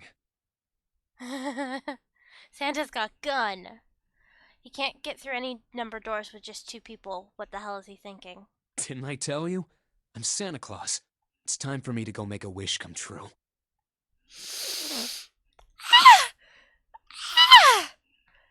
That's it? That's all he's gonna give us? What the hell does that even mean? Shit, they're out.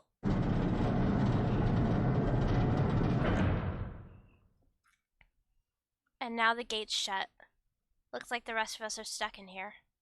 They're all looking at me. At least Seven's headache is gone. He seems to be alright. Well, I guess there's no harm in trying. Let's see if this door still opens. Damn. Well, it looks like this door isn't opening anytime soon. Yeah, that's a great fucking line. You mean we're trapped? So it would seem.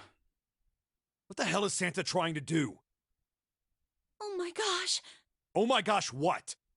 Have you considered where we are? There can really only be one thing Santa would do now. No. No, you can't be serious. Such a good. I'm gonna go make a wish come true. Fuck. Oh, but he is shit. We gotta do something. Maybe we can still get out through door 9. There's the red. Yeah, alright. We can do this. I've just gotta... No, it's not gonna work. There's no way. The 5 of us can't open this door. Yeah, that was also really good. That was really good. Is there any combination that'll work? Junpei, can I borrow your pen and notebook? Math! Sure, why not? I don't think I'm gonna need them. Ever again. Well, she certainly looks purposeful. Looks like she's writing equations. A lot of them. Huh? Oh man, she doesn't look very happy. What? Hey, no need to be ripping pages out like that. Jeez. What the hell are you doing, Clover? Give me that! Alright, at least 7 got it away from her. Maybe now I can get a look at what she was writing. Let's see.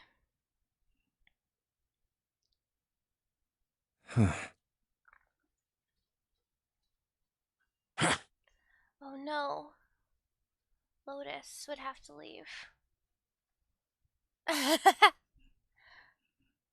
Any of the equivalents in Japanese to get different code name. I wonder. What? And there's no other way? Lotus. Looks like she'd figured it out though. Oh no.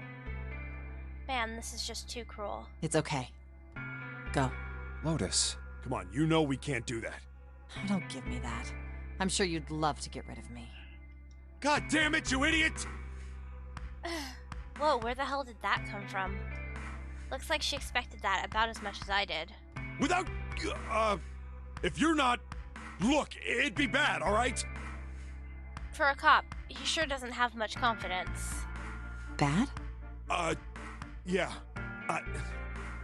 If there weren't assholes like you around, I'd be They out of a are... job. He is totally smitten. Uh-huh.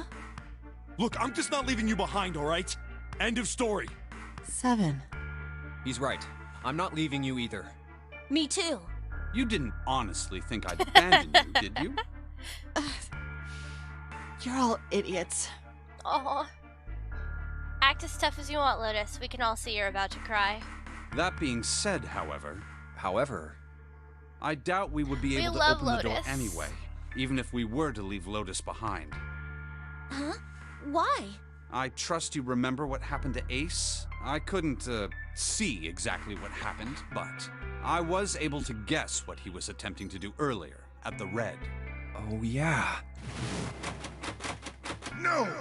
What is this? Why? That digital route should be 9! It has to be 9! Then why? Why isn't it opening? Just to see, why don't we give it a shot? Give it a shot. Yes, that is what I said. Beep, beep, beep, beep, beep, beep. I like the verifying sound. You were right. It ain't opening. But it did open 9 years ago. The digital route was 9 then, I'm sure of it. You think maybe they changed the settings? Perhaps. Shit. If we can't get through that door, we can't get out.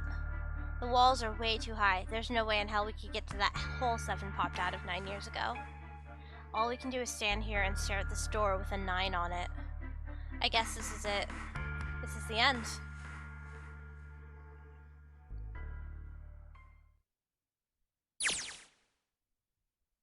Akane vision. I was watching. I had watched everything that was reflected in his eyes. I was listening. Every sound that vibrated in his eardrums, I heard. Smell, taste, touch. I felt everything he felt. I knew. I knew everything about him. What he was thinking, what he was feeling, what he was sensing. All of his feelings and worries and fears became mine. My mind, my consciousness, was inside of him. Through the morphic field set, we were resonant, and we were as one. I was him, and at the same time, I was an observer. It started with a tremendous noise like a clap of thunder. That was approximately 9 hours ago. A bomb had gone off on the ship we were on. That was when my resonance with him began. My resonant event melted into him and we became one, inside of Junpei. Somehow, I found myself in Junpei's mind, 9 years in the future.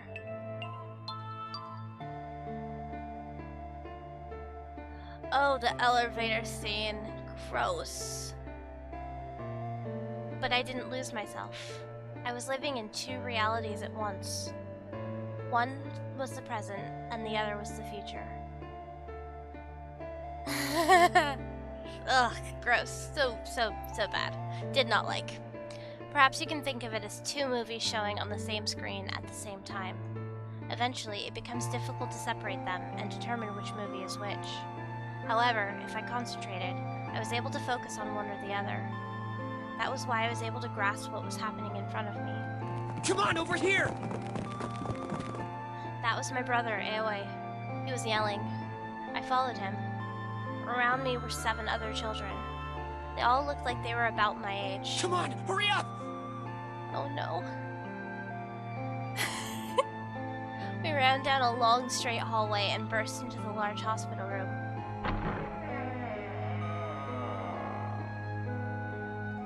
Kone vision. Everyone was arguing. 2 of the boys got in a fist fight. A girl watching them began to cry.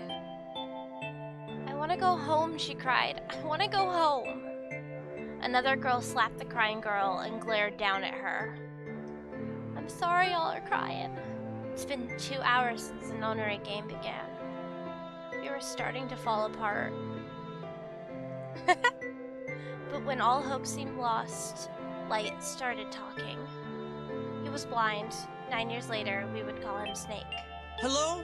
Everyone? Could you come over here for a moment? Little baby Snake. Kane vision. He was older than most of us, and his voice had authority and dignity. The fights died down, and we gathered around him. I have a little sister. She is very important to me. Right now, she is over in Building Q, and is desperately trying to send information over to me.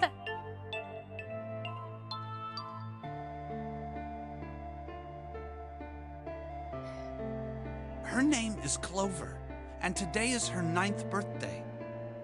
As he spoke, he pulled something from his pocket. In his hand were 9 four-leaf clovers. I was going to give these to her as a birthday present. I was outside picking them when I was abducted. So Clover's her real name? I'm sure I've already told you, but I am blind. For a man who can't see, collecting 9 of a very specific plant is... Baby well, Snake. it is difficult. God, But I my love sister Snake. means a great deal to me. And I hope that these would show her how much I cared for her. Since it's her 9th birthday, I thought 9 four-leaf clovers would be appropriate. Totally sneaky. Every one of you has a brother or a sister in Building Q with Clover. Oh. Wait, they were on different screens on the DS? That's cool. For their sake, we have to survive. We have to get off this ship. Do you understand? If we're going to do that, there are 3 things you have to remember. We need trust and love, and we have to have Love and faith in one another. If we can take all 3 of those to heart, then I promise that good luck will come our way. Yeah. Did you know that the leaves on the 4-leaf clover mean faith, trust, I'm love, sorry. and luck? Oh. Oh! I see. So, freaking adventure was on top and novel was on the bottom. Okay, I Those get it. words are leaf words. So if you believe what I've told you, and you understand, then I want you each to have one of these. They're a promise between friends. He gave a clover to each of us. I took one too. Eventually, he was left with only a single 4-leaf clover. He had one last thing to say. Now don't ever forget, so long as you have that, we will always be connected. Do you understand? Oh no. When he finished, the tension of only a few minutes before was gone. We were calm.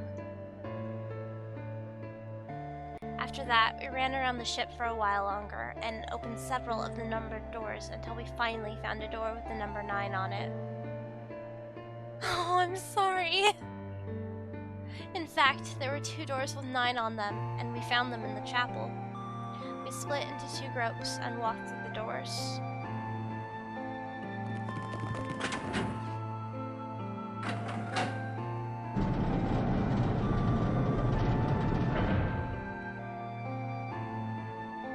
Before long, we all found ourselves in a room with a ceiling that looked like an upside-down funnel. For some reason, this room had another number 9, but this time it was only 1. But if there was only 1 door, that meant only 5 people could escape. What are we gonna do? There aren't any fucking other doors. Ace just incinerates children. We began to panic. Then, as if things had not gotten bad enough already,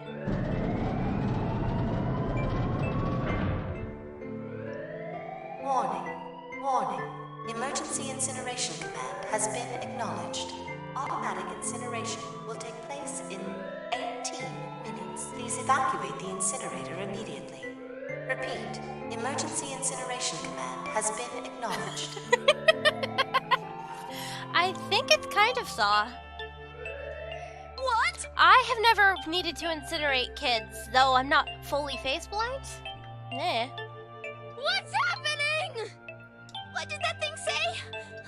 That didn't sound good.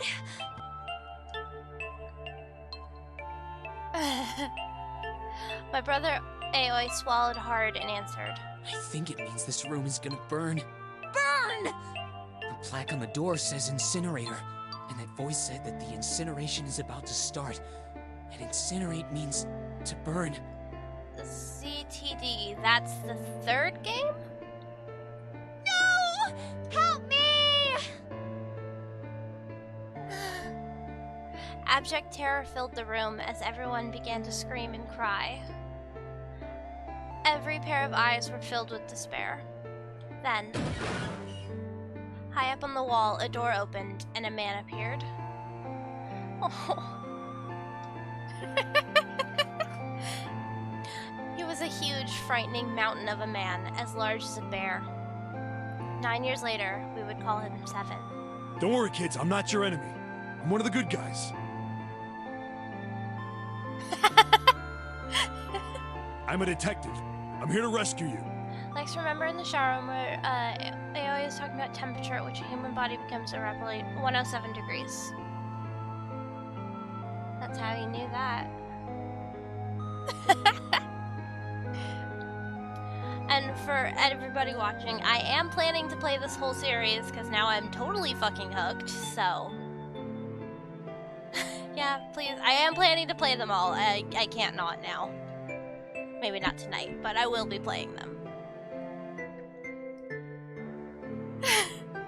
The four of us who had stayed behind were saved by 7.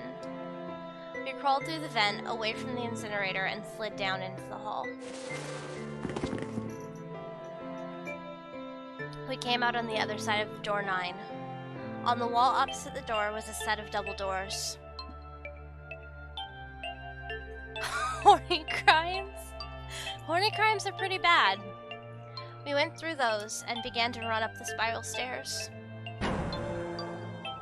As we ran, I led the way. Behind me were Nona, my brother, Aoi, Snake, and 7. Yeah, I can't, I'll be all spoilied, and I don't want to. I can't wait to be part of this discourse. The other children, the ones who'd gone through door 9 before us, were up ahead. I could hear them cheering each other on. We ran and ran and ran. We leapt across as many stairs as we could and kept running. The stairs spiraled upward like a tornado. Excuse me. Eventually, I pulled ahead of the rest. Perhaps Nona had slowed them down. I didn't want to lose them, so I slowed down as well. I didn't stop, but I glanced over my shoulder from time to time to see if they had caught up. That was when I realized... Oh no, where is it? Did I drop Jumpy's present?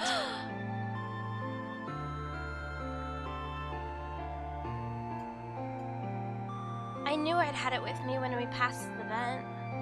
Then had I dropped it as we slid out? Oh, thank you. I have it in my hand, thank you!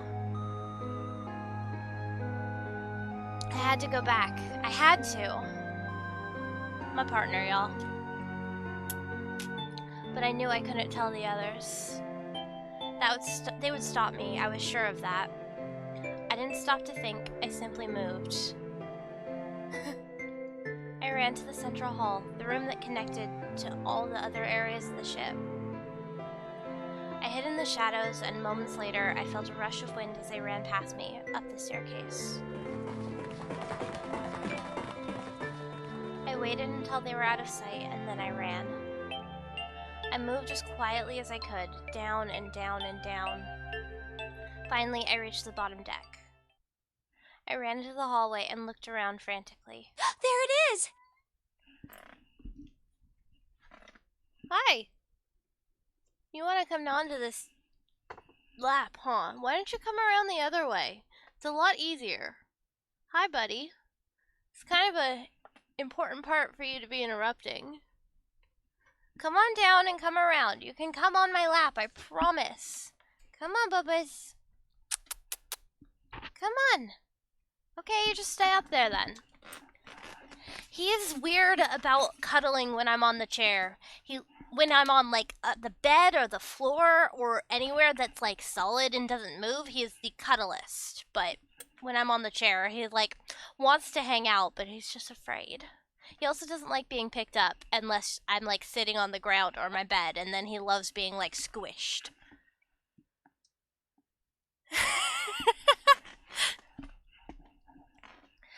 It was just where I thought it would be, sitting under the opening of the vent. I ran over and snatched it from the floor, but as I ran back toward the stairs in freedom,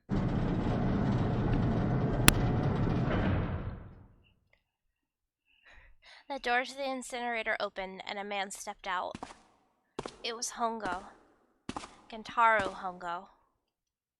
9 years later, we would call him Ace. Ah, how wonderful to see you decided to come back. His smile made my blood run cold. It looked mechanical, as if someone had simply pulled up the corners of his mouth. Come with me. We must continue the experiment. Big on thought. I shook my head, eyes wide. Slowly, I began to walk backwards. 1 step, 2 steps, 3 steps. Then I spun around and broke into a run. I felt Hongo's hand close over my left wrist. I said, come with me. There was an edge of insanity to his voice now. I pulled as hard as I could. No! Stop! Let go of me! Let go! I shook my body and flailed my arms, trying desperately to get Hongo out to let go of me. But I was still only a child. I was no match for a man like Hongo. Stop struggling, goddammit! Do as I tell you! He heaved on my arm, trying to pull me into the incinerator. I screamed. Help me! Somebody help me! Show everyone's age as of the present. Interesting.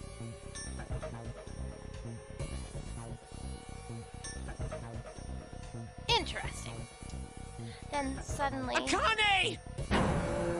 the door to the stairs flew open, and my brother Aoi burst out of it. Behind him came Seven and Snake. Akane! He cried my name again as he leapt toward Hongo. You came back! I cried out. But then, Ah! You're too late, idiot! Hongo threw his full weight against my arm, pulling us both into the incinerator. Ah!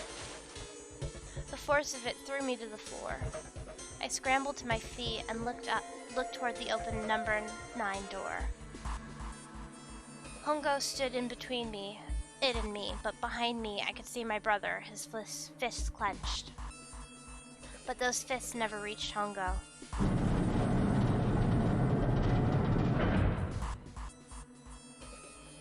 With the cold, heartless screech of metal on metal, the door slammed shut.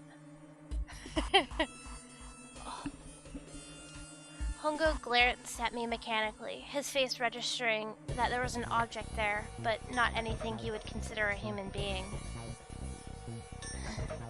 Then he turned around and walked to the red that sat next to the door.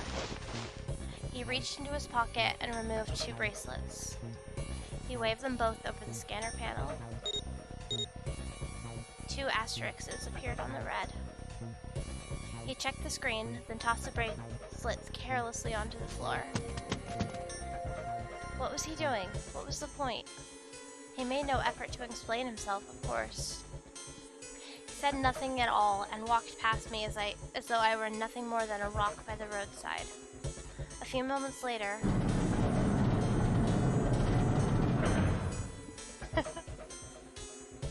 the two other doors slid shut as well. Faintly, I could hear someone pounding on the door behind me. I turned around and ran towards the door at the 9. Akane! Akane! Are you okay? I could hear a voice from the other side of the door. A worried, frightened voice. Help me! My throat was already raw, but I screamed as loud as I could. My voice echoed lonely around the empty room. What should I do? I think I'm trapped in here! Where's Hongo? Thanks for tuning in, Az. He went out the other door! What? Then it started again. Warning. Warning. Emergency Incineration Command has been acknowledged. Incineration will Junpei begin vision. in 18 minutes. Oh! Adventure mode is Junpei vision, and novel mode is Akane. Please evacuate the incinerator immediately. Holy shit. Man, I knew what it was gonna say, but that is one hell of a creepy voice. I knew it! It's starting. Santa started the incinerator. Fuck! Man, I never thought I'd hear that damn voice again after 9 years. What the hell? What the hell? What in God's name are you talking about? It's 9 years this and 9 years that, and when it's not 9 years something, then you're talking about some sort of fucking experiments. You aren't making any sense. Poor Lotus, she knows like nothing.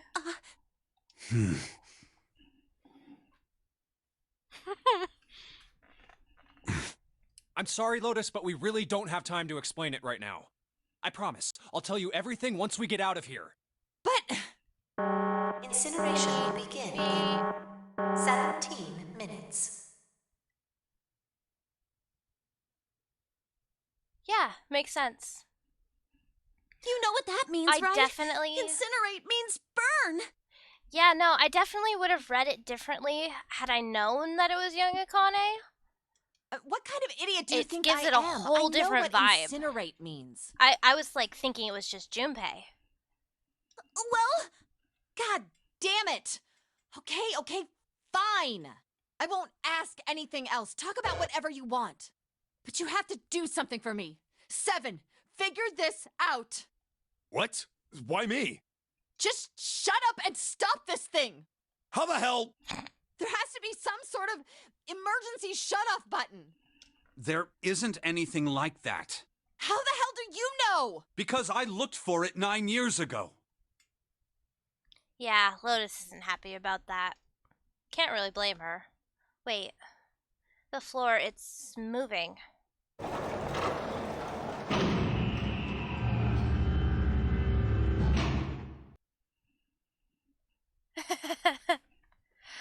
What else can I say about it but... What the hell is that? What is that? What else could I say? The floor opened and a machine rose up out of it. It looked like a computer. At least it kind of did.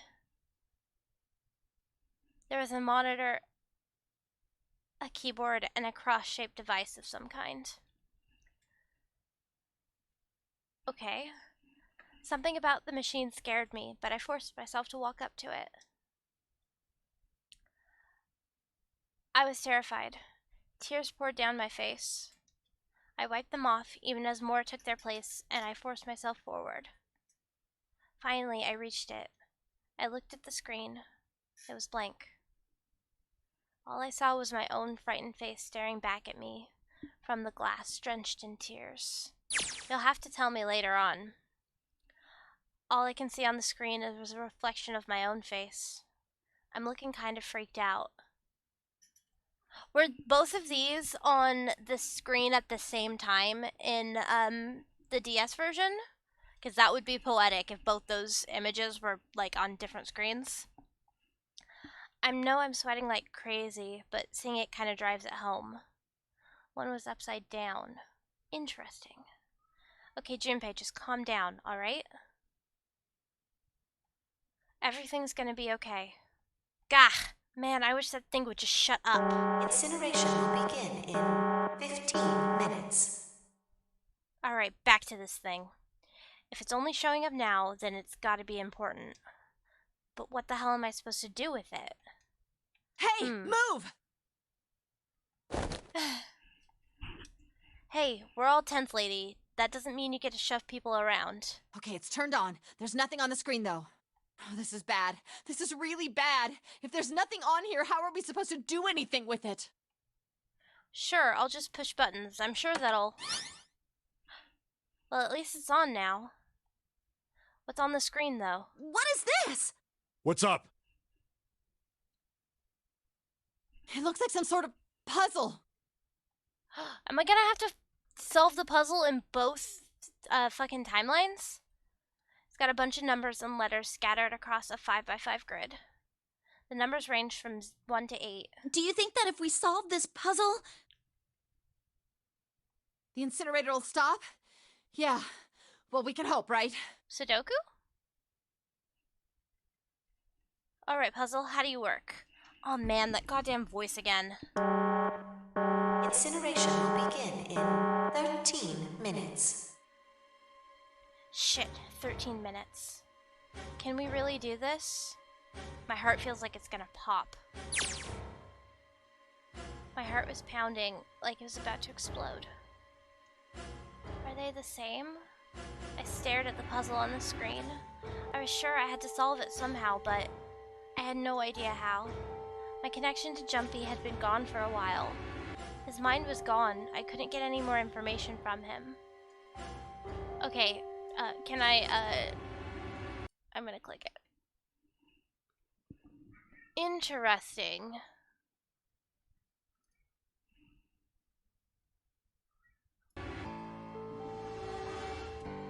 I felt the seconds tick by as I stared at the screen, completely lost. My cheeks felt hot as tears poured over them. Then I heard a voice. Hey, what are you doing? It was muffled. I turned around. Interesting. Pressed against the window in the entry door was a face, a frightening, evil face. It was Hongo. How long had he been watching me? Oh, don't know what to do. He was yelling, but his voice was still muffled. It's simple, really. But I suppose I might as well tell you. Just solve the puzzle on that machine. Okay, but she's a transmitter. She can't solve it. If the thing isn't... If going by game logic, she can't solve it. His laughter was muffled by the door, but it still tore at my heart like the claws of a vicious monster. I bit my lip and glared at Hongo, struggling to hold back hot tears. You're a terrible person! I hate you! Oh my! How could you call a gentleman such as myself a terrible person? That's not very he's nice. A shithead. I'm quite fair. I don't use tricks or play dirty. You see? I've even left you a way out. A way out? Didn't you hear me? All you have to do is solve that puzzle. Do that, and you can stop the incinerator. What's the point of stopping it? You'll only capture me and make me do this all again. I'm not going to listen to you. If you're just going to throw me back in here, I might as well just die now. My goodness, haven't you listened to anything I've said? I told you, I'm a fair man. Huh? If you solve the puzzle, the verification function of the red will in turn activate. If this experiment is to deliver valid results, there must be a chance of success. If you succeed, you will escape. The Makes verification sense. function of the red? That I remembered. That's fine. Before Hongo left the room, he had scanned 2 bracelets into the red. Ah, so you do remember. Right now there are 2 numbers in the red. The first is 1, and the second is 3. Say, Akane, what's your number? I looked down at my left hand. The face on my bracelet showed a 5. I ran to the door with the 9 on it. I grabbed the red and put my hand against the scanner panel. You really aren't one for listening, are you? I hear Hongo's muffled voice from across the room. I've already told you, didn't I? Once you solve the puzzle, the verification function of the red will activate. In other words, if you haven't solved the puzzle, you can't enter your number. What kind of fool are you? Why are you doing this? You could never understand.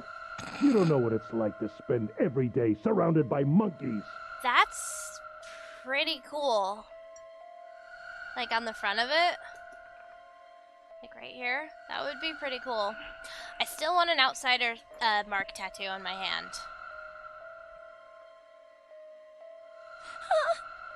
Now start the experiment. Solve the puzzle. I can't! I don't know how! Of course you don't. Isn't that the point? You understand, don't you? Access the morphogenetic field and find the solution.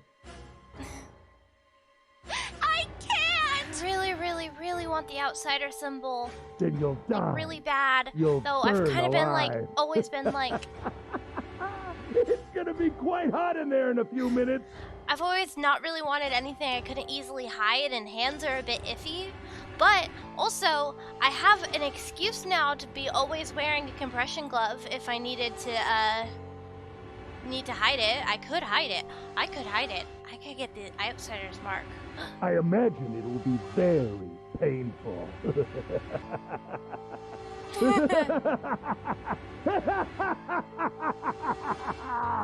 Whoa. His horrible laugh echoed across the room, and even after his face disappeared from the window, I could hear it. Incineration will begin in 10 minutes. I was crying, great gulping sobs broken by hiccups that shook my body. I was terrified. I could feel my fear pressing down on me like a tremendous weight. Somehow, I forced my shaking legs to carry me back to the device. I stared at the monitor. I can't! I just can't! There's no way!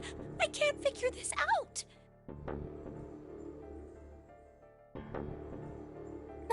Yeah, we got you, baby.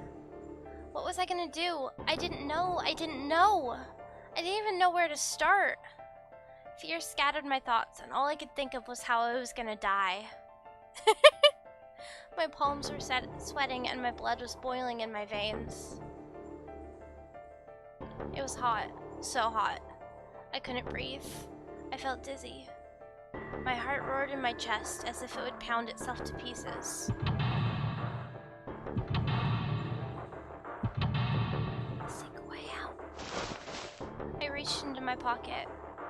I wrapped my hand around the thing I'd come back to get. The doll Jumpy had given me.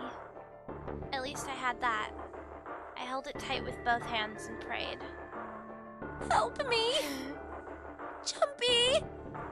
Help me! Help me! Help me! Jumpy! Jumpy! Jumpy! Please! Help me! Jumpy! Akane? Akane? Who the hell is Akane? Shut up! Just shut the hell up! Seven and Lotus don't understand. I think Clover and Snake have an idea, though. Clover's looking at me, and I think Snake may have figured it out, too. No, it doesn't matter. They're in my way. Where'd she go? Maybe over here? Akane! Akane! Can you hear me? Akane! Say something! Fuck. Did something break our connection? I swear I just heard her. Shit. Thanks! Akane! Answer me! Akane! Jumpy?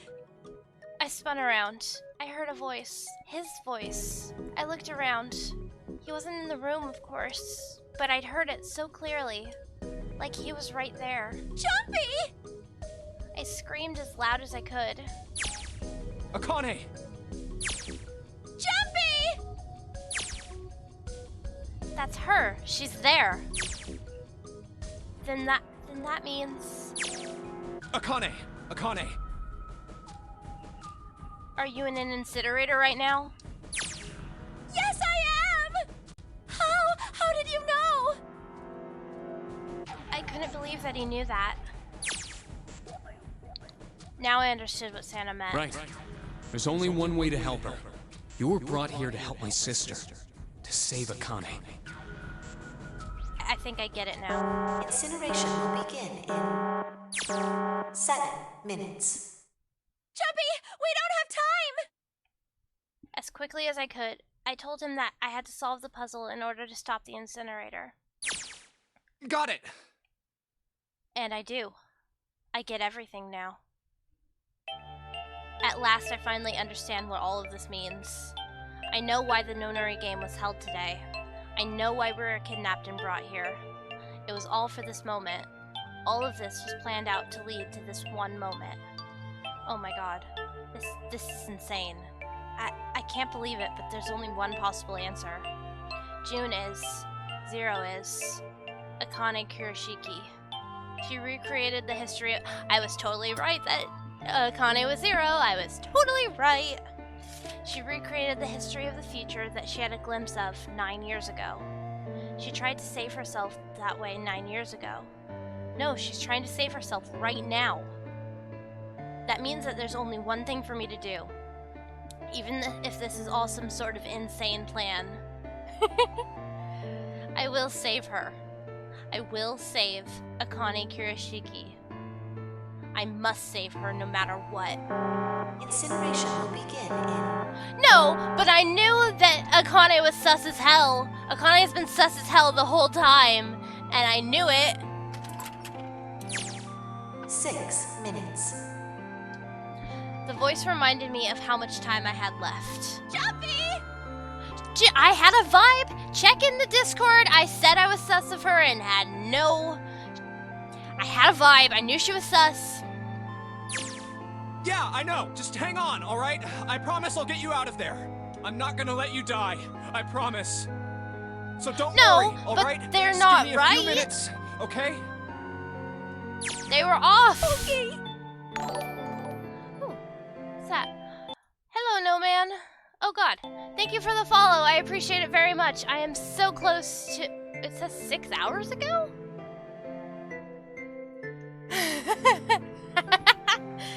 It was hot in the room. It felt like my heart was on fire.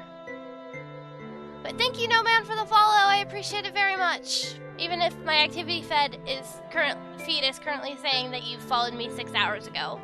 Hopefully it was just now. I appreciate it. I'm trying to get to affiliates.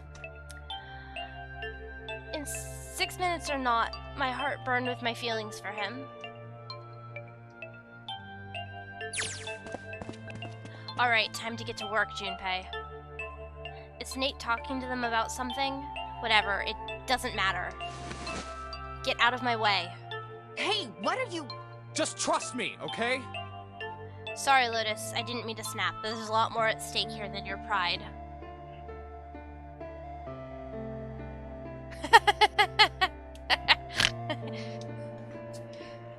I'll apologize later, alright? Now let's have a look at this thing. We got numbers all over this grid. I think the panels are out of order. So I just need to switch these out. Staring at it isn't gonna accomplish anything. I'll just have to try it. Just think of what I did all those times before. I'm gonna do this on my own, with my own mind. I'm gonna solve this problem.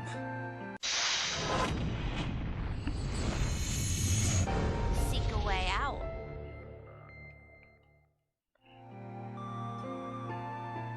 upside down Sudoku. Okay.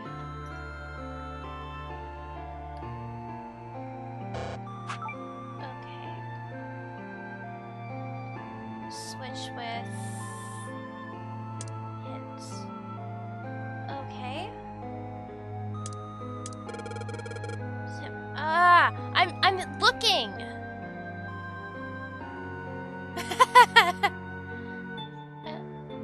In place that all along you've been past Akane helping out present Junpei with the puzzles. Flipping it was symbolic for that.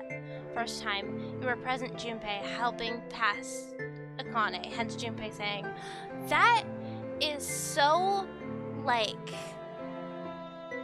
Neo man, that is such a fucking what am I trying to say?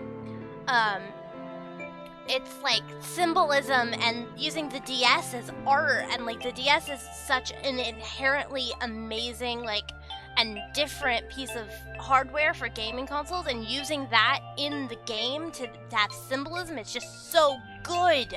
Okay, now I have to do the thing. When I pressed hint, numbers appeared in the empty spots on the grid. They're all single digits. I get the feeling the numbers change when I switch out the yellow squares. But the square at the bottom, why does it stay blank when I press hint? Pressing the blue button again makes the numbers disappear. It's really, really good. It's really, really good. Video games are art! Looks like I can turn them on and off. Then is there some special meaning to there being two modes? What could it mean? Yeah, it's very good, and video games are fucking art. Okay, if I put that there, it changes. Do they all have to be 5 or 6? Or 8?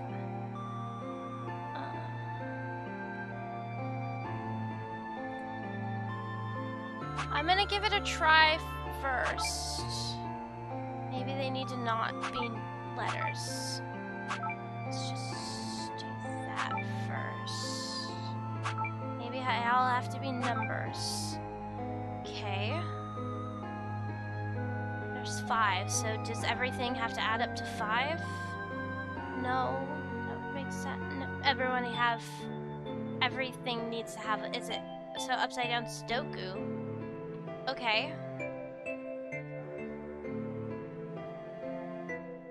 Okay, there's 1, 2, 3, 4. 1, 2. Wait. 2, 3.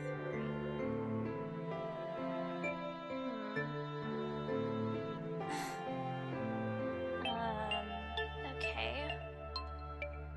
Okay, so that one's definitely 1.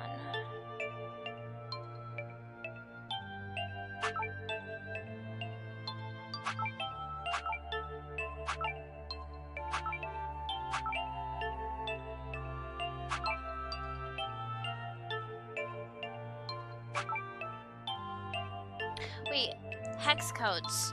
Hold up. Hold up. Hold up, hex codes. RAPSOSW.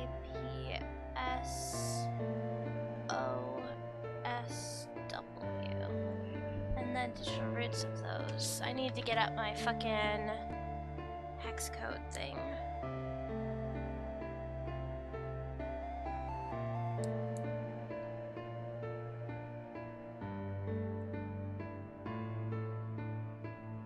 Hold up, getting up my thing, getting out my thing.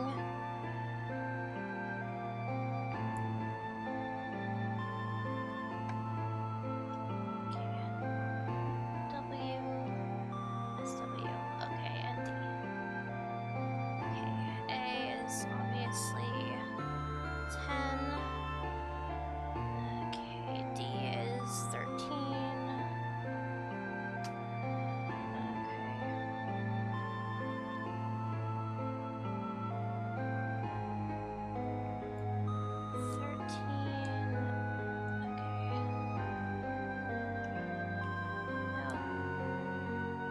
Chart.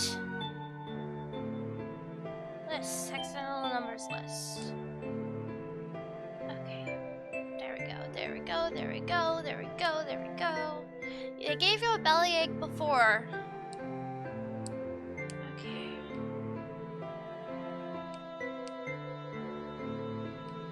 Why does it only go to 15?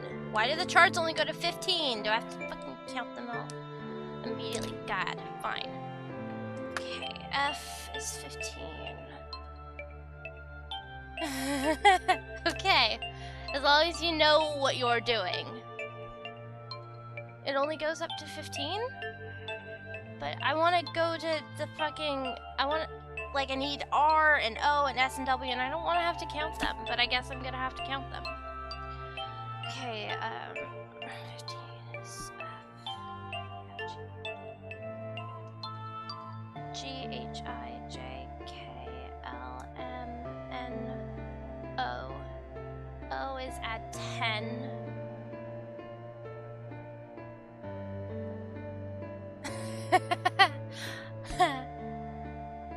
Zero, hex is 16 values. Oh. Shit. God damn it, then how have I been getting through these puzzles?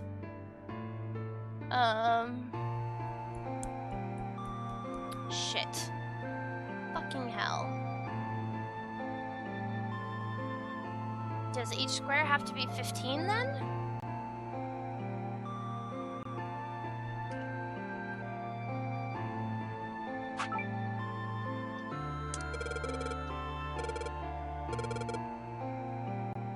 Maybe I need to make all the numbers in the squares the same?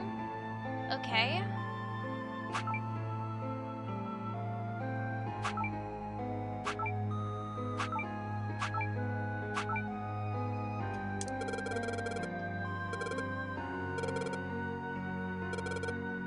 When I switch out 3 with 5, the hint number increases by 2. I bet the hint just adds the surrounding numbers. Okay. I need, if I could figure out what numbers the letters stood for.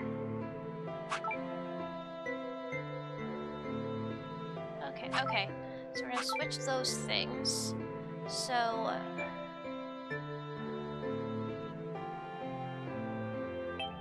the surrounding ones. Where's that? Wait.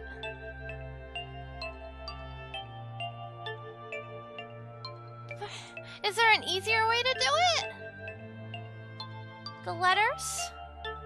What about the letters? What about... I'm so confused. Isn't that not the way to do it? The letters?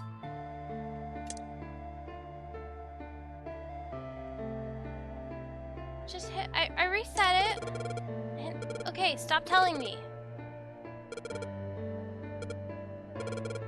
Digital roots. If they're digital roots, they'll always end up as 1 digit. Okay.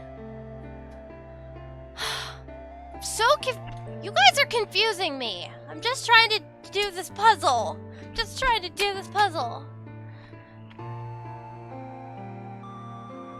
Okay. Well, W is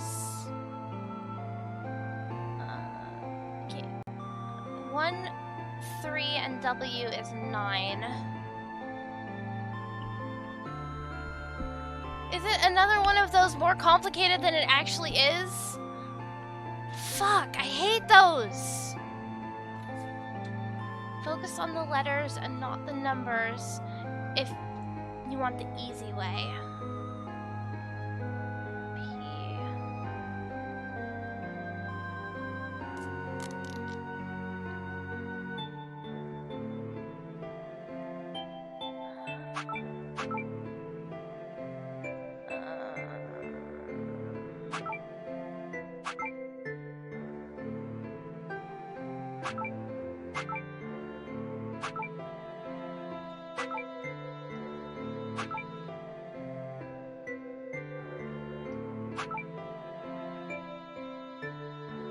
So 9, 8, and 3 is R.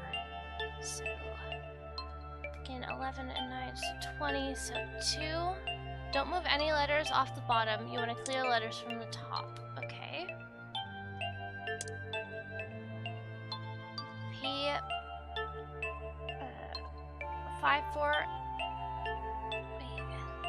6 is 3P and 5. 6 is 3P and 5. 8. I'm just showing if 6s have to be 15. So does that mean P is... Okay, fine. You know what? Tell me. Numbers don't make any... The letters don't make any sense to me. Numbers I can do. The letters...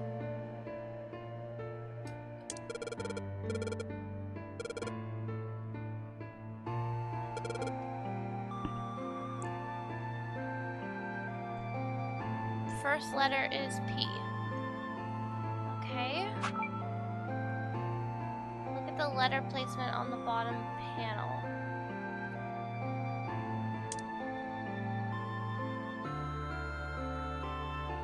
Switch P with 1. Okay.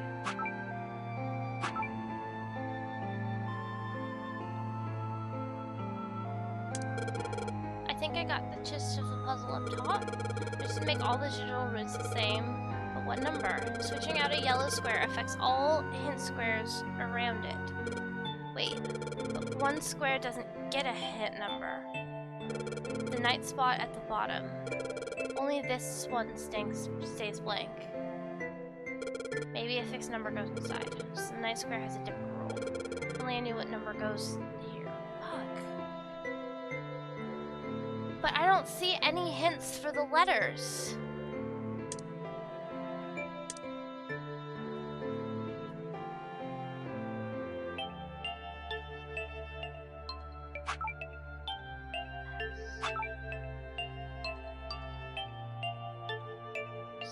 There is S, okay. Wait. Other 3? What?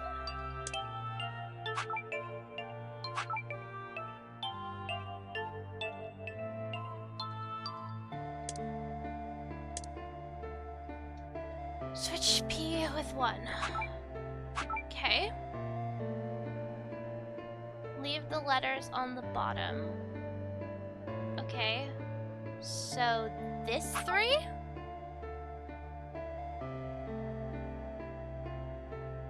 Okay, no, not that 3. Shit, okay. P with 1. 3 on the bottom with S.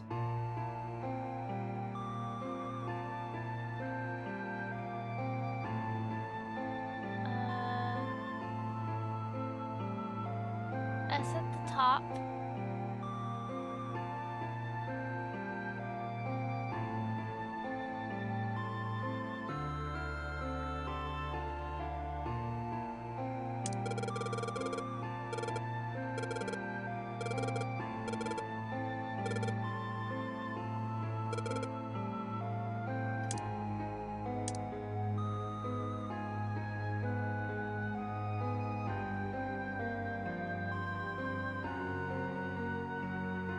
I have no idea what you guys are saying.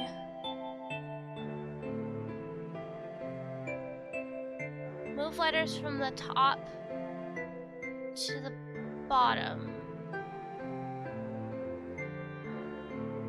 Bottom row needs to be all letters.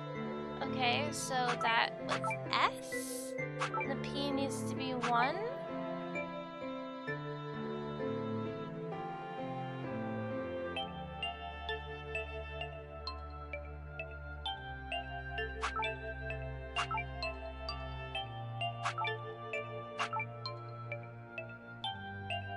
No, the grid needs to be all numbers.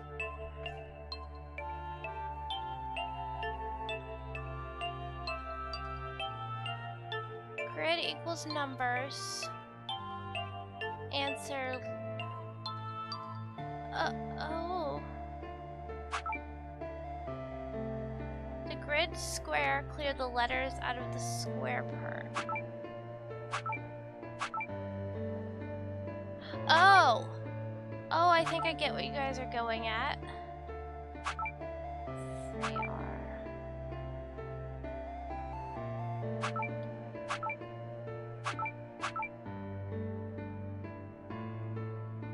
Sorrow? No. S-O-R. Reset, you messed it up already? Does it have to be in the same order? P-A-S... Password?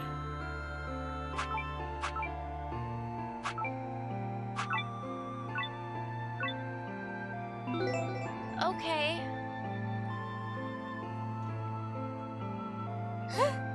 I did it. Hey, buddy.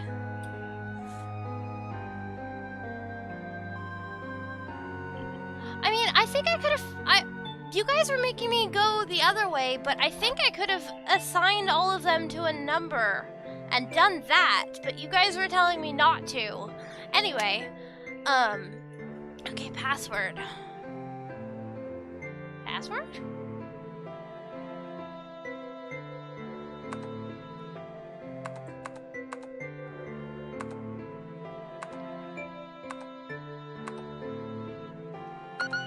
No, that's not it.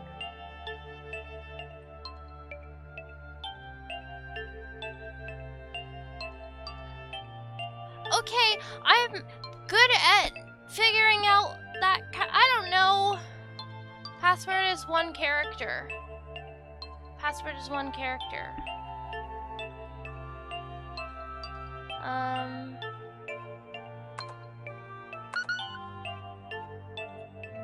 0? Password? I'm inputting a password now then. Are there any hints? What the hell am I supposed to put here? 6? The screen appeared after I solved the last puzzle. Maybe the hint was in that one?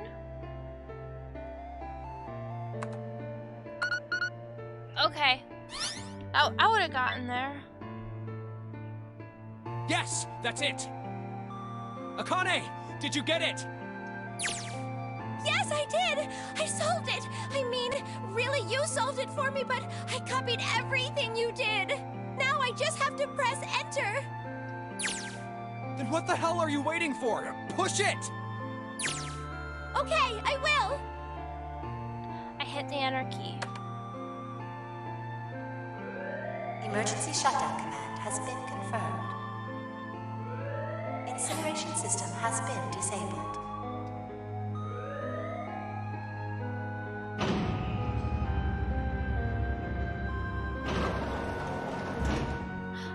Yeah, I guess. Jumpy! I guess, yeah. It worked! But I could have figured it out eventually, but I'm tired. It worked! And I kind of wanted to just stop. I could have figured that out eventually. I am sure that I could have. Tears rolled down my face as I cried out to him, but they were a very different sort of tears. A wonderful feeling of accomplishment and relief flooded my body.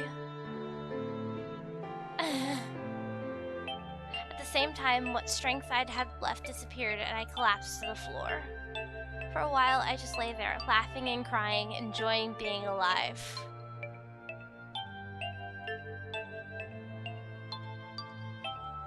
Every time I thought about him, I thought my heart would burst. Baby is saved. Whew. I can't quite believe I did that, but I'm so glad, so glad.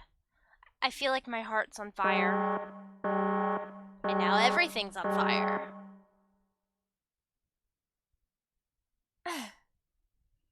It did not, to me, it did not click at all. I thought numbers. My brain was in number mode. No, I don't have time to be thinking about that kind of shit. I need to tell Akane. Akane! Sorry, but things are kind of busy over here. I didn't even see the numbers as... My brain is not very good at, like, jumbling, like, letters and putting that out. I'm just a numbers type of person. I'm also a word type of person, but yeah, no, I was totally thinking numbers. I was doing math and I was not thinking English. I was not using my humanities brain. I was using my STEM brain. I'm gonna have to hang up now. Of course, that's fine. I wiped the tears from my eyes and nodded vigorously, even though I knew he couldn't see me. Then I looked over at the corner of the floor.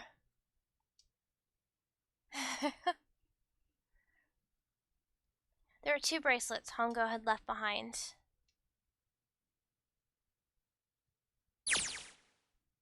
Now. Well, Seven and Lotus didn't look particularly happy with me. Not a very nice look to give someone who just saved your lives, guys. Junpei, are you... Okay? Shut it. By the way, hello, Holly. Thanks for helping me during that troubling time. Right, okay, so maybe they have a reason to be pissed off. So what if I haven't pressed the enter key yet? Alright, nothing holding me back now. Here goes. Wait. Incineration will begin in 90 seconds. Uh-oh. It doesn't sound like it's stopping. Uh-oh. Uh-oh. What the shit? Why isn't it stopping? What the shit? Okay, maybe I didn't hit the key hard enough? Just hit it again, and again, and again. Okay, that's not working either. The alarm's still going off. What the hell is going on? I've got all the right numbers in the right boxes. It's perfect. Oops, all incineration. So why the fuck isn't this thing stopping? F-chart. Incineration will begin in 60 seconds.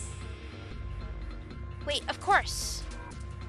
That's what the numbers that showed after the puzzle mean.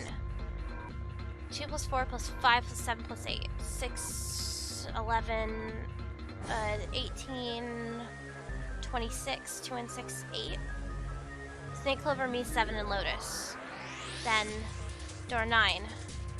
No, that's it. That number on the door isn't a 9. It's not even a number. It is hidden, but an exit can be found. Seek a way out. Seek a door that... Holy shit. Of course. Then we just have to put the right number into the red and... Incineration will begin in 30 seconds. Run, guys! Get to the door! Run! Oh shit, oh shit, oh shit. Don't have much time. Man, I sure hope they can just trust me on this one or we are all fucked. F-chart! Alright, no time to explain, just go. Quick! Verify your numbers on the red! Verify? Who? What combination? All of us! We all need to verify! Why? You really think this is a good time to ask questions? Just do it! Hurry, hurry, hurry, hurry, hurry. Incineration will begin in 10 seconds. 9, 8, 7, 6, 5, 4, 3, 2. Central gate has been opened. Incineration system has been disabled. Okay. Oh, thank fucking Christ. F-chart.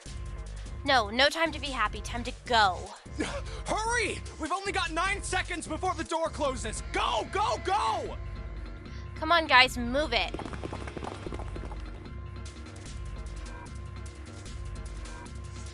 Final door in the digital root puzzle.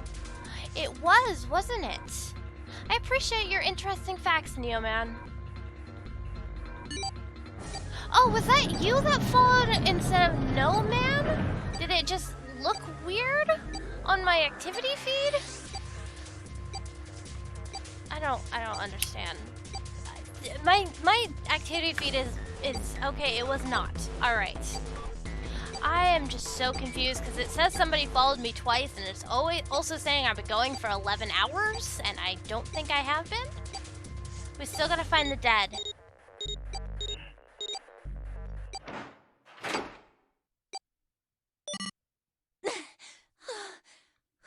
My activity feed is acting all weird. I don't know what's going on.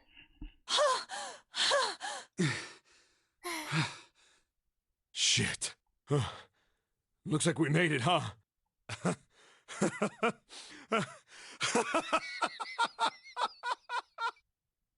Man, that guy sure can laugh when he wants to. Looks like Clover and Lotus are totally out of energy. Snake is shaking his head wearily. I just want to take a nap, but Akane? Akane! Can you hear me? Akane! I just think it was funny. I need to hang up now. I want to tell her we made it. I want to tell her how good I feel. But nothing. Is it gonna cause a paradox? Beep beep.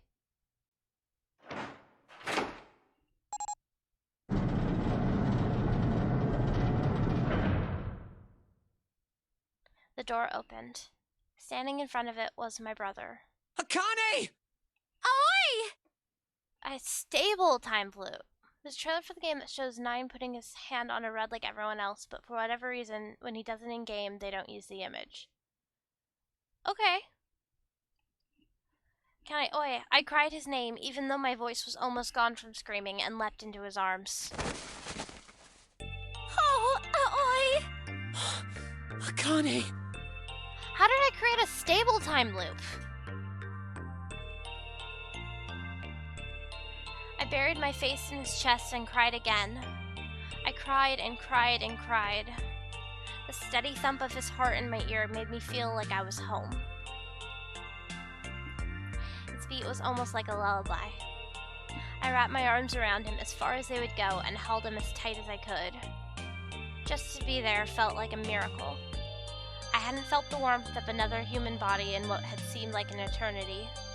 I just wanted to stay there in his arms forever. Okay. The moment I passed through the door, my bracelets had begun to count down to death. I leapt away from him and looked around. The door had already closed. I spotted the dead only a short distance away. It took me only a moment to get to it and scan all the bracelets. I left the ones Hongo had dropped on the scanner panel. Okay. But why did the second game have... That would have been horrifying. That was it.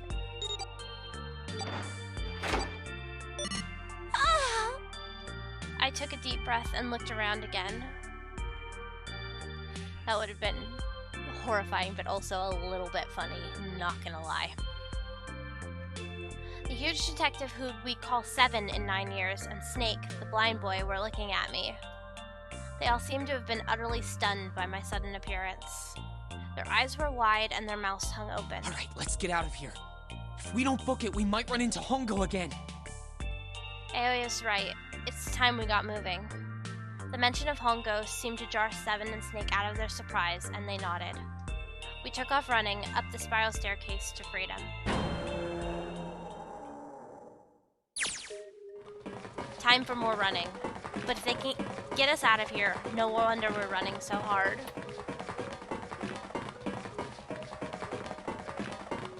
Okay. My heart's beating so hard I could barely hear. But if we did it in the future, we changed the past when I definitely didn't read Homestuck.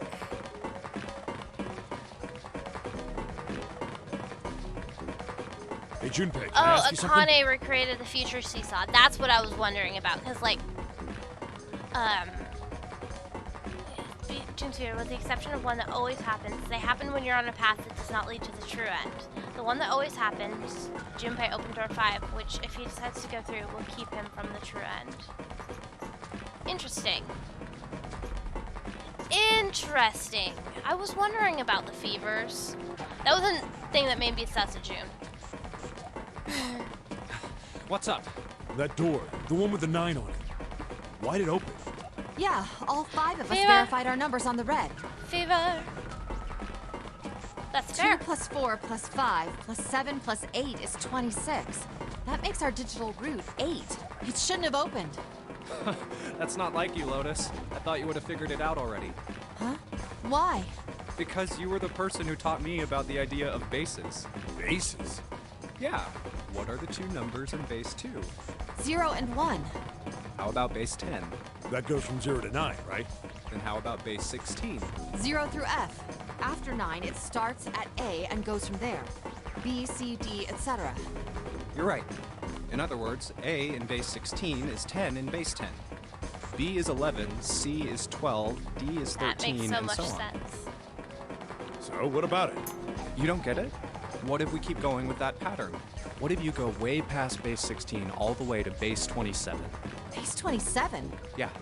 Well, the numerical digits are the same, so I guess you'd add alphabetical digits.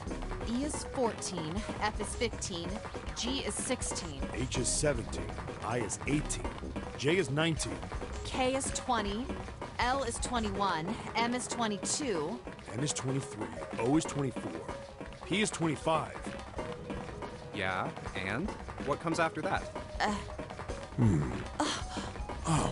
Q. 26! And what does that mean? Wasn't a 9 on the door. It was a Q. It was a Q! A fucking lowercase Q! Yep, that's pretty much it. I guess to put it another way, you could say that it was a 9 in base 10, but a Q in base 27. Time for more running.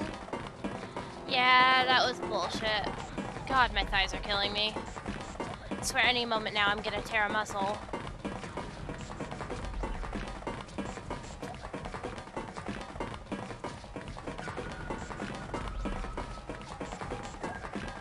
Interesting. Junpei's a twink. Ooh. Photo.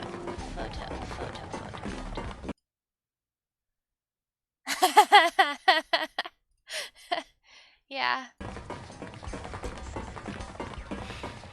He's a twink. He doesn't work out. Ever. Damn, every breath I take is a chore now.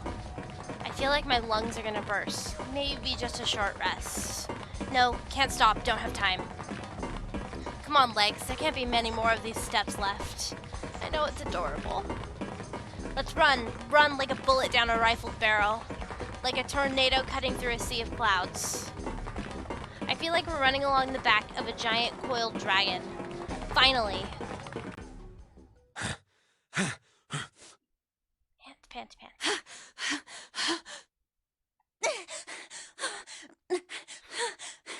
I don't know if I'm ready. Whew. Jesus, I can barely breathe. No, Junpei, no time to rest. Pull yourself together, you're almost there. All right, I'm gonna open it. Yeah. Yes, we're finally here! It's gonna be all taken apart. Please do. All taken away at the last second. I bet. It's not really, but I am so ready for it to happen. It could go either way. Sure, you look like a big heavy door, but you're the only thing standing between me and my freedom. But even more important than that, you're the only thing standing between me and Akane. You're gonna open, and you're gonna open now. I was totally ready for it to not open.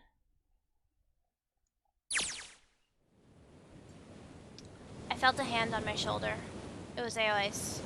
He gave it a small, reassuring squeeze. I know it was really bright. I was so happy I felt like I could melt. My heart was at peace. And not only because my brother and I were back together again. Thanks to the huge detective, all 9 of us who had been kidnapped. We were finally able to escape from the gigantic. On the distant horizon, we could see the faint outline of the ship as it sank. It gave a thunderous roar as it finally slipped beneath the waves.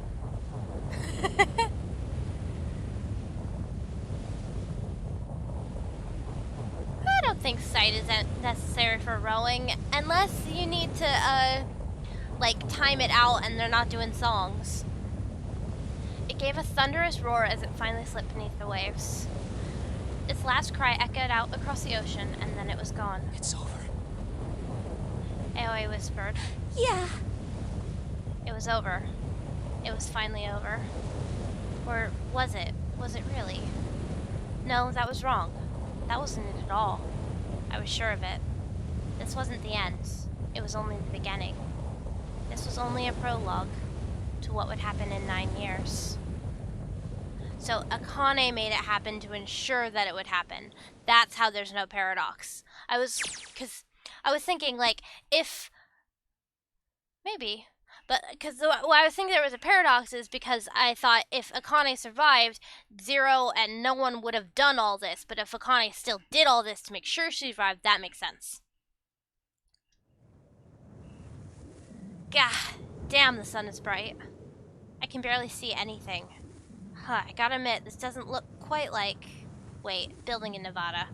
No way. You have got to be shitting me. They're totally in Nevada. What? Makes sense. It can't be. This is... Yep, building in Nevada. It's a gigantic thing. This is Nevada. the building in the Nevada desert.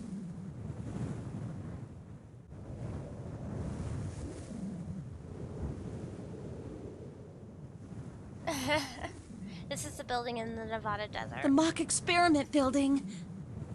Interesting. Oh my god. This whole time we were in Building Q. Sure enough, that's a desert out there with mountains and all around it. I did not know that with the bulkhead closed. I did not even think about that at all, Neoman. Sure enough, that's a desert out there with mountains all around it. Hello there, son. Boy, am I ever glad to see you. I don't think I've ever been so happy to see a sunrise. Huh? Did I just hear something fall?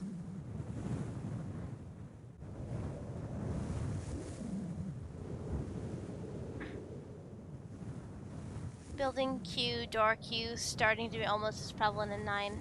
Right, our bracelets. I guess I've never really gotten a good look at the underside of one of these. Let's see what's inside you. Just a little electronic chip, like in an ATM card. That's it. There's nothing else. Nothing that even looks like a detonator. There was never a detonator to begin with. Interesting. Figures. Jumpy. Huh.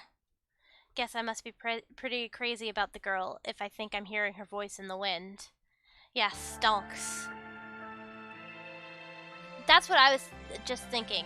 Probably only the ones that deserved it had real detonators. And then if they got killed, that was their own fault. Is that the true end, where everybody lives and everything is good? Because that was a lot. That was pretty good. That was a really fucking good game. Okay, there's more. There's more. Okay, good to know. There's more after the credits. Alright, after credit scene! After credit scene, here we go! Dragon Ball Z.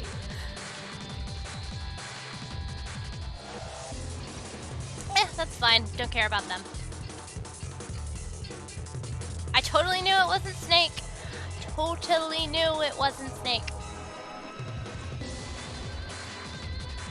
Yes, they are bad, and they deserve death and more. Anyway, I'm definitely going to be playing the other games, because this game was amazing and fucking art. Very, very, very good.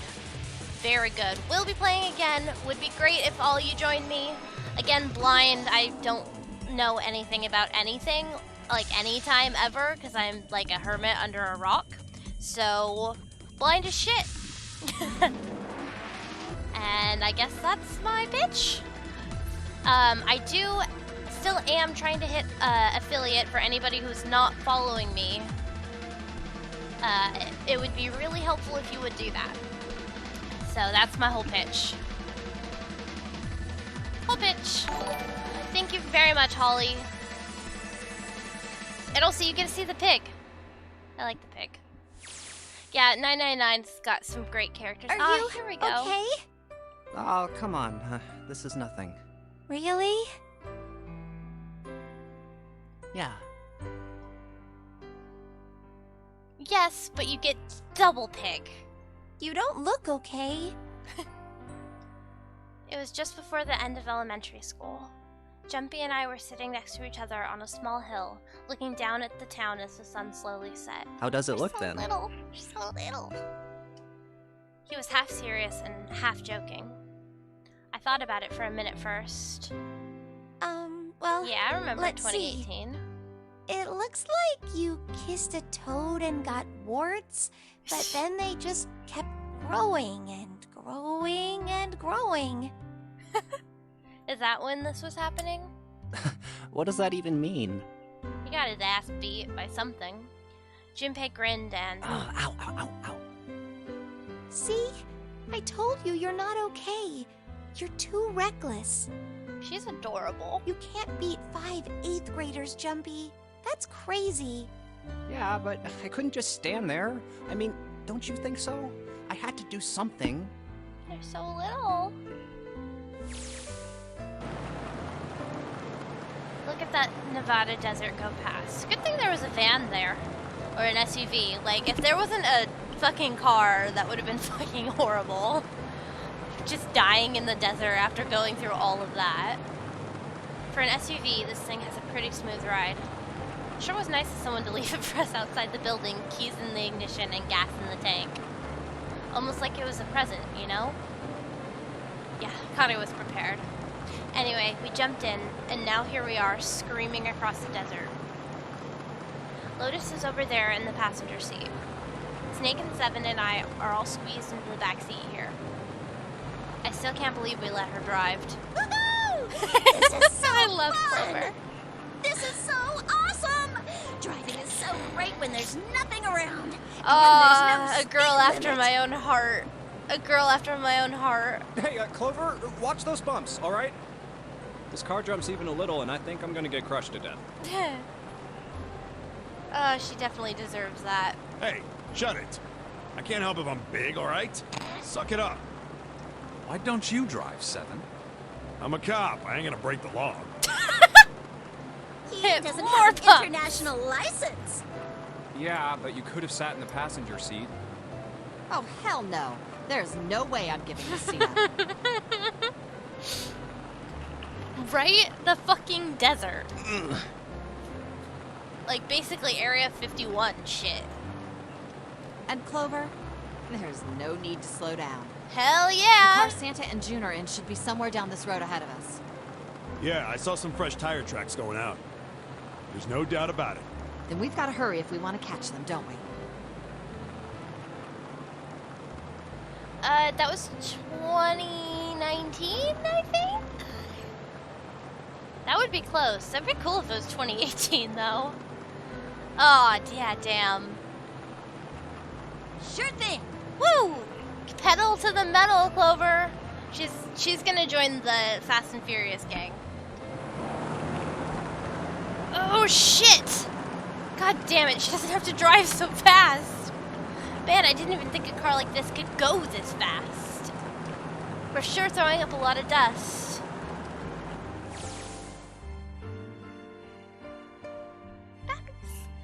It was a couple of hours after we run into the junior high students. They'd been hiding in the bushes in the back of one of the hills, drenching a kitten in gasoline. Oh, and it's thematic too! The moment we saw what they were doing, Jumpy ran up to them, furious. Hey! Yeah, What the hell yeah. are you doing? Then he jumped on them. He quickly scooped up the kitten and tossed it to me. I caught it and ran for the police station as fast as I could.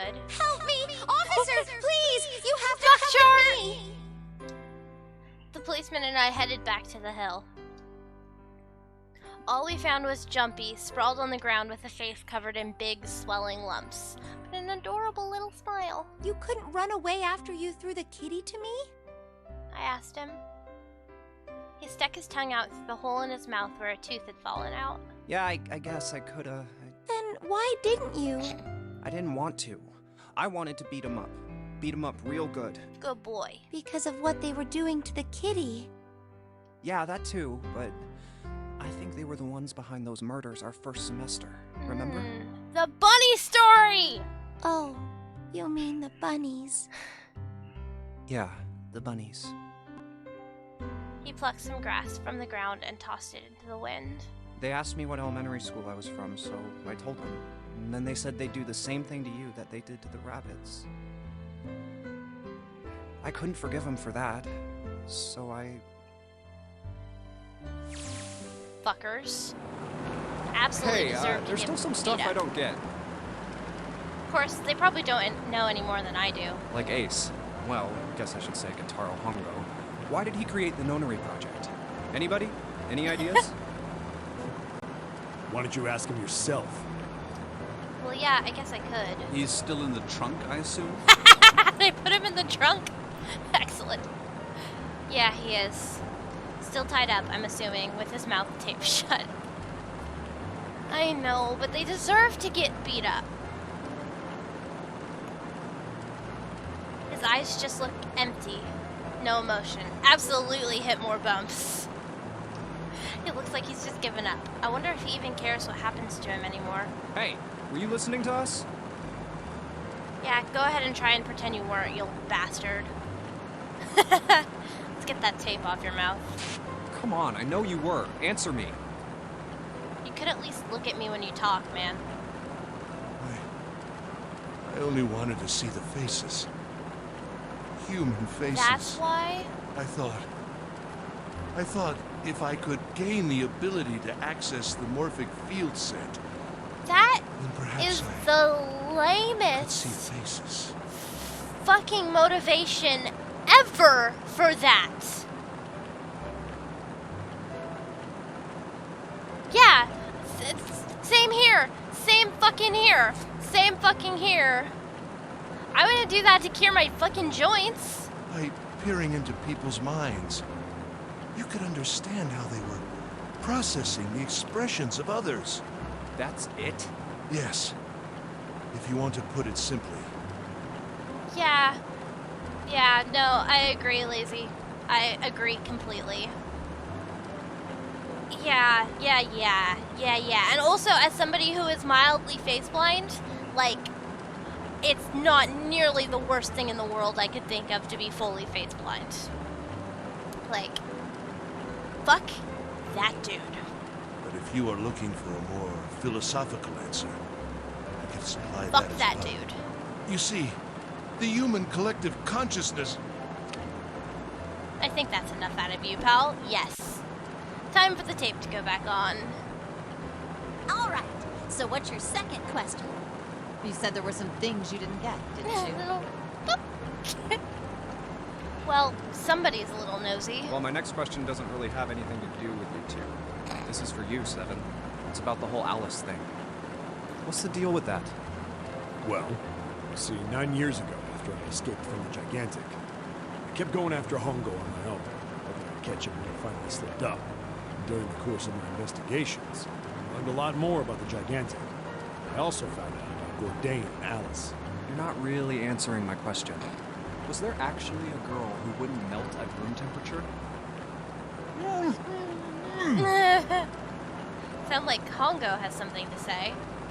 Alright, fine, I'll let you talk, but you gotta behave. What? Alice doesn't exist. 9 years ago, I found Alice's coffin behind the library on the bottom deck. There was nothing in it but the root of a peculiar plant. My research determined that it was a member of the genus Mandragora of the family Solanaceae. I was able to extract a particular alkaloid from it. Is that how they made Soparil? I used that extract to create Soparil. Yes. Its creation was a tremendous boon to my firm, and we grew rapidly. Shit, this is gonna go on forever. Tape's going back on, Hongo. The rest of my questions can wait a bit. For now, I think I'll just enjoy the ride.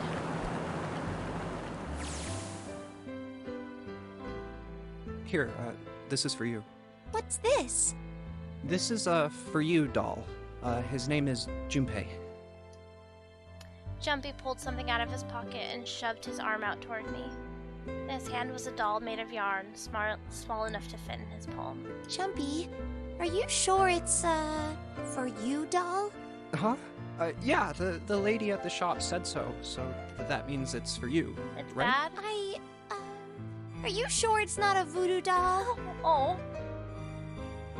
Wait, what? That's... Oh, man. Oh, man. Well, it sure looks like a voodoo doll. I mean, you do know what a voodoo doll is used for, right? Interesting. Yeah, I guess calling it Junpei isn't a very good idea then. Why are you giving me this anyway? It just seems really sudden. Well, you know how after June, we aren't gonna get to see each other too much? I mean, we're gonna be in different schools, and I just thought I'd, Oh, okay, well, how about we call it June then? Okay. So, I wanted Yeah, I did to pick up give on that. you this. You sound like some sort of tribal chief in a Great bad voice movie. actor. That the delivery on "I wanted to give you this." Yes. I, head of tribe. This doll, traditional charm of tribe. So I give this. It me. So we always together. Yeah, I see. Oh, Jumpy. If something bad, then hold and pray. Unfortunate. I go wherever you are. So here, take. I reached my hand out and picked up the doll gently. Thank you. Thank you so much, Jumpy. Before I knew it, I was crying. Tears streamed down my face and fell upon June's tiny yarn body. Oh, Jumpy. I'll never forget you. Yeah. I promise. Yeah. It's really interesting seeing some of these like dated things, even in games that's from 2009, which basically was yesterday to me. Like, basically fucking yesterday, and still we've made so much progress as a society that we recognize, ooh, that's not good, and I think most everybody would recognize that. And it's like, it's definitely rough, but oh, that's really cool. It's definitely rough, but I think it also speaks to progress we've made. I'll never forget you either. The sky was a beautiful crimson red as it melted down toward the horizon. The last golden rays of sunlight stretched out across the city and painted themselves across the hills. We sat, bathed in the warm light of evening. Just the two of us, leaning gently against one another, shoulder to shoulder. The sun set, and we still didn't leave. We watched in silence as the darkness deepened, and one by one, the lights of the town began to flicker on.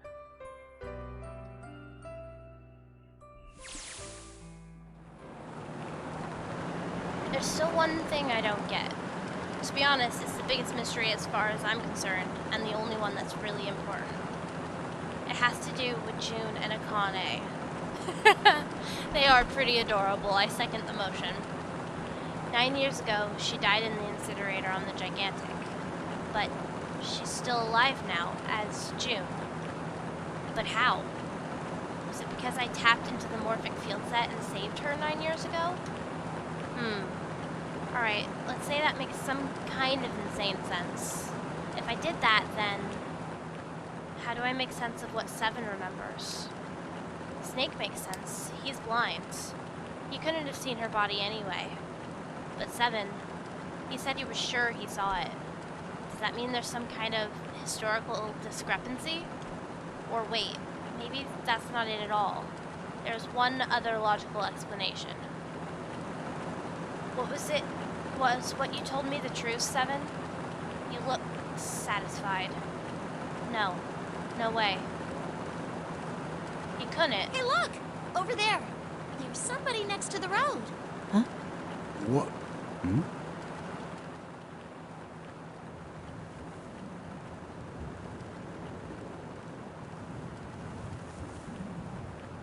Alice?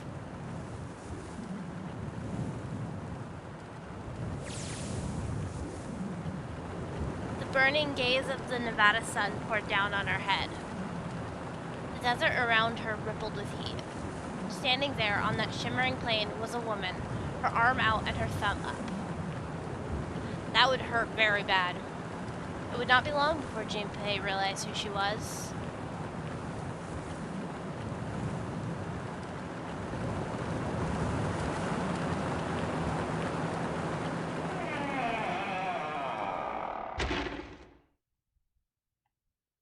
The fuck? Does this go into the second game?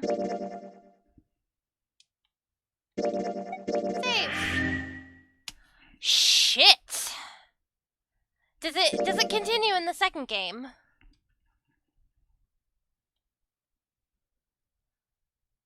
Oh shit. Well, I will definitely. Okay, I am not starting Virtue's Last Reward again tonight. I'm sorry, but I have now been streaming for... I can't tell because my OBS crashed halfway through that last one. I don't need sleep. 5 hours on 5.5 hours. Yeah, about 10 hours. So, yeah, my partner needs sleep, and I was probably keeping it up. I'm sorry, Mitch. So, I'm gonna go. I didn't get stabbed again, so that's good. I didn't get stabbed today. So, thanks everybody for joining. Thank everybody. Welcome Holly and No Man, new followers. I know, I didn't even get stabbed. I did get stabbed with some Felios. Anyway, welcome new follower. I got Cliffhanger stabbed. I guess so, yes. Anyway, welcome. I'm doing JRPG type stuff. Keep the counter up for VLR. Alright, I'll keep the counter up for VLR. And also maybe get a graphic for it. Yeah, everybody thank you very much. Or a fresh one. Yeah, I think maybe a fresh one. Emotional support stabbing counter. Maybe I just leave that up for all of my streams and I'm playing like Berseria or Stardew Valley. That would be really funny in Stardew Valley. Anyway, I'm gonna go. Gots to eat, gots to do all that. And just every time I get stabbed in a game, keep a running tally. Alright. Goodbye everyone. Thanks for watching for so fucking long. Alright, bye.